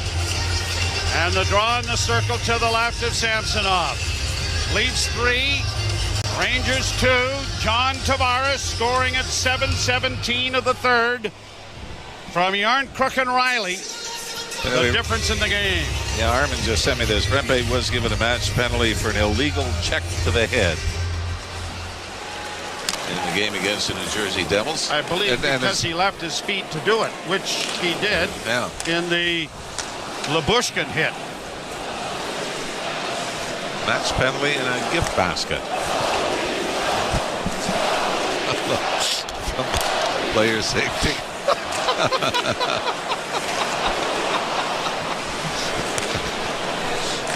Cookies? Cookies are assorted snacks. Cookies, apples. Well, maybe a little cheese would be nice. Pass to the left wing side. Rangers at their own blue line. Have it go off the skate of Trocheck into the Leaf zone. He hustles in there after it. Swung it around the boards, and there goes Shesterkin to the bench for an extra attacker. 1:48 to go. Pass back down to Panarin. Panarin to the right wing side. Gets it returned. Panarin with it once more. Holds. Still with it. Almost had it poked off his stick there by Bertuzzi. The puck back of the Toronto goal.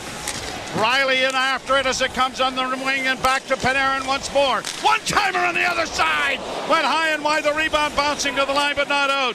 Panarin again into the slot now for Lafreniere. And Lafreniere loses it. It's going towards the empty net. Hit the goal post.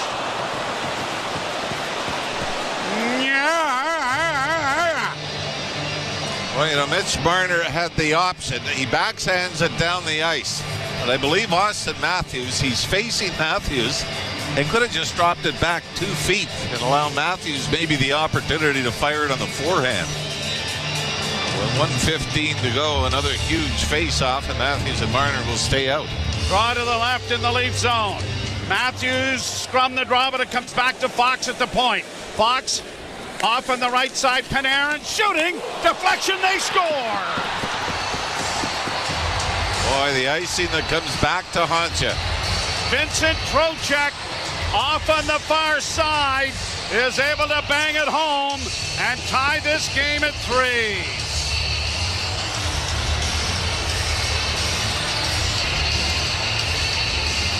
Starts with a point shot. The redirection is right in front of Ilya Samsonov. He makes a great stop to stop the first one.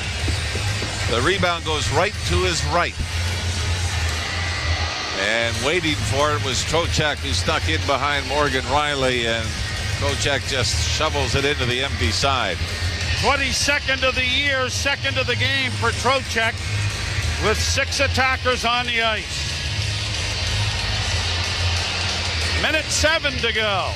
Comes that, though, inches away from an empty net goal. Seconds later, game's tied. Pass off of Yarncrook, goes into the Ranger end. Played up on the wing, broken up there by McMahon. McMahon unable to get it in deep, but it comes to center. And Brody will steer it over on the right wing side, but it is stolen by BC and shot back into the Leaf end. Brody back of the net. 44 seconds left in the third. Game tied. Left wing pass. McMahon ahead for Tavares. Back to Bobby McMahon.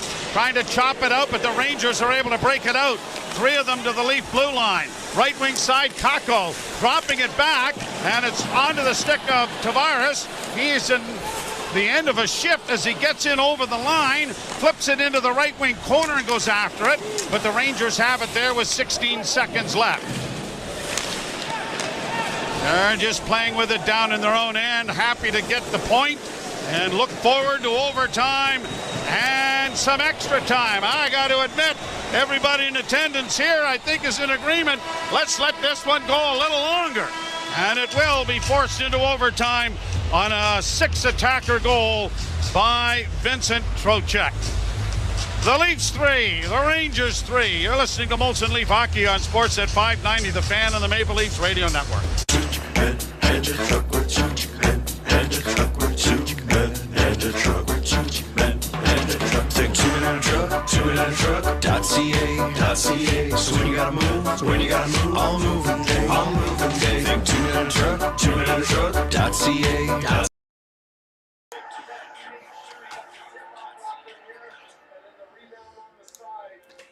What's up, RBI in the house? RBI, how you doing, man? Good to see you. Everybody, wow.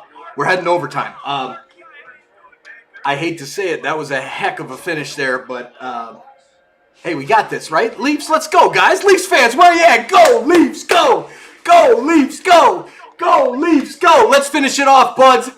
Finish strong. Overtime. Thank you all for being here, Leafs fans. Toronto Sports Insider, we are all here because you guys are awesome.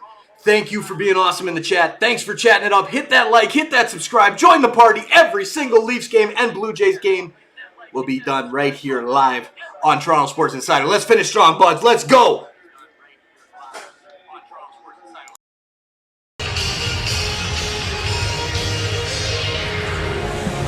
So we're going to overtime. Doing my quick math, I believe the Leafs are 5-2. Games that have gone to overtime on home ice. The most recent was kind of a similar situation where the Philadelphia Flyers goalie was on the bench for the extra attacker. Flyers tied it, but the Leafs were able to win it in overtime. And for the New York Rangers over this last stretch, where the Rangers have won 11 of 12, 3 of those 11 wins have come in overtime. So the Maple Leafs pick up at least their 77th point.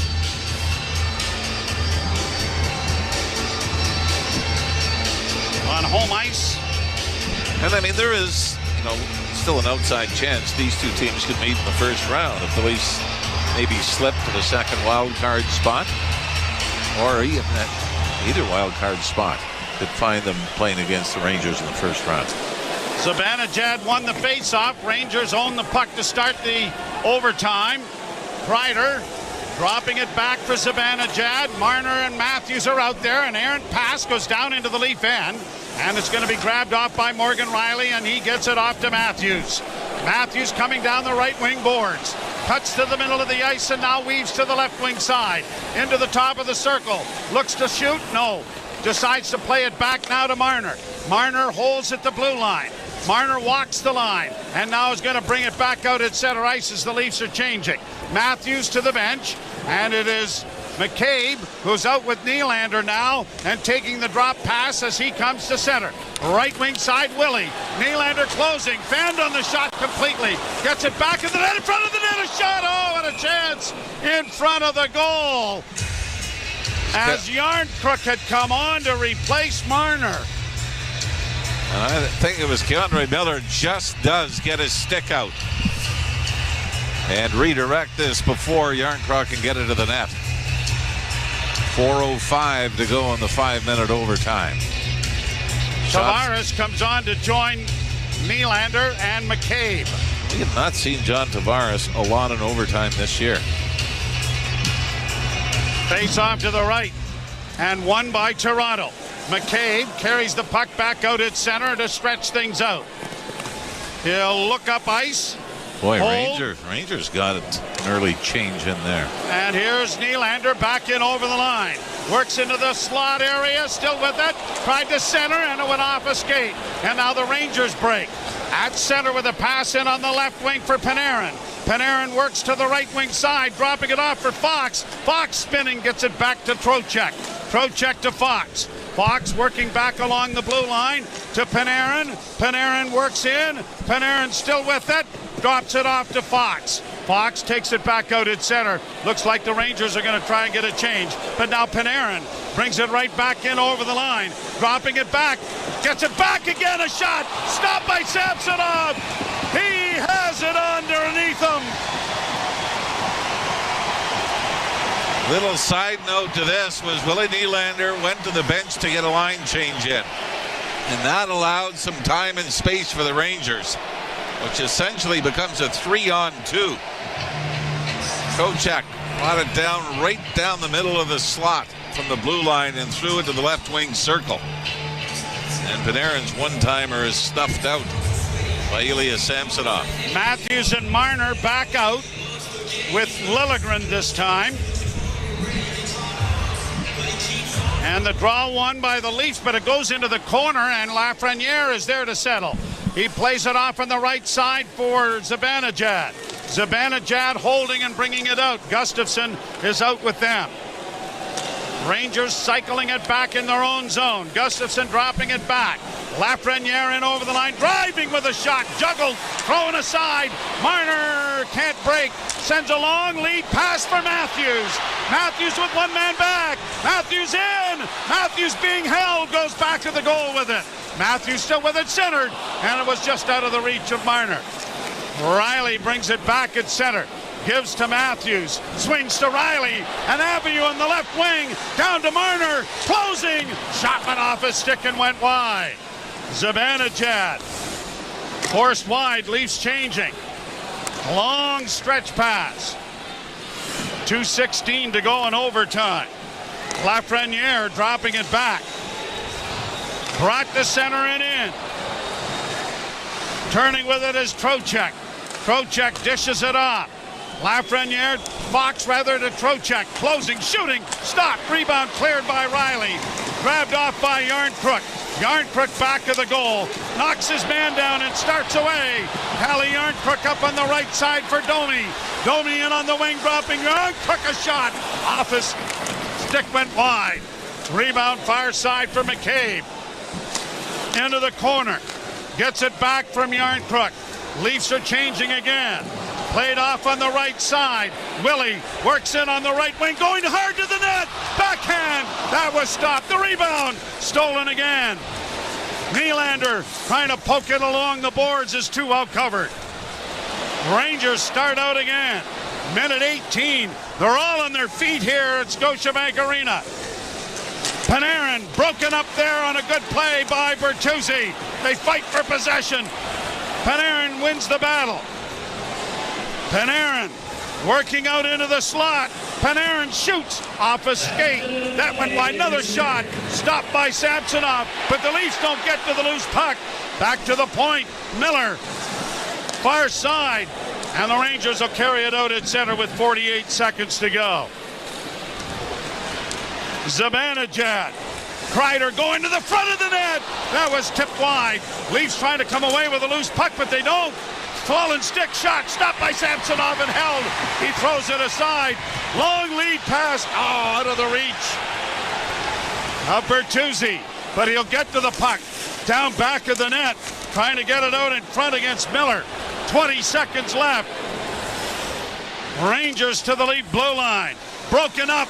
Bad pass made there by Matthews, didn't get to its intended receiver. But now with 10 seconds left, lead pass for Marner off his stick. That's got to be too many men on the ice. The Rangers, and a smart play with 5 seconds left.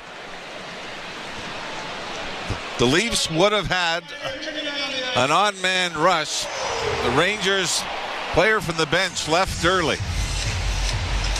But we've talked about this a lot. You get into the final seconds of overtime, you might as well throw 8 guys out on the ice. Absolutely.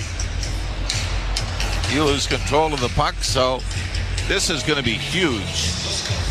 Well, and this also brings up the discussion as well that if in fact you still have a penalty remaining at the end of overtime, should the penalty be you lose a shootout? Personally. player. Yeah. Yeah. I mean, it's an interesting theory. It's like the Leafs are going to have a timeout here, and it looks like it's going to be Marner, Matthews, Tavares, and Willie Nylander. Well, they've added some time. There's 7 seconds now on the clock. But I mean, this is a brilliant play. I mean, I just think it's smart. You hope you get away with it, maybe. But you think instead of a 2-on-1 between Marner and Matthews going the other way, why not take your chance on a face-off draw in the dying seconds of overtime? Well, the Leafs have to hurry, win a draw, and get a shot.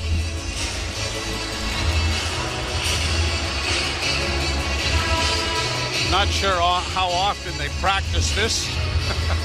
The hurry-up offense? A 4-on-3 power play with 7 seconds left. Guy Boucher has done his best to draw something up, so we'll wait and see. Tavares is going to take the draw. Matthews is stationed in the slot. Marner and Nylander are also on the ice. But time is of the essence.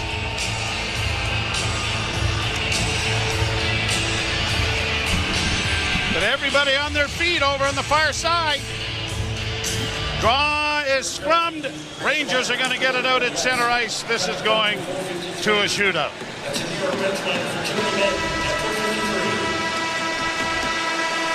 It's been a whale of a hockey game.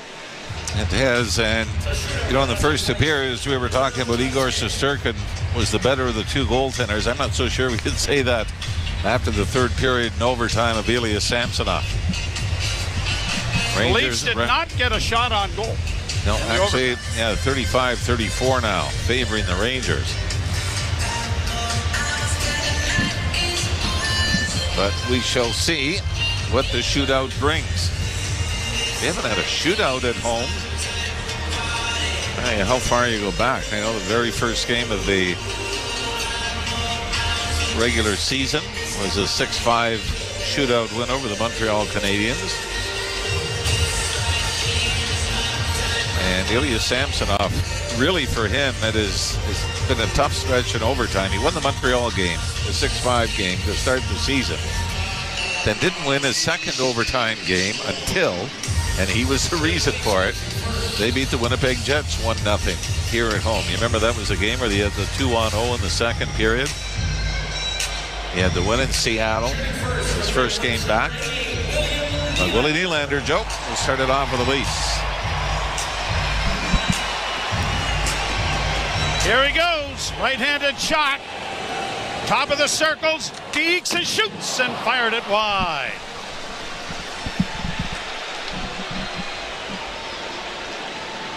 Nylander, right-handed shot, comes off the left wing, sifts towards the middle of the ice, and the hash mark snapped it glove side wide. Here's Panarin. Artemi Panarin. Straight down the middle, now weaves to the left wing side. He's a right-handed shot as well. Cuts to the middle of the ice slowly, and then shot it right into the pads of Samsonov. Samsonov almost seemed insulted, didn't he? It's like, really? Really? You're just going to do that? That's it? Here's Austin Matthews. 53 goal scorer. Here he goes. Weaves way to the right wing side. Cutting across the middle of the ice. Snaps it off the pad of Shesterkin. He was trying to go 5-hole there. Get him moving from his left to his right. Shesterkin stayed with him. Now shooting for New York, number 93, Mika Zibanejad. And now Zibanejad. Wouldn't it be funny if it got down to Matt Rempe and Ryan Reeves? Here we go with Zibanejad. Slowly, top of the circle. Deep shoot, scores. Leafs need Mitch Marner to score.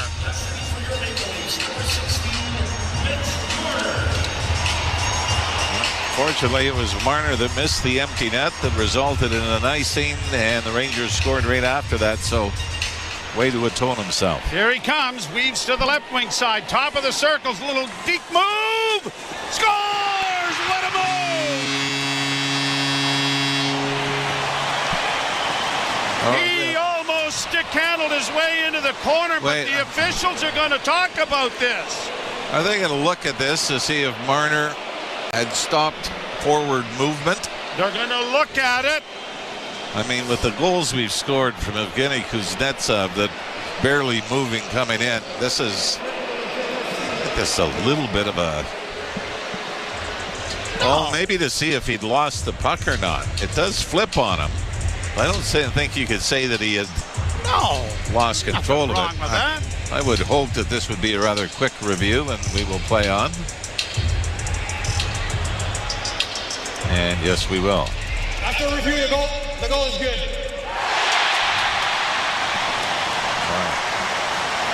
Hey, if you bought a ticket tonight, you're getting your money's worth.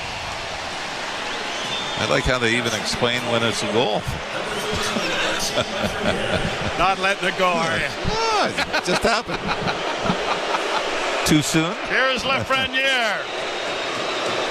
Works in over the line.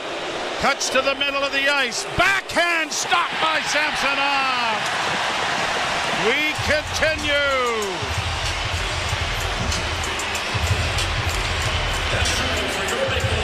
I mean, both goaltenders in this game, regulation and now the shootout, have had some outstanding moments, but now Max Domi. Birthday bonus? Why not? Here he comes. Max takes it to the left. Top of the circles, cutting to the middle. Deek shoots, score!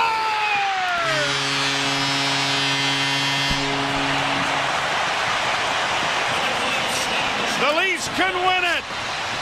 Left-handed shot comes down the left wing, sifts towards the middle, and then a little chip shot. Walker's side. And the Leafs are one save away from winning this game, but it's Vinny Trocheck who sent the game to overtime. 2 goals on the night. Slowly into the zone. Top of the circle, cutting into the middle. Holding and shooting off the goal post. The Leafs win it in a shootout.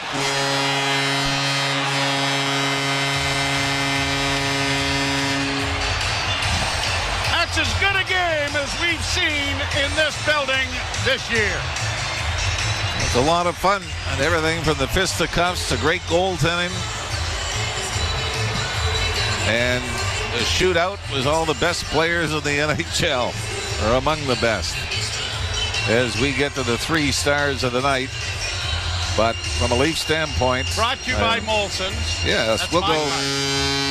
Well, the 3rd star of the game will be Vinny Trocheck, who obviously with a pair of goals, including the big one in the dying seconds. Star number 3, Ilya Samsonov. Joe, you got to go with star number 2 because he made a number of stops in overtime, late in regulation. Does give up the late goal to have the game go to overtime, but I thought Ilya Samsonov, full marks for helping the Leafs get this victory. And let's throw in the captain, John Tavares, who scored an important goal in the 3rd period. And I really like what this line might be able to do and might be able to generate as time goes on. The downside of all this, Ilya Lyubushkin makes his return and exits with an apparent concussion, or at least a high hit that he seemed to have suffered and had trouble shaking off over on the Leaf bench. So hopefully that was precautionary and it won't be too much time for Lyubushkin. And we wait anxiously for Department of Player Safety to decide whether that was a charge or a headshot or anything else. And, of course, the main event was Reeves and Rempe in a spirited bout in the 3rd period. In all honesty, I think from my standpoint, whether Rempe was fully engaged in dropping the gloves again or not, because of the hit on Lyubushkin, I think that's where Ryan Reeves probably felt, all things aside, you're still the guy that delivered a bit of a cheap shot to our guy, so we're going to dance. And let's maybe take this one step further. It's a different Leaf team, physically, because of stuff like this. Because it's a different motif, if you will. It's a different kind of a team that's been put together this year to be more proactive in the physicality when it's required. And yet, you want to have some fun, sit and review what the Morgan Riley incident, which should have been a suspension. We've said that all along. 5 games, we can argue about that. But compare these 2 hits. I know one was after the play, one was cheering, but one was a lot more violent than the other, I thought. All right. Well, we'll find out how that goes, but we'll send it off to Gord Stellick and Mr. Cuthbert to bring you through the post-game show. You've been listening to Molson Leaf Hockey on Sportsnet 590 The Fan and the Maple Leafs Radio Network. You've been listening to Molson Leafs Hockey on Sportsnet 590 The Fan and the Leafs Radio Network. There's a Molson with your name on it. You've been listening to NHL play-by-play on SiriusXM. Head over to SiriusXM NHL Network Radio, SiriusXM 91, for the best hockey talk.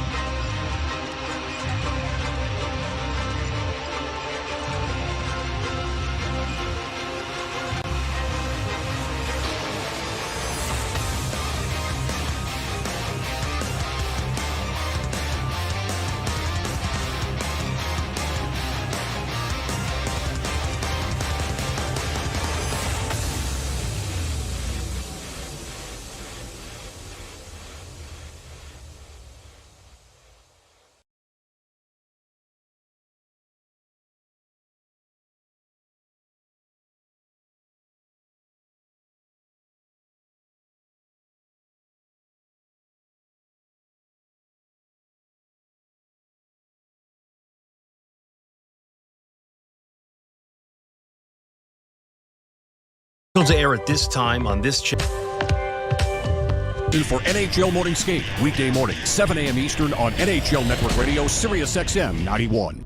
Radio Network. It was a rousing night at Scotiabank Arena. The Toronto Maple Leafs 4-3 shootout winners over the New York Rangers, and Gord, Ilya Samsonov stole the show. The crowd was chanting Sammy's name, which was great. This may have been as fun, entertaining home game as there's been all season. This was just a great game. Fans were so jacked about it. And I know shootouts aren't the same as regulation wins, but the manner in which, and I don't like icing when you're one goal down the empty net, but I'm not going to belabor the point. It was the kind of game they deserved to win. They got the win. We'll find out about Ilya Lyubushkin. That's the only downside about it, taking that cheap shot hit by Rempe. And otherwise, what a great night. Yeah, there are things to nitpick for sure when it looks at the balance of play, but unbelievably entertaining night. Maple Leafs get the 2 points. We see Rempe, Reeves, all good things. We'll throw to the boys and Leafs talk in just 1 second. But first, the NHL scoreboard is presented by Bet365. Visit the app for the latest odds and find out why it's never ordinary at Bet365. Must be 19 plus. Ontario only. Play responsibly. The finals remain final. Jets beat the Hurricanes 5-3. Panthers 4-0 over the Red Wings. 2-1 Oilers over Kraken. Blues 3-1 over the Wild. And the Predators got a 5-1 victory over the Avalanche. 4-3 the Lightning beat the Canadiens in a shootout. 4-2 Flyers over Senators. 7-2 the Sabres beat the Golden Knights. Islanders got a 5-1 victory over the Bruins. And still in action, the Blue Jackets hold a 4-2 lead over the Blackhawks in the third period. It's 2-2 Sharks and Stars midway through the third period, and just getting going on Mikra Kiprasov night, the Penguins and Flames are knotted at 0. This was fun. Gord, any parting thoughts? Well, just more of the same. The team has shown the last little while, if they play this way, that's when they're a legitimate Stanley Cup contender. So it's a great way to get hot. And happy birthday, Max Domi. How about that? There you go. A shootout winner for the birthday boy. Doesn't count for Bet365, unfortunately. Leafs Talk with the Boys is up next. Thanks for listening to Molson Leafs Hockey on Sportsnet 590 The Fan and the Maple Leafs Radio Network.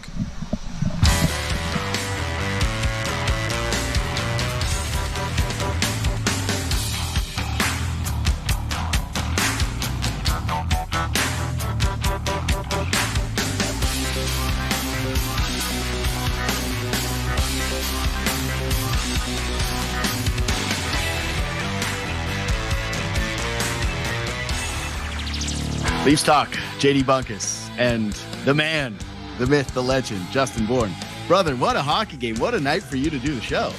I know. This is so great. Usually you guys are like, hey, Arizona, Tuesday night. What do you think? And I'm like, You want to do the second half of the Columbus Blue Jacket back-to-back? Rangers Saturday night. Let's go. That was a great game. It really was. What a spectacular hockey game. Honestly, this is a tough one because normally, so I take my notes throughout the game. That's my process. And then I start to filter the top notes or the biggest notes to the top above all the stuff from each period. This one is cluttered. I'm not going to lie. Like, this one ended up very, very cluttered because of all of the things that happened in this hockey game. But I got to start with this, okay? Leafs win. They blow a lead late.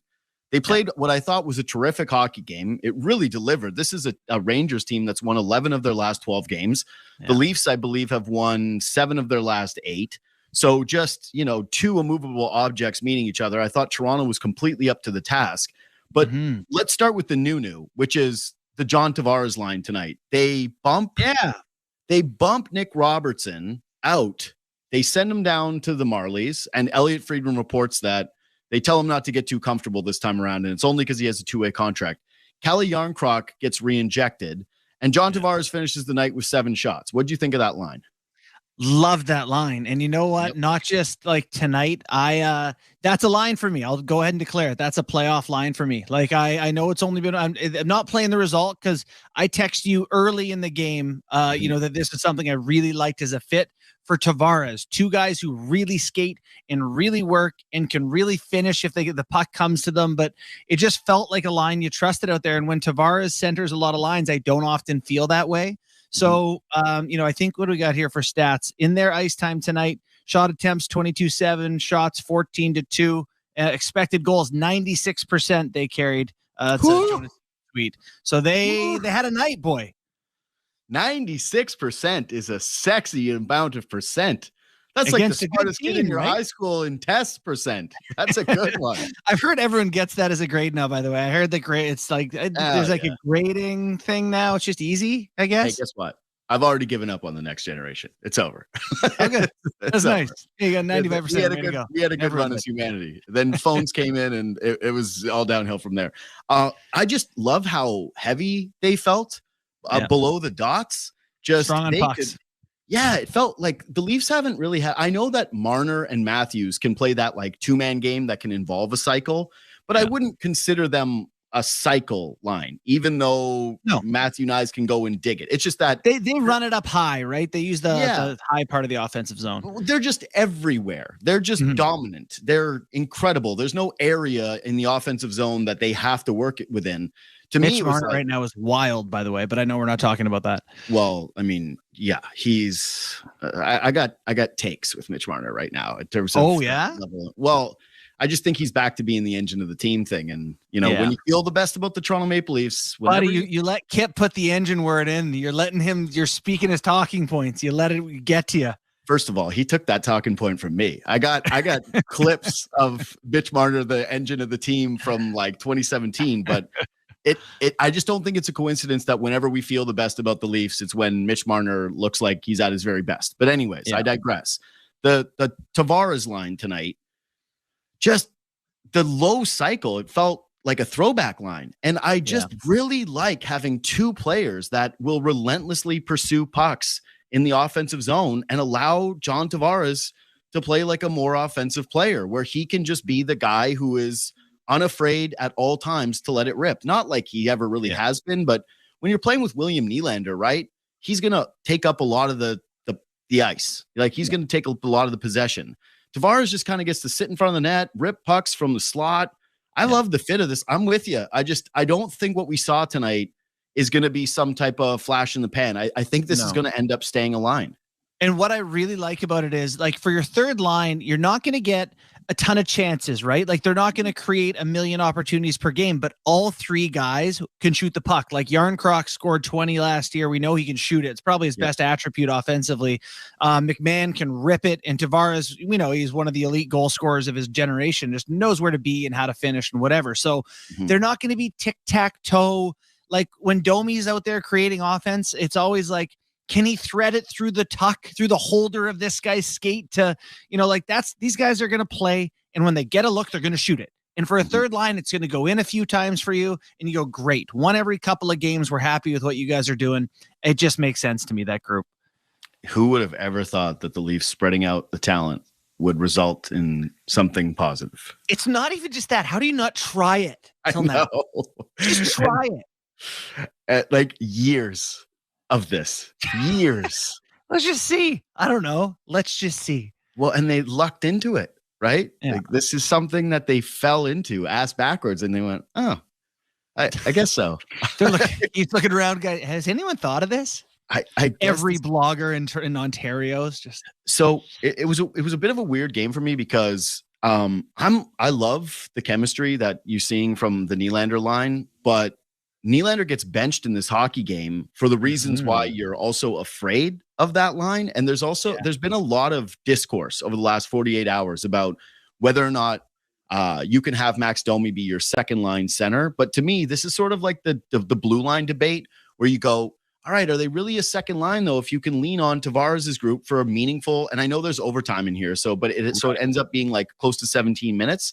But if you can kind of spread those responsibilities amongst those three lines, I think it alleviates pressure from having the quote unquote like second line, much like with the blue line pairings.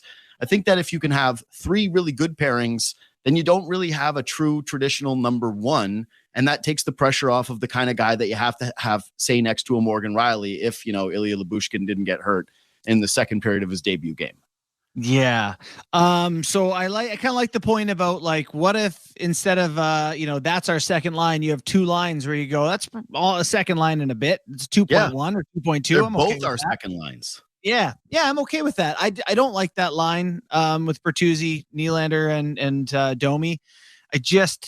There are three guys who are prone to disappearing for stretches and don't really push the energy or the play. When they get opportunities, they can do stuff, but it needs work still a little bit. But yeah, they can make plays and finish. So is the Lyubushkin thing next or Marner? Or where do you want to? Yeah, I think we should go to the Rempe stuff because I think Rempe and totality is and like it starts with the Lyubushkin thing. I just want to make one small case for the Domi line.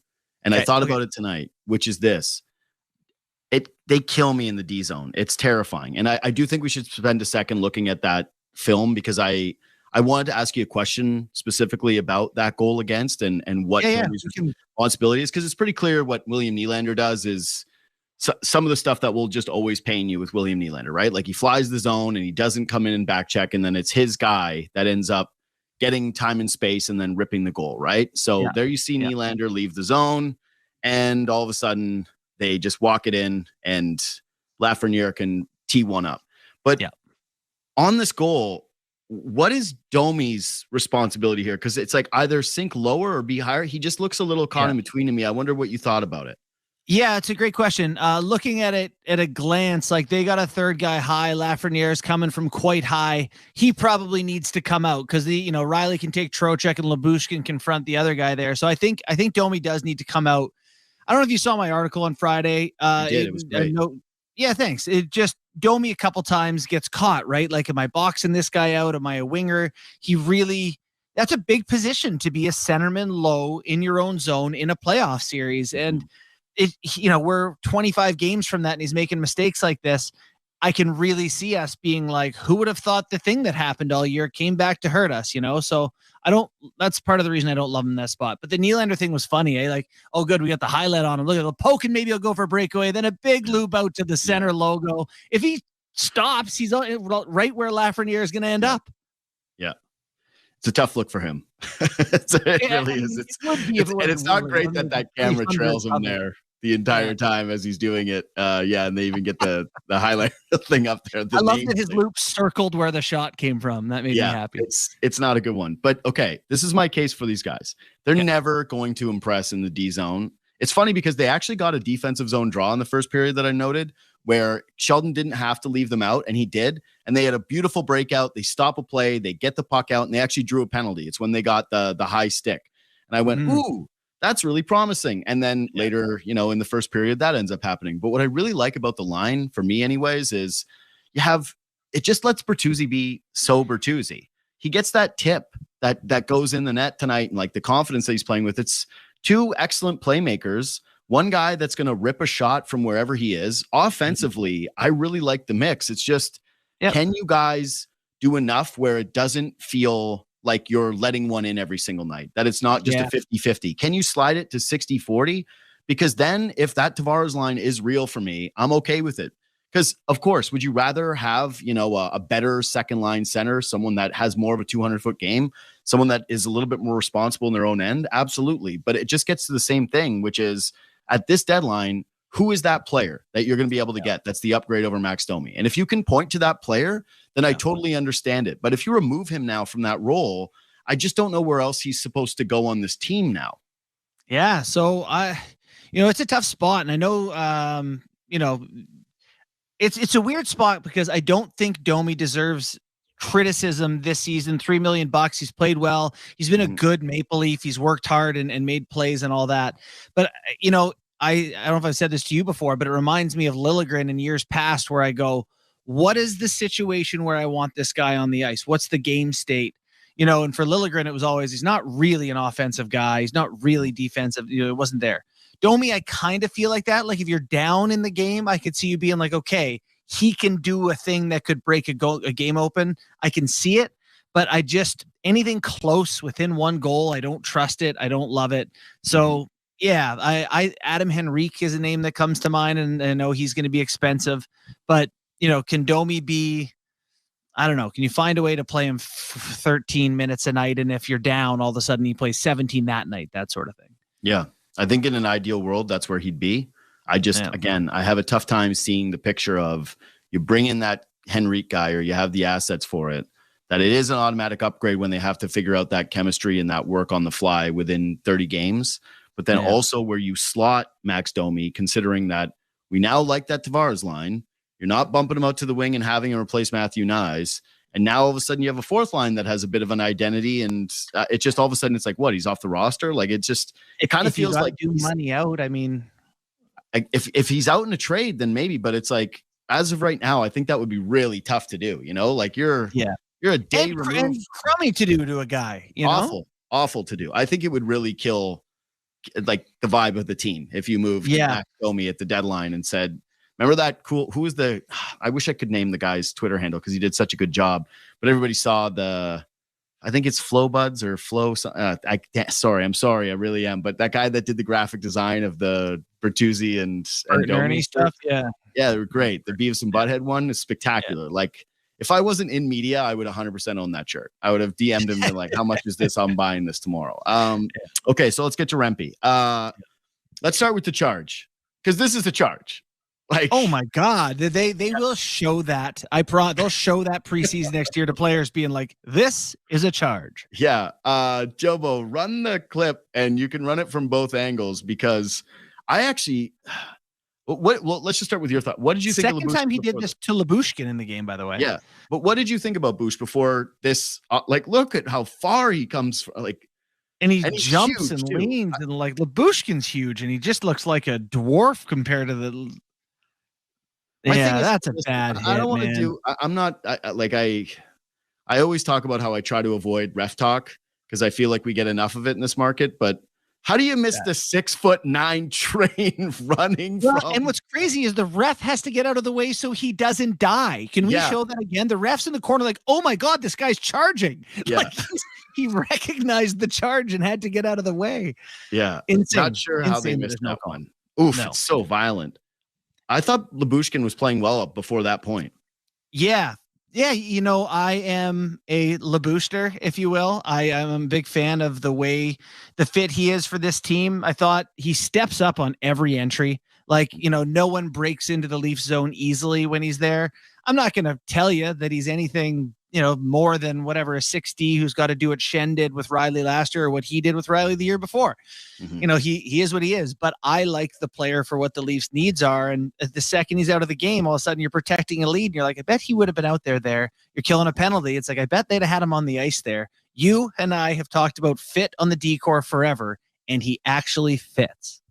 Well, I know we said Rempe in the charge, so we're going to go back and forth on this one. Yeah. Jobo, now I want the clip from the game time goal because I had the same thought of, is he on the ice there playing his natural side? And if he is, does he give you a better box out than what Morgan Riley has? Riley's a left shot. This isn't even all Riley's fault. He's playing the offside, so he doesn't have the right-handed stick to make a play. Mm-hmm. Like that. No, it definitely doesn't go in if you have a right shot guy there. It's at least affected differently. So I think that's a great point. So anyways, yeah, that's the game time goal. You're right. I didn't want to overly criticize Riley, but yeah, it's like he clearly can't handle it based off of where it's coming. If it is a right shot guy, it lands right on his stick for a clear. Yeah. Like he sees it the entire way and then bang. And instead it's Trocheck and he rips one home, which at the time I felt horrific. Yeah. Not sure if you remember this, but there's a play second period maybe where the shot hits the post behind Samsonov and Lyubushkin keeps Kreider from scoring like barely. Like Kreider still gets a piece of the puck and it very nearly goes in. It's Lyubushkin as a right shot strong guy who gets just enough on Kreider to keep that one out of the net. So I don't know what his numbers look like tonight. I just know he's a guy I think that fits what they needed. So hopefully he's okay. I tell you what, that's a bad hit he got hit with. I don't think he's going to be fine tomorrow morning. No, he's holding his head, and not to read too much into that, but yeah, it's not. It didn't look good. It's a 6'9" guy that skated from across more than half of the sheet of ice and landed it. Oh, is this the play? Sure. Watch Lyubushkin keep Kreider's stick from getting to this one here. Good pull, Joe. He's able to get in on Kreider's hands, who gets to the back door right here. He slides. Lyubushkin's able to get just enough on him to keep it out. Well, and he's strong enough when he puts his body on someone. He's able to just influence a big, strong guy in Kreider. Yeah. Oh, that's so good. But that's what I mean is like when he's so big and strong that when he puts his body on you, the play stops. He had another one in the first period where it was behind the net and he just kills a play. And that's exactly what they talked about when they brought him in is we want someone that's going to kill plays. And he did it a couple of times tonight. Again, granted, short stints, not trying to make this guy out to be like, he's Chris Pronger, but I just think he keeps it simple. He's a right shot D. And when he touches you, you feel it. And so hopefully he's back soon. So Rempe makes that hit. And immediately you go, oh, well, now you have to fight. That's exactly it. I was like, I didn't think they had to fight, and that happened. I was like, now it has to happen. Now you got to fight. I don't know if somebody told Reeves that everybody saw it, what the messaging was, but Rempe looks back to the bench before the fight happens. Like it seems as though he needed the clearance. Oh, he needed coach's permission for sure. Yeah, and some people are interpreting that as like a reluctance from Rempe, and I'm like, I don't think that's what that was at all. No, that's I want to stay in the NHL. Coach, you told me I can't do this. I'm doing this. Are we good? Yeah. So I have a ton of respect for the kid. Like I hate that he had the charging play. It's a dirty play. It's an ugly play. I think he should get at least a fine for it. I don't think that he'll end up getting suspension. It's a charge. It's just it's a missed penalty to me, not a suspendable offense. Like, do you agree? Disagree? I agree. Okay. I agree. It's fine. Yeah, it's a fine. So, but for him to step in against Ryan Reeves with that face, and I don't like looking at the Twitter replies often. I usually mute my tweets because, if it's an opinion and it's something about fighting, you always know you're going to get the people that drive me the most insane, which are like the he's just a kid crowd. Which I just can't deal with. It's like all professional athletes are kids. And don't play in the league. Yeah, that's a qualifier. Because you're too young. Yeah. But the thing that actually pissed me off more than anything is people discrediting him stepping in here because he wears a visor. And I went, "Are you out of your mind? He fought Ryan Reeves with a bruised up face. You got to give him his flowers." My guy has just fought, Olivier Delorier, Matt Martin, and Ryan Reeves in 10 days. Like, I wouldn't do that with a cage on. I wouldn't do that with a bodyguard in front of me who's like, "Don't worry, I'll protect you. But if he gets through, it's your turn in the full cage." And let's not, let's make mention, there's a learning curve on a lot of things, and he's not a very good fighter yet. I like the jab though. He seems to he's using his reach. I think that probably came up in conversation from other people who fought, who've like, "Hey, you got to do something with the extra 4 inches you got here." Yeah, because it actually seemed to catch Reeves a little off guard. Like he popped him. He popped him a couple times with the jabs, and then Reeves just uses his man strength to get inside and start swinging him. Got hit 4 times in the face by Ryan Reeves or something. Like it reminds me of Charo when he was a New York Islander and he was a gangly pipe cleaner Gumby, and then eventually everyone was like, "Oh, that's the toughest guy in the league." Like it'll get there. Yeah, the difference with Charo though is that he had a dad who was like a Olympic caliber wrestler, and so he had the weird, crazy strength training. I don't know if we'll ever get that with Rempe, but I think it's so awesome that the kid is that game, that he's willing to put together that resume. Hockey night in Canada, Ryan Reeves, black eye, like that's tough. That's really tough. There's a reason why he's the number one trend on Google, or they showed out during. I was like, that makes me feel real faith in the country still, is that he's the number one Google search. That's still who we are as a people. I went, nice. Yeah. Very nice. Maybe it's not all just articles and tweets from the most sensitive among us. I did think, though, that we were going to get here to this moment, and he threw the hit. We were like, okay, now he has to fight, but the game got close, the third period, and I think typically those fighters are asked to take a back seat at that point. We don't need you to interrupt this hockey game with that right now. Take a number. So I was surprised when they fought. It was also the end of the shift for Ryan Reeves. Yep. And so, yeah, credit to him for still doing it. Didn't have much of an effect on the outcome, but, Reeves got to say, we didn't like that. Yeah, I thought it was great. Listen, to me, it was never about getting rid of fighting. I totally understood the theatrical fighting, and especially for guys that felt as though they needed to do it every single night to stay in the lineup. And there were guys who were in the league only for that. They couldn't do other things. The thing about Rempe is that he can clearly play. Like when he was on the forecheck a couple times tonight, you're like, ooh, he's kind of scary when he's out there doing this. Like he's going to turn pucks over in the league. And Reeves has played much better as of late too, right? Like that line has been really good. But what I loved about this one is the game was awesome. It had a big game feel. Again, it's the New York team. It's the Toronto team. They're both red hot. We got an excellent hockey game. I thought Toronto actually played much better than New York for most parts of it. But yeah, it didn't feel like, oh, we're just doing this for the sake of doing this. It felt like a good part of the entertainment product. It was in the context of the game for sure. It was good. Are you good on this? Do you want to do goalie? Let's keep it moving. Yeah, let's keep it moving. Samsonov got the belt tonight. I think he deserved the belt tonight. I think that he was the Leafs' best player. Here's my question to you. What do you do now? Because you play the Bruins on Monday, but then you have a back-to-back Wednesday, Thursday, which means if you play Samsonov, which you should because he deserves to start the next game and he has been your starter, that means that he's going to probably play Monday and Wednesday, which would be 3 straight starts before you get Wool on a second half of a back-to-back. Like, how do you – it's an interesting situation that the Leafs goaltenders, who both really performed well in these last 2 games, have put this team in. You wouldn't do Wool in the first of the back-to-back and kind of break that up a little bit? I just think it's a weird thing to do that. And then also Samsonov plays the Bruins twice. I don't know. That's not really a traditional thing to play your 1A goalie in the second half of the back-to-back.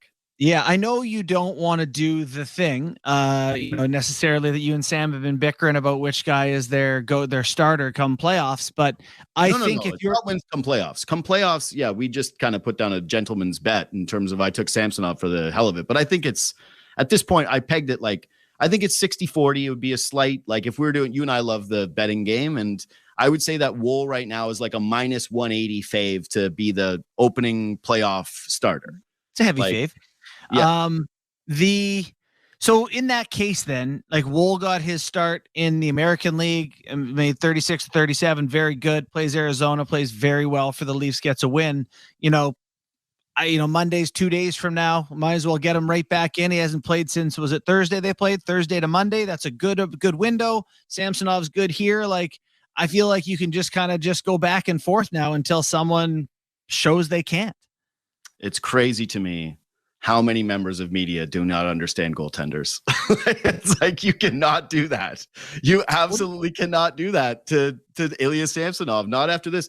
You can't give a guy the belt, a guy who has had psychological issues all season long and has finally found his hockey game, and tell him, hey, thanks for having one of your most brilliant games of the season. Thanks for the 5-10 bell saves that you made in this game. Yeah. And then sit him for the kid who just came back from the AHL. Like, you know why you say that, JD? Because thanks for the 888 you've been this year. We're going to see if the other guy who's good can play. Yeah, thanks for that game. That was great. I hope you enjoyed the belt. You can wear it to hold your jeans up while the other guy plays in playoffs. I don't think he can do it. To me, I think you got to give Samsonov the game against Boston. And you're telling the kid, hey, we don't want you having a heavy workload anyways. Like, I think it is going to be more of a traditional split, but boy, Samsonov was awesome tonight. Like he was really good, really good. The toe save that he makes on the breakaway, that save on Fox where he comes out, the save that he makes in overtime, like the shootout saves. I like that game could have been over a few times, and he made the stops. You know, the first shootout save on Panarin where he doesn't move, doesn't give him anything, and just makes like that's Artemi Panarin. That's like the fourth highest paid player in the NHL, and you just walked him down and stole his soul. What I thought of is I thought of Patrick Kane on that breakaway against Peter Mrazek, and Peter Mrazek broke both his femurs biting on the first fake, and Kane basically did nothing. You know, like that. It's easy to bite on the really good players, and he just Samsonov hung in there and outweighted him. That was impressive. Yeah, it's strange. I'll be honest. I don't know what the hell they do. I would assume, based on Keefe's track record and the whole, like, you don't mess with success, you don't mess with the winning lineup, that you go back to Samsonov against the Bruins, especially since it is a bit of a statement game. But then you're right. Maybe they don't handle it the traditional way when it comes to the back-to-back. And depending on the play of the goaltenders, maybe you come out of that back-to-back and it's determining who's getting the next Saturday night game. Yeah. I mean, you're right. It's an interesting spot because the Bruins here are now... This is a big moment. The Bruins lost to the Islanders tonight, and so now the Leafs are 6 points back with 2 games in hand. Like they're catchable now. This is these are big points coming up this week, and this may be the first time we have a coach making a statement where both good goalies are available, and he's picking the one he thinks is giving him a better chance to win. That's, you know what though? That's also the best. That's the best point of it all. That's all this psychological. Who cares? It's how do you get these points? Because, I thought you were on the panel the other night and you made an excellent, you guys were all discussing who would you like to play out of all these teams. Kipper was like, play the Rangers, get out of the division. Panthers, I can't imagine anyone picked them because that's obviously not the team you'd want to play. But you picked the Bruins because, you made the point about their middle six kind of not being overly strong. And it's a kind of gettable team. And if I'm Toronto, I definitely want to use these regular season games as not only do we want to catch you, but we kind of want to make a statement of we're better than you. We're really not afraid of you heading into the postseason.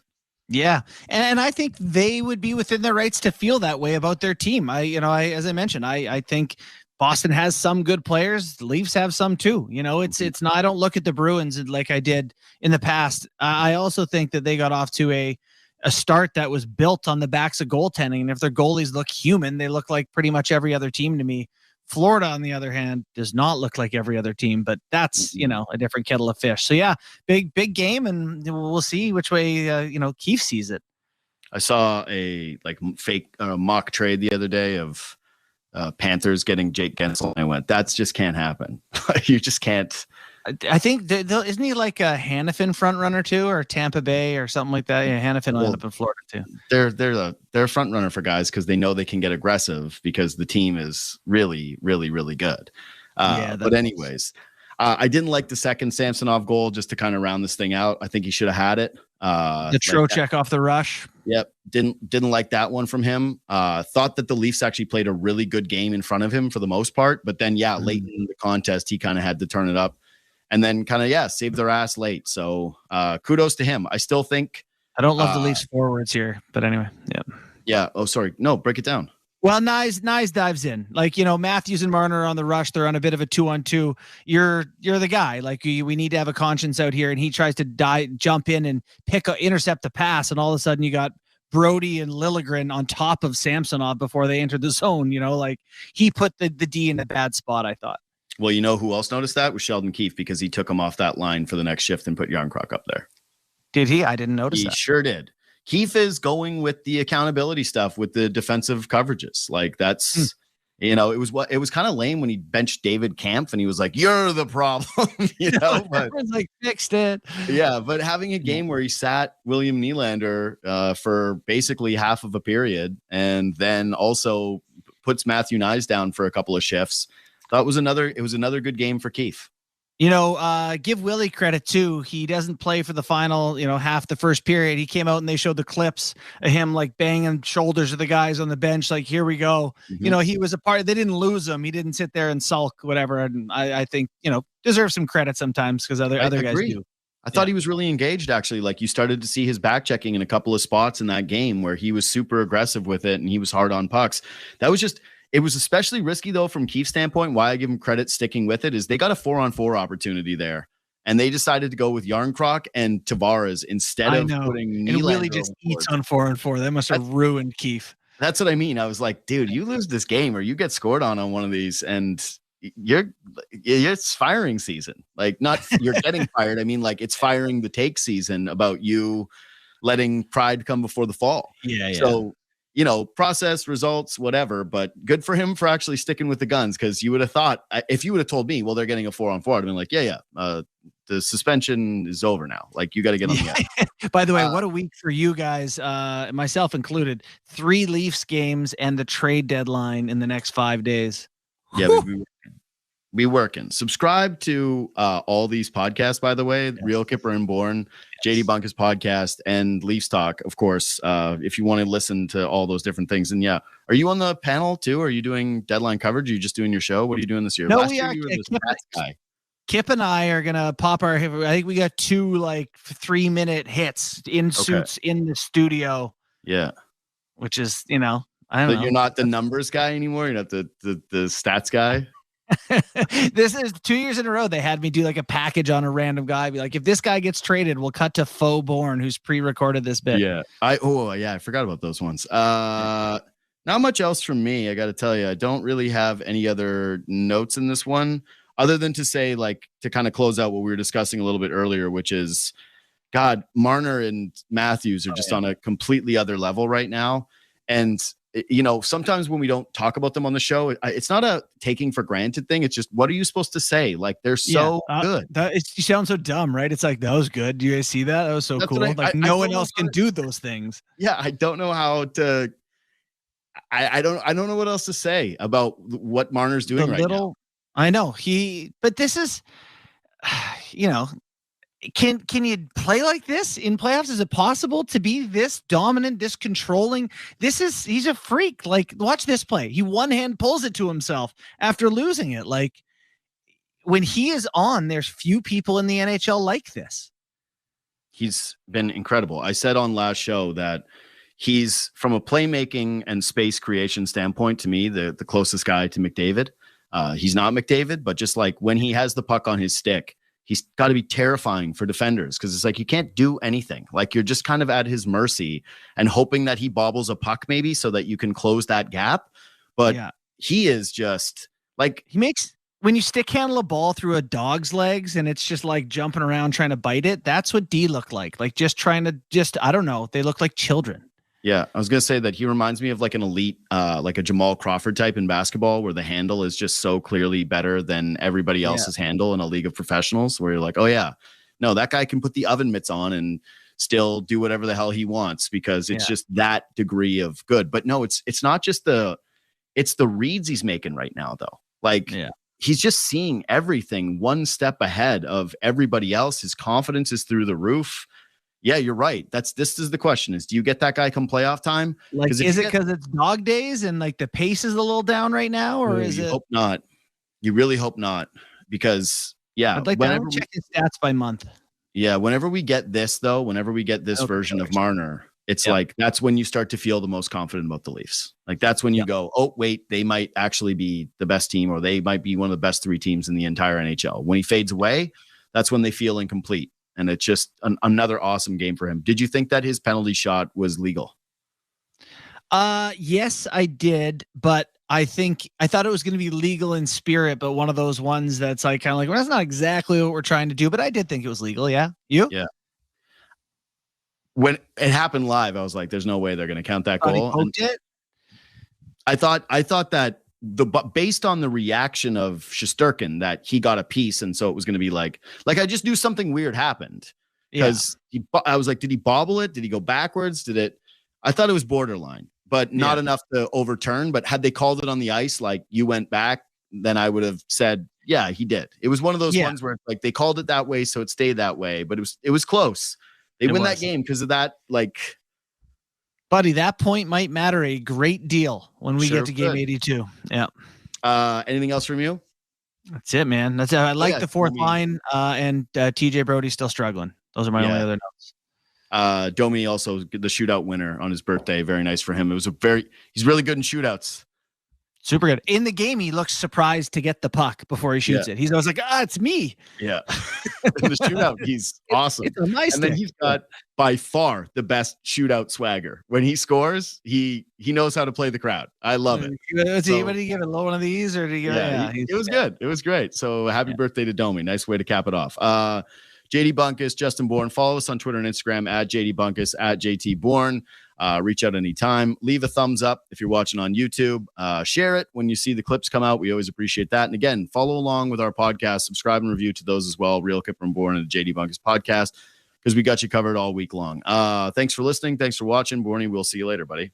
Thanks, Bunk. Move up to Heathwood. Hi, I'm Hugh Herwin.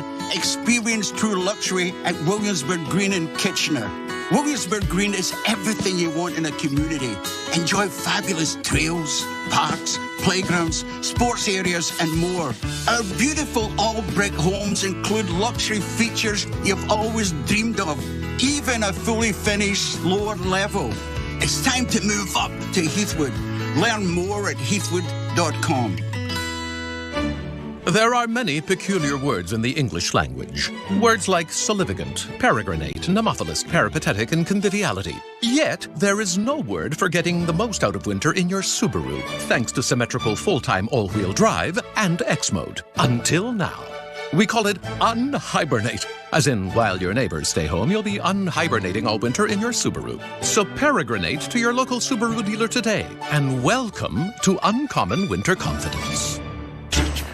And a truck with two men, and a truck with two men, and a truck with two men, and a truck. Think two men and a truck.ca. So when you gotta move, all moving day. Think two men and a truck.ca. Cause all of us movers are not the same. So that's our company name, two men and a truck.ca. We're lots of men with lots of trucks, so give us a call today. You've been listening to NHL Play-by-Play on SiriusXM. Head over to SiriusXM NHL Network Radio, SiriusXM 91, for the best hockey talk. Internet 929, Sharks on Internet 943. 8 p.m., Chicago Blackhawks take on the Columbus Blue Jackets. Blackhawks on XM 223, Internet 926. Blue Jackets on Internet 928. 10 p.m., Calgary Flames take on the Pittsburgh Penguins. Flames on Sirius and XM channels 91, Internet 924. Penguins on Internet 942. I'm Frank Trachtenberg with your Sirius XM NHL schedule for Saturday, March the 2nd. All times are Eastern, and please remember, all games, times, and channels are subject to change. Check SiriusXM.com for the latest updates. On the court and off, your home for the NBA is SiriusXM. Follow all the drama as your favorite team vies for it all. SiriusXM NBA Radio, SiriusXM 86. Recently, Philadelphia Flyers head coach John Tortorella referred to the more youth-oriented NHL as being somewhat of a dumb league because many of the young players coming into it are unaware of what it takes to be an all-around NHLer. Former St. Louis Blues head coach Craig Berube is on the morning skate on NHL Network Radio, SiriusXM Channel 91, sharing some thoughts on the subject with co-hosts Gord Stellick and Scott Laughlin. Craig, do you kind of smile, your buddy John Tortorella, paraphrasing a little bit on the other side when last week he's in Toronto, the Toronto media, and it just says, yeah, you know what, there's just the young kids today are so entitled. He said it's dumb or whatever, just they don't understand. You got to take your place and wait. So, I mean, just the challenge, I think more articulating the challenges of being a modern day coach, whether it's you, him, or everybody else with younger players, certainly compared to your day.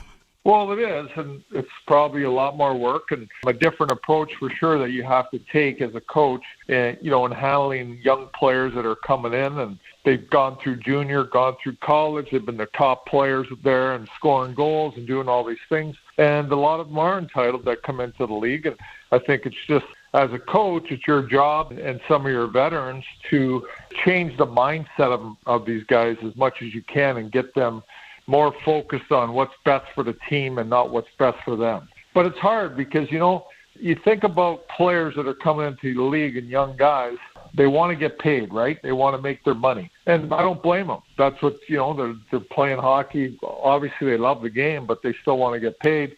And I find that once they get that second contract and they're making some real good money, things change a little bit. The team becomes more important than them as individuals. Does that make sense?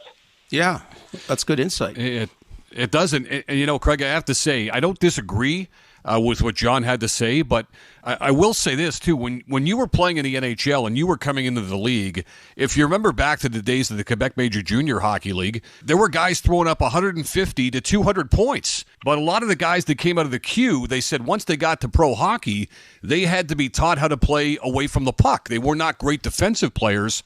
I've seen the totals come down in the queue. I've seen them come down pretty much across the board in the Canadian Hockey League. The point totals aren't as gaudy as they once were, but I think in some way, shape, or form, the players are being coached differently. I think that, there are some players who certainly still have to be taught, but I think that some of these guys are coming into the league more of finished products maybe than they once were decades ago. Do you think that might be the case? Well, yeah, I think, the coaching everywhere is a lot different now, and they're getting very good coaching, obviously, in junior and college. But I still think a lot of the production for me, it's down in a lot of areas, obviously in the NHL too. It's the goaltending one, and it's also there's just such a there's way more of a mindset to play good defense and to check a lot better. I think, like you said, the coaching, you hit it on the head. It's a lot different than it was, and there's a lot more focus on defense and making sure you're doing a good job there. And obviously the goaltending, I think, is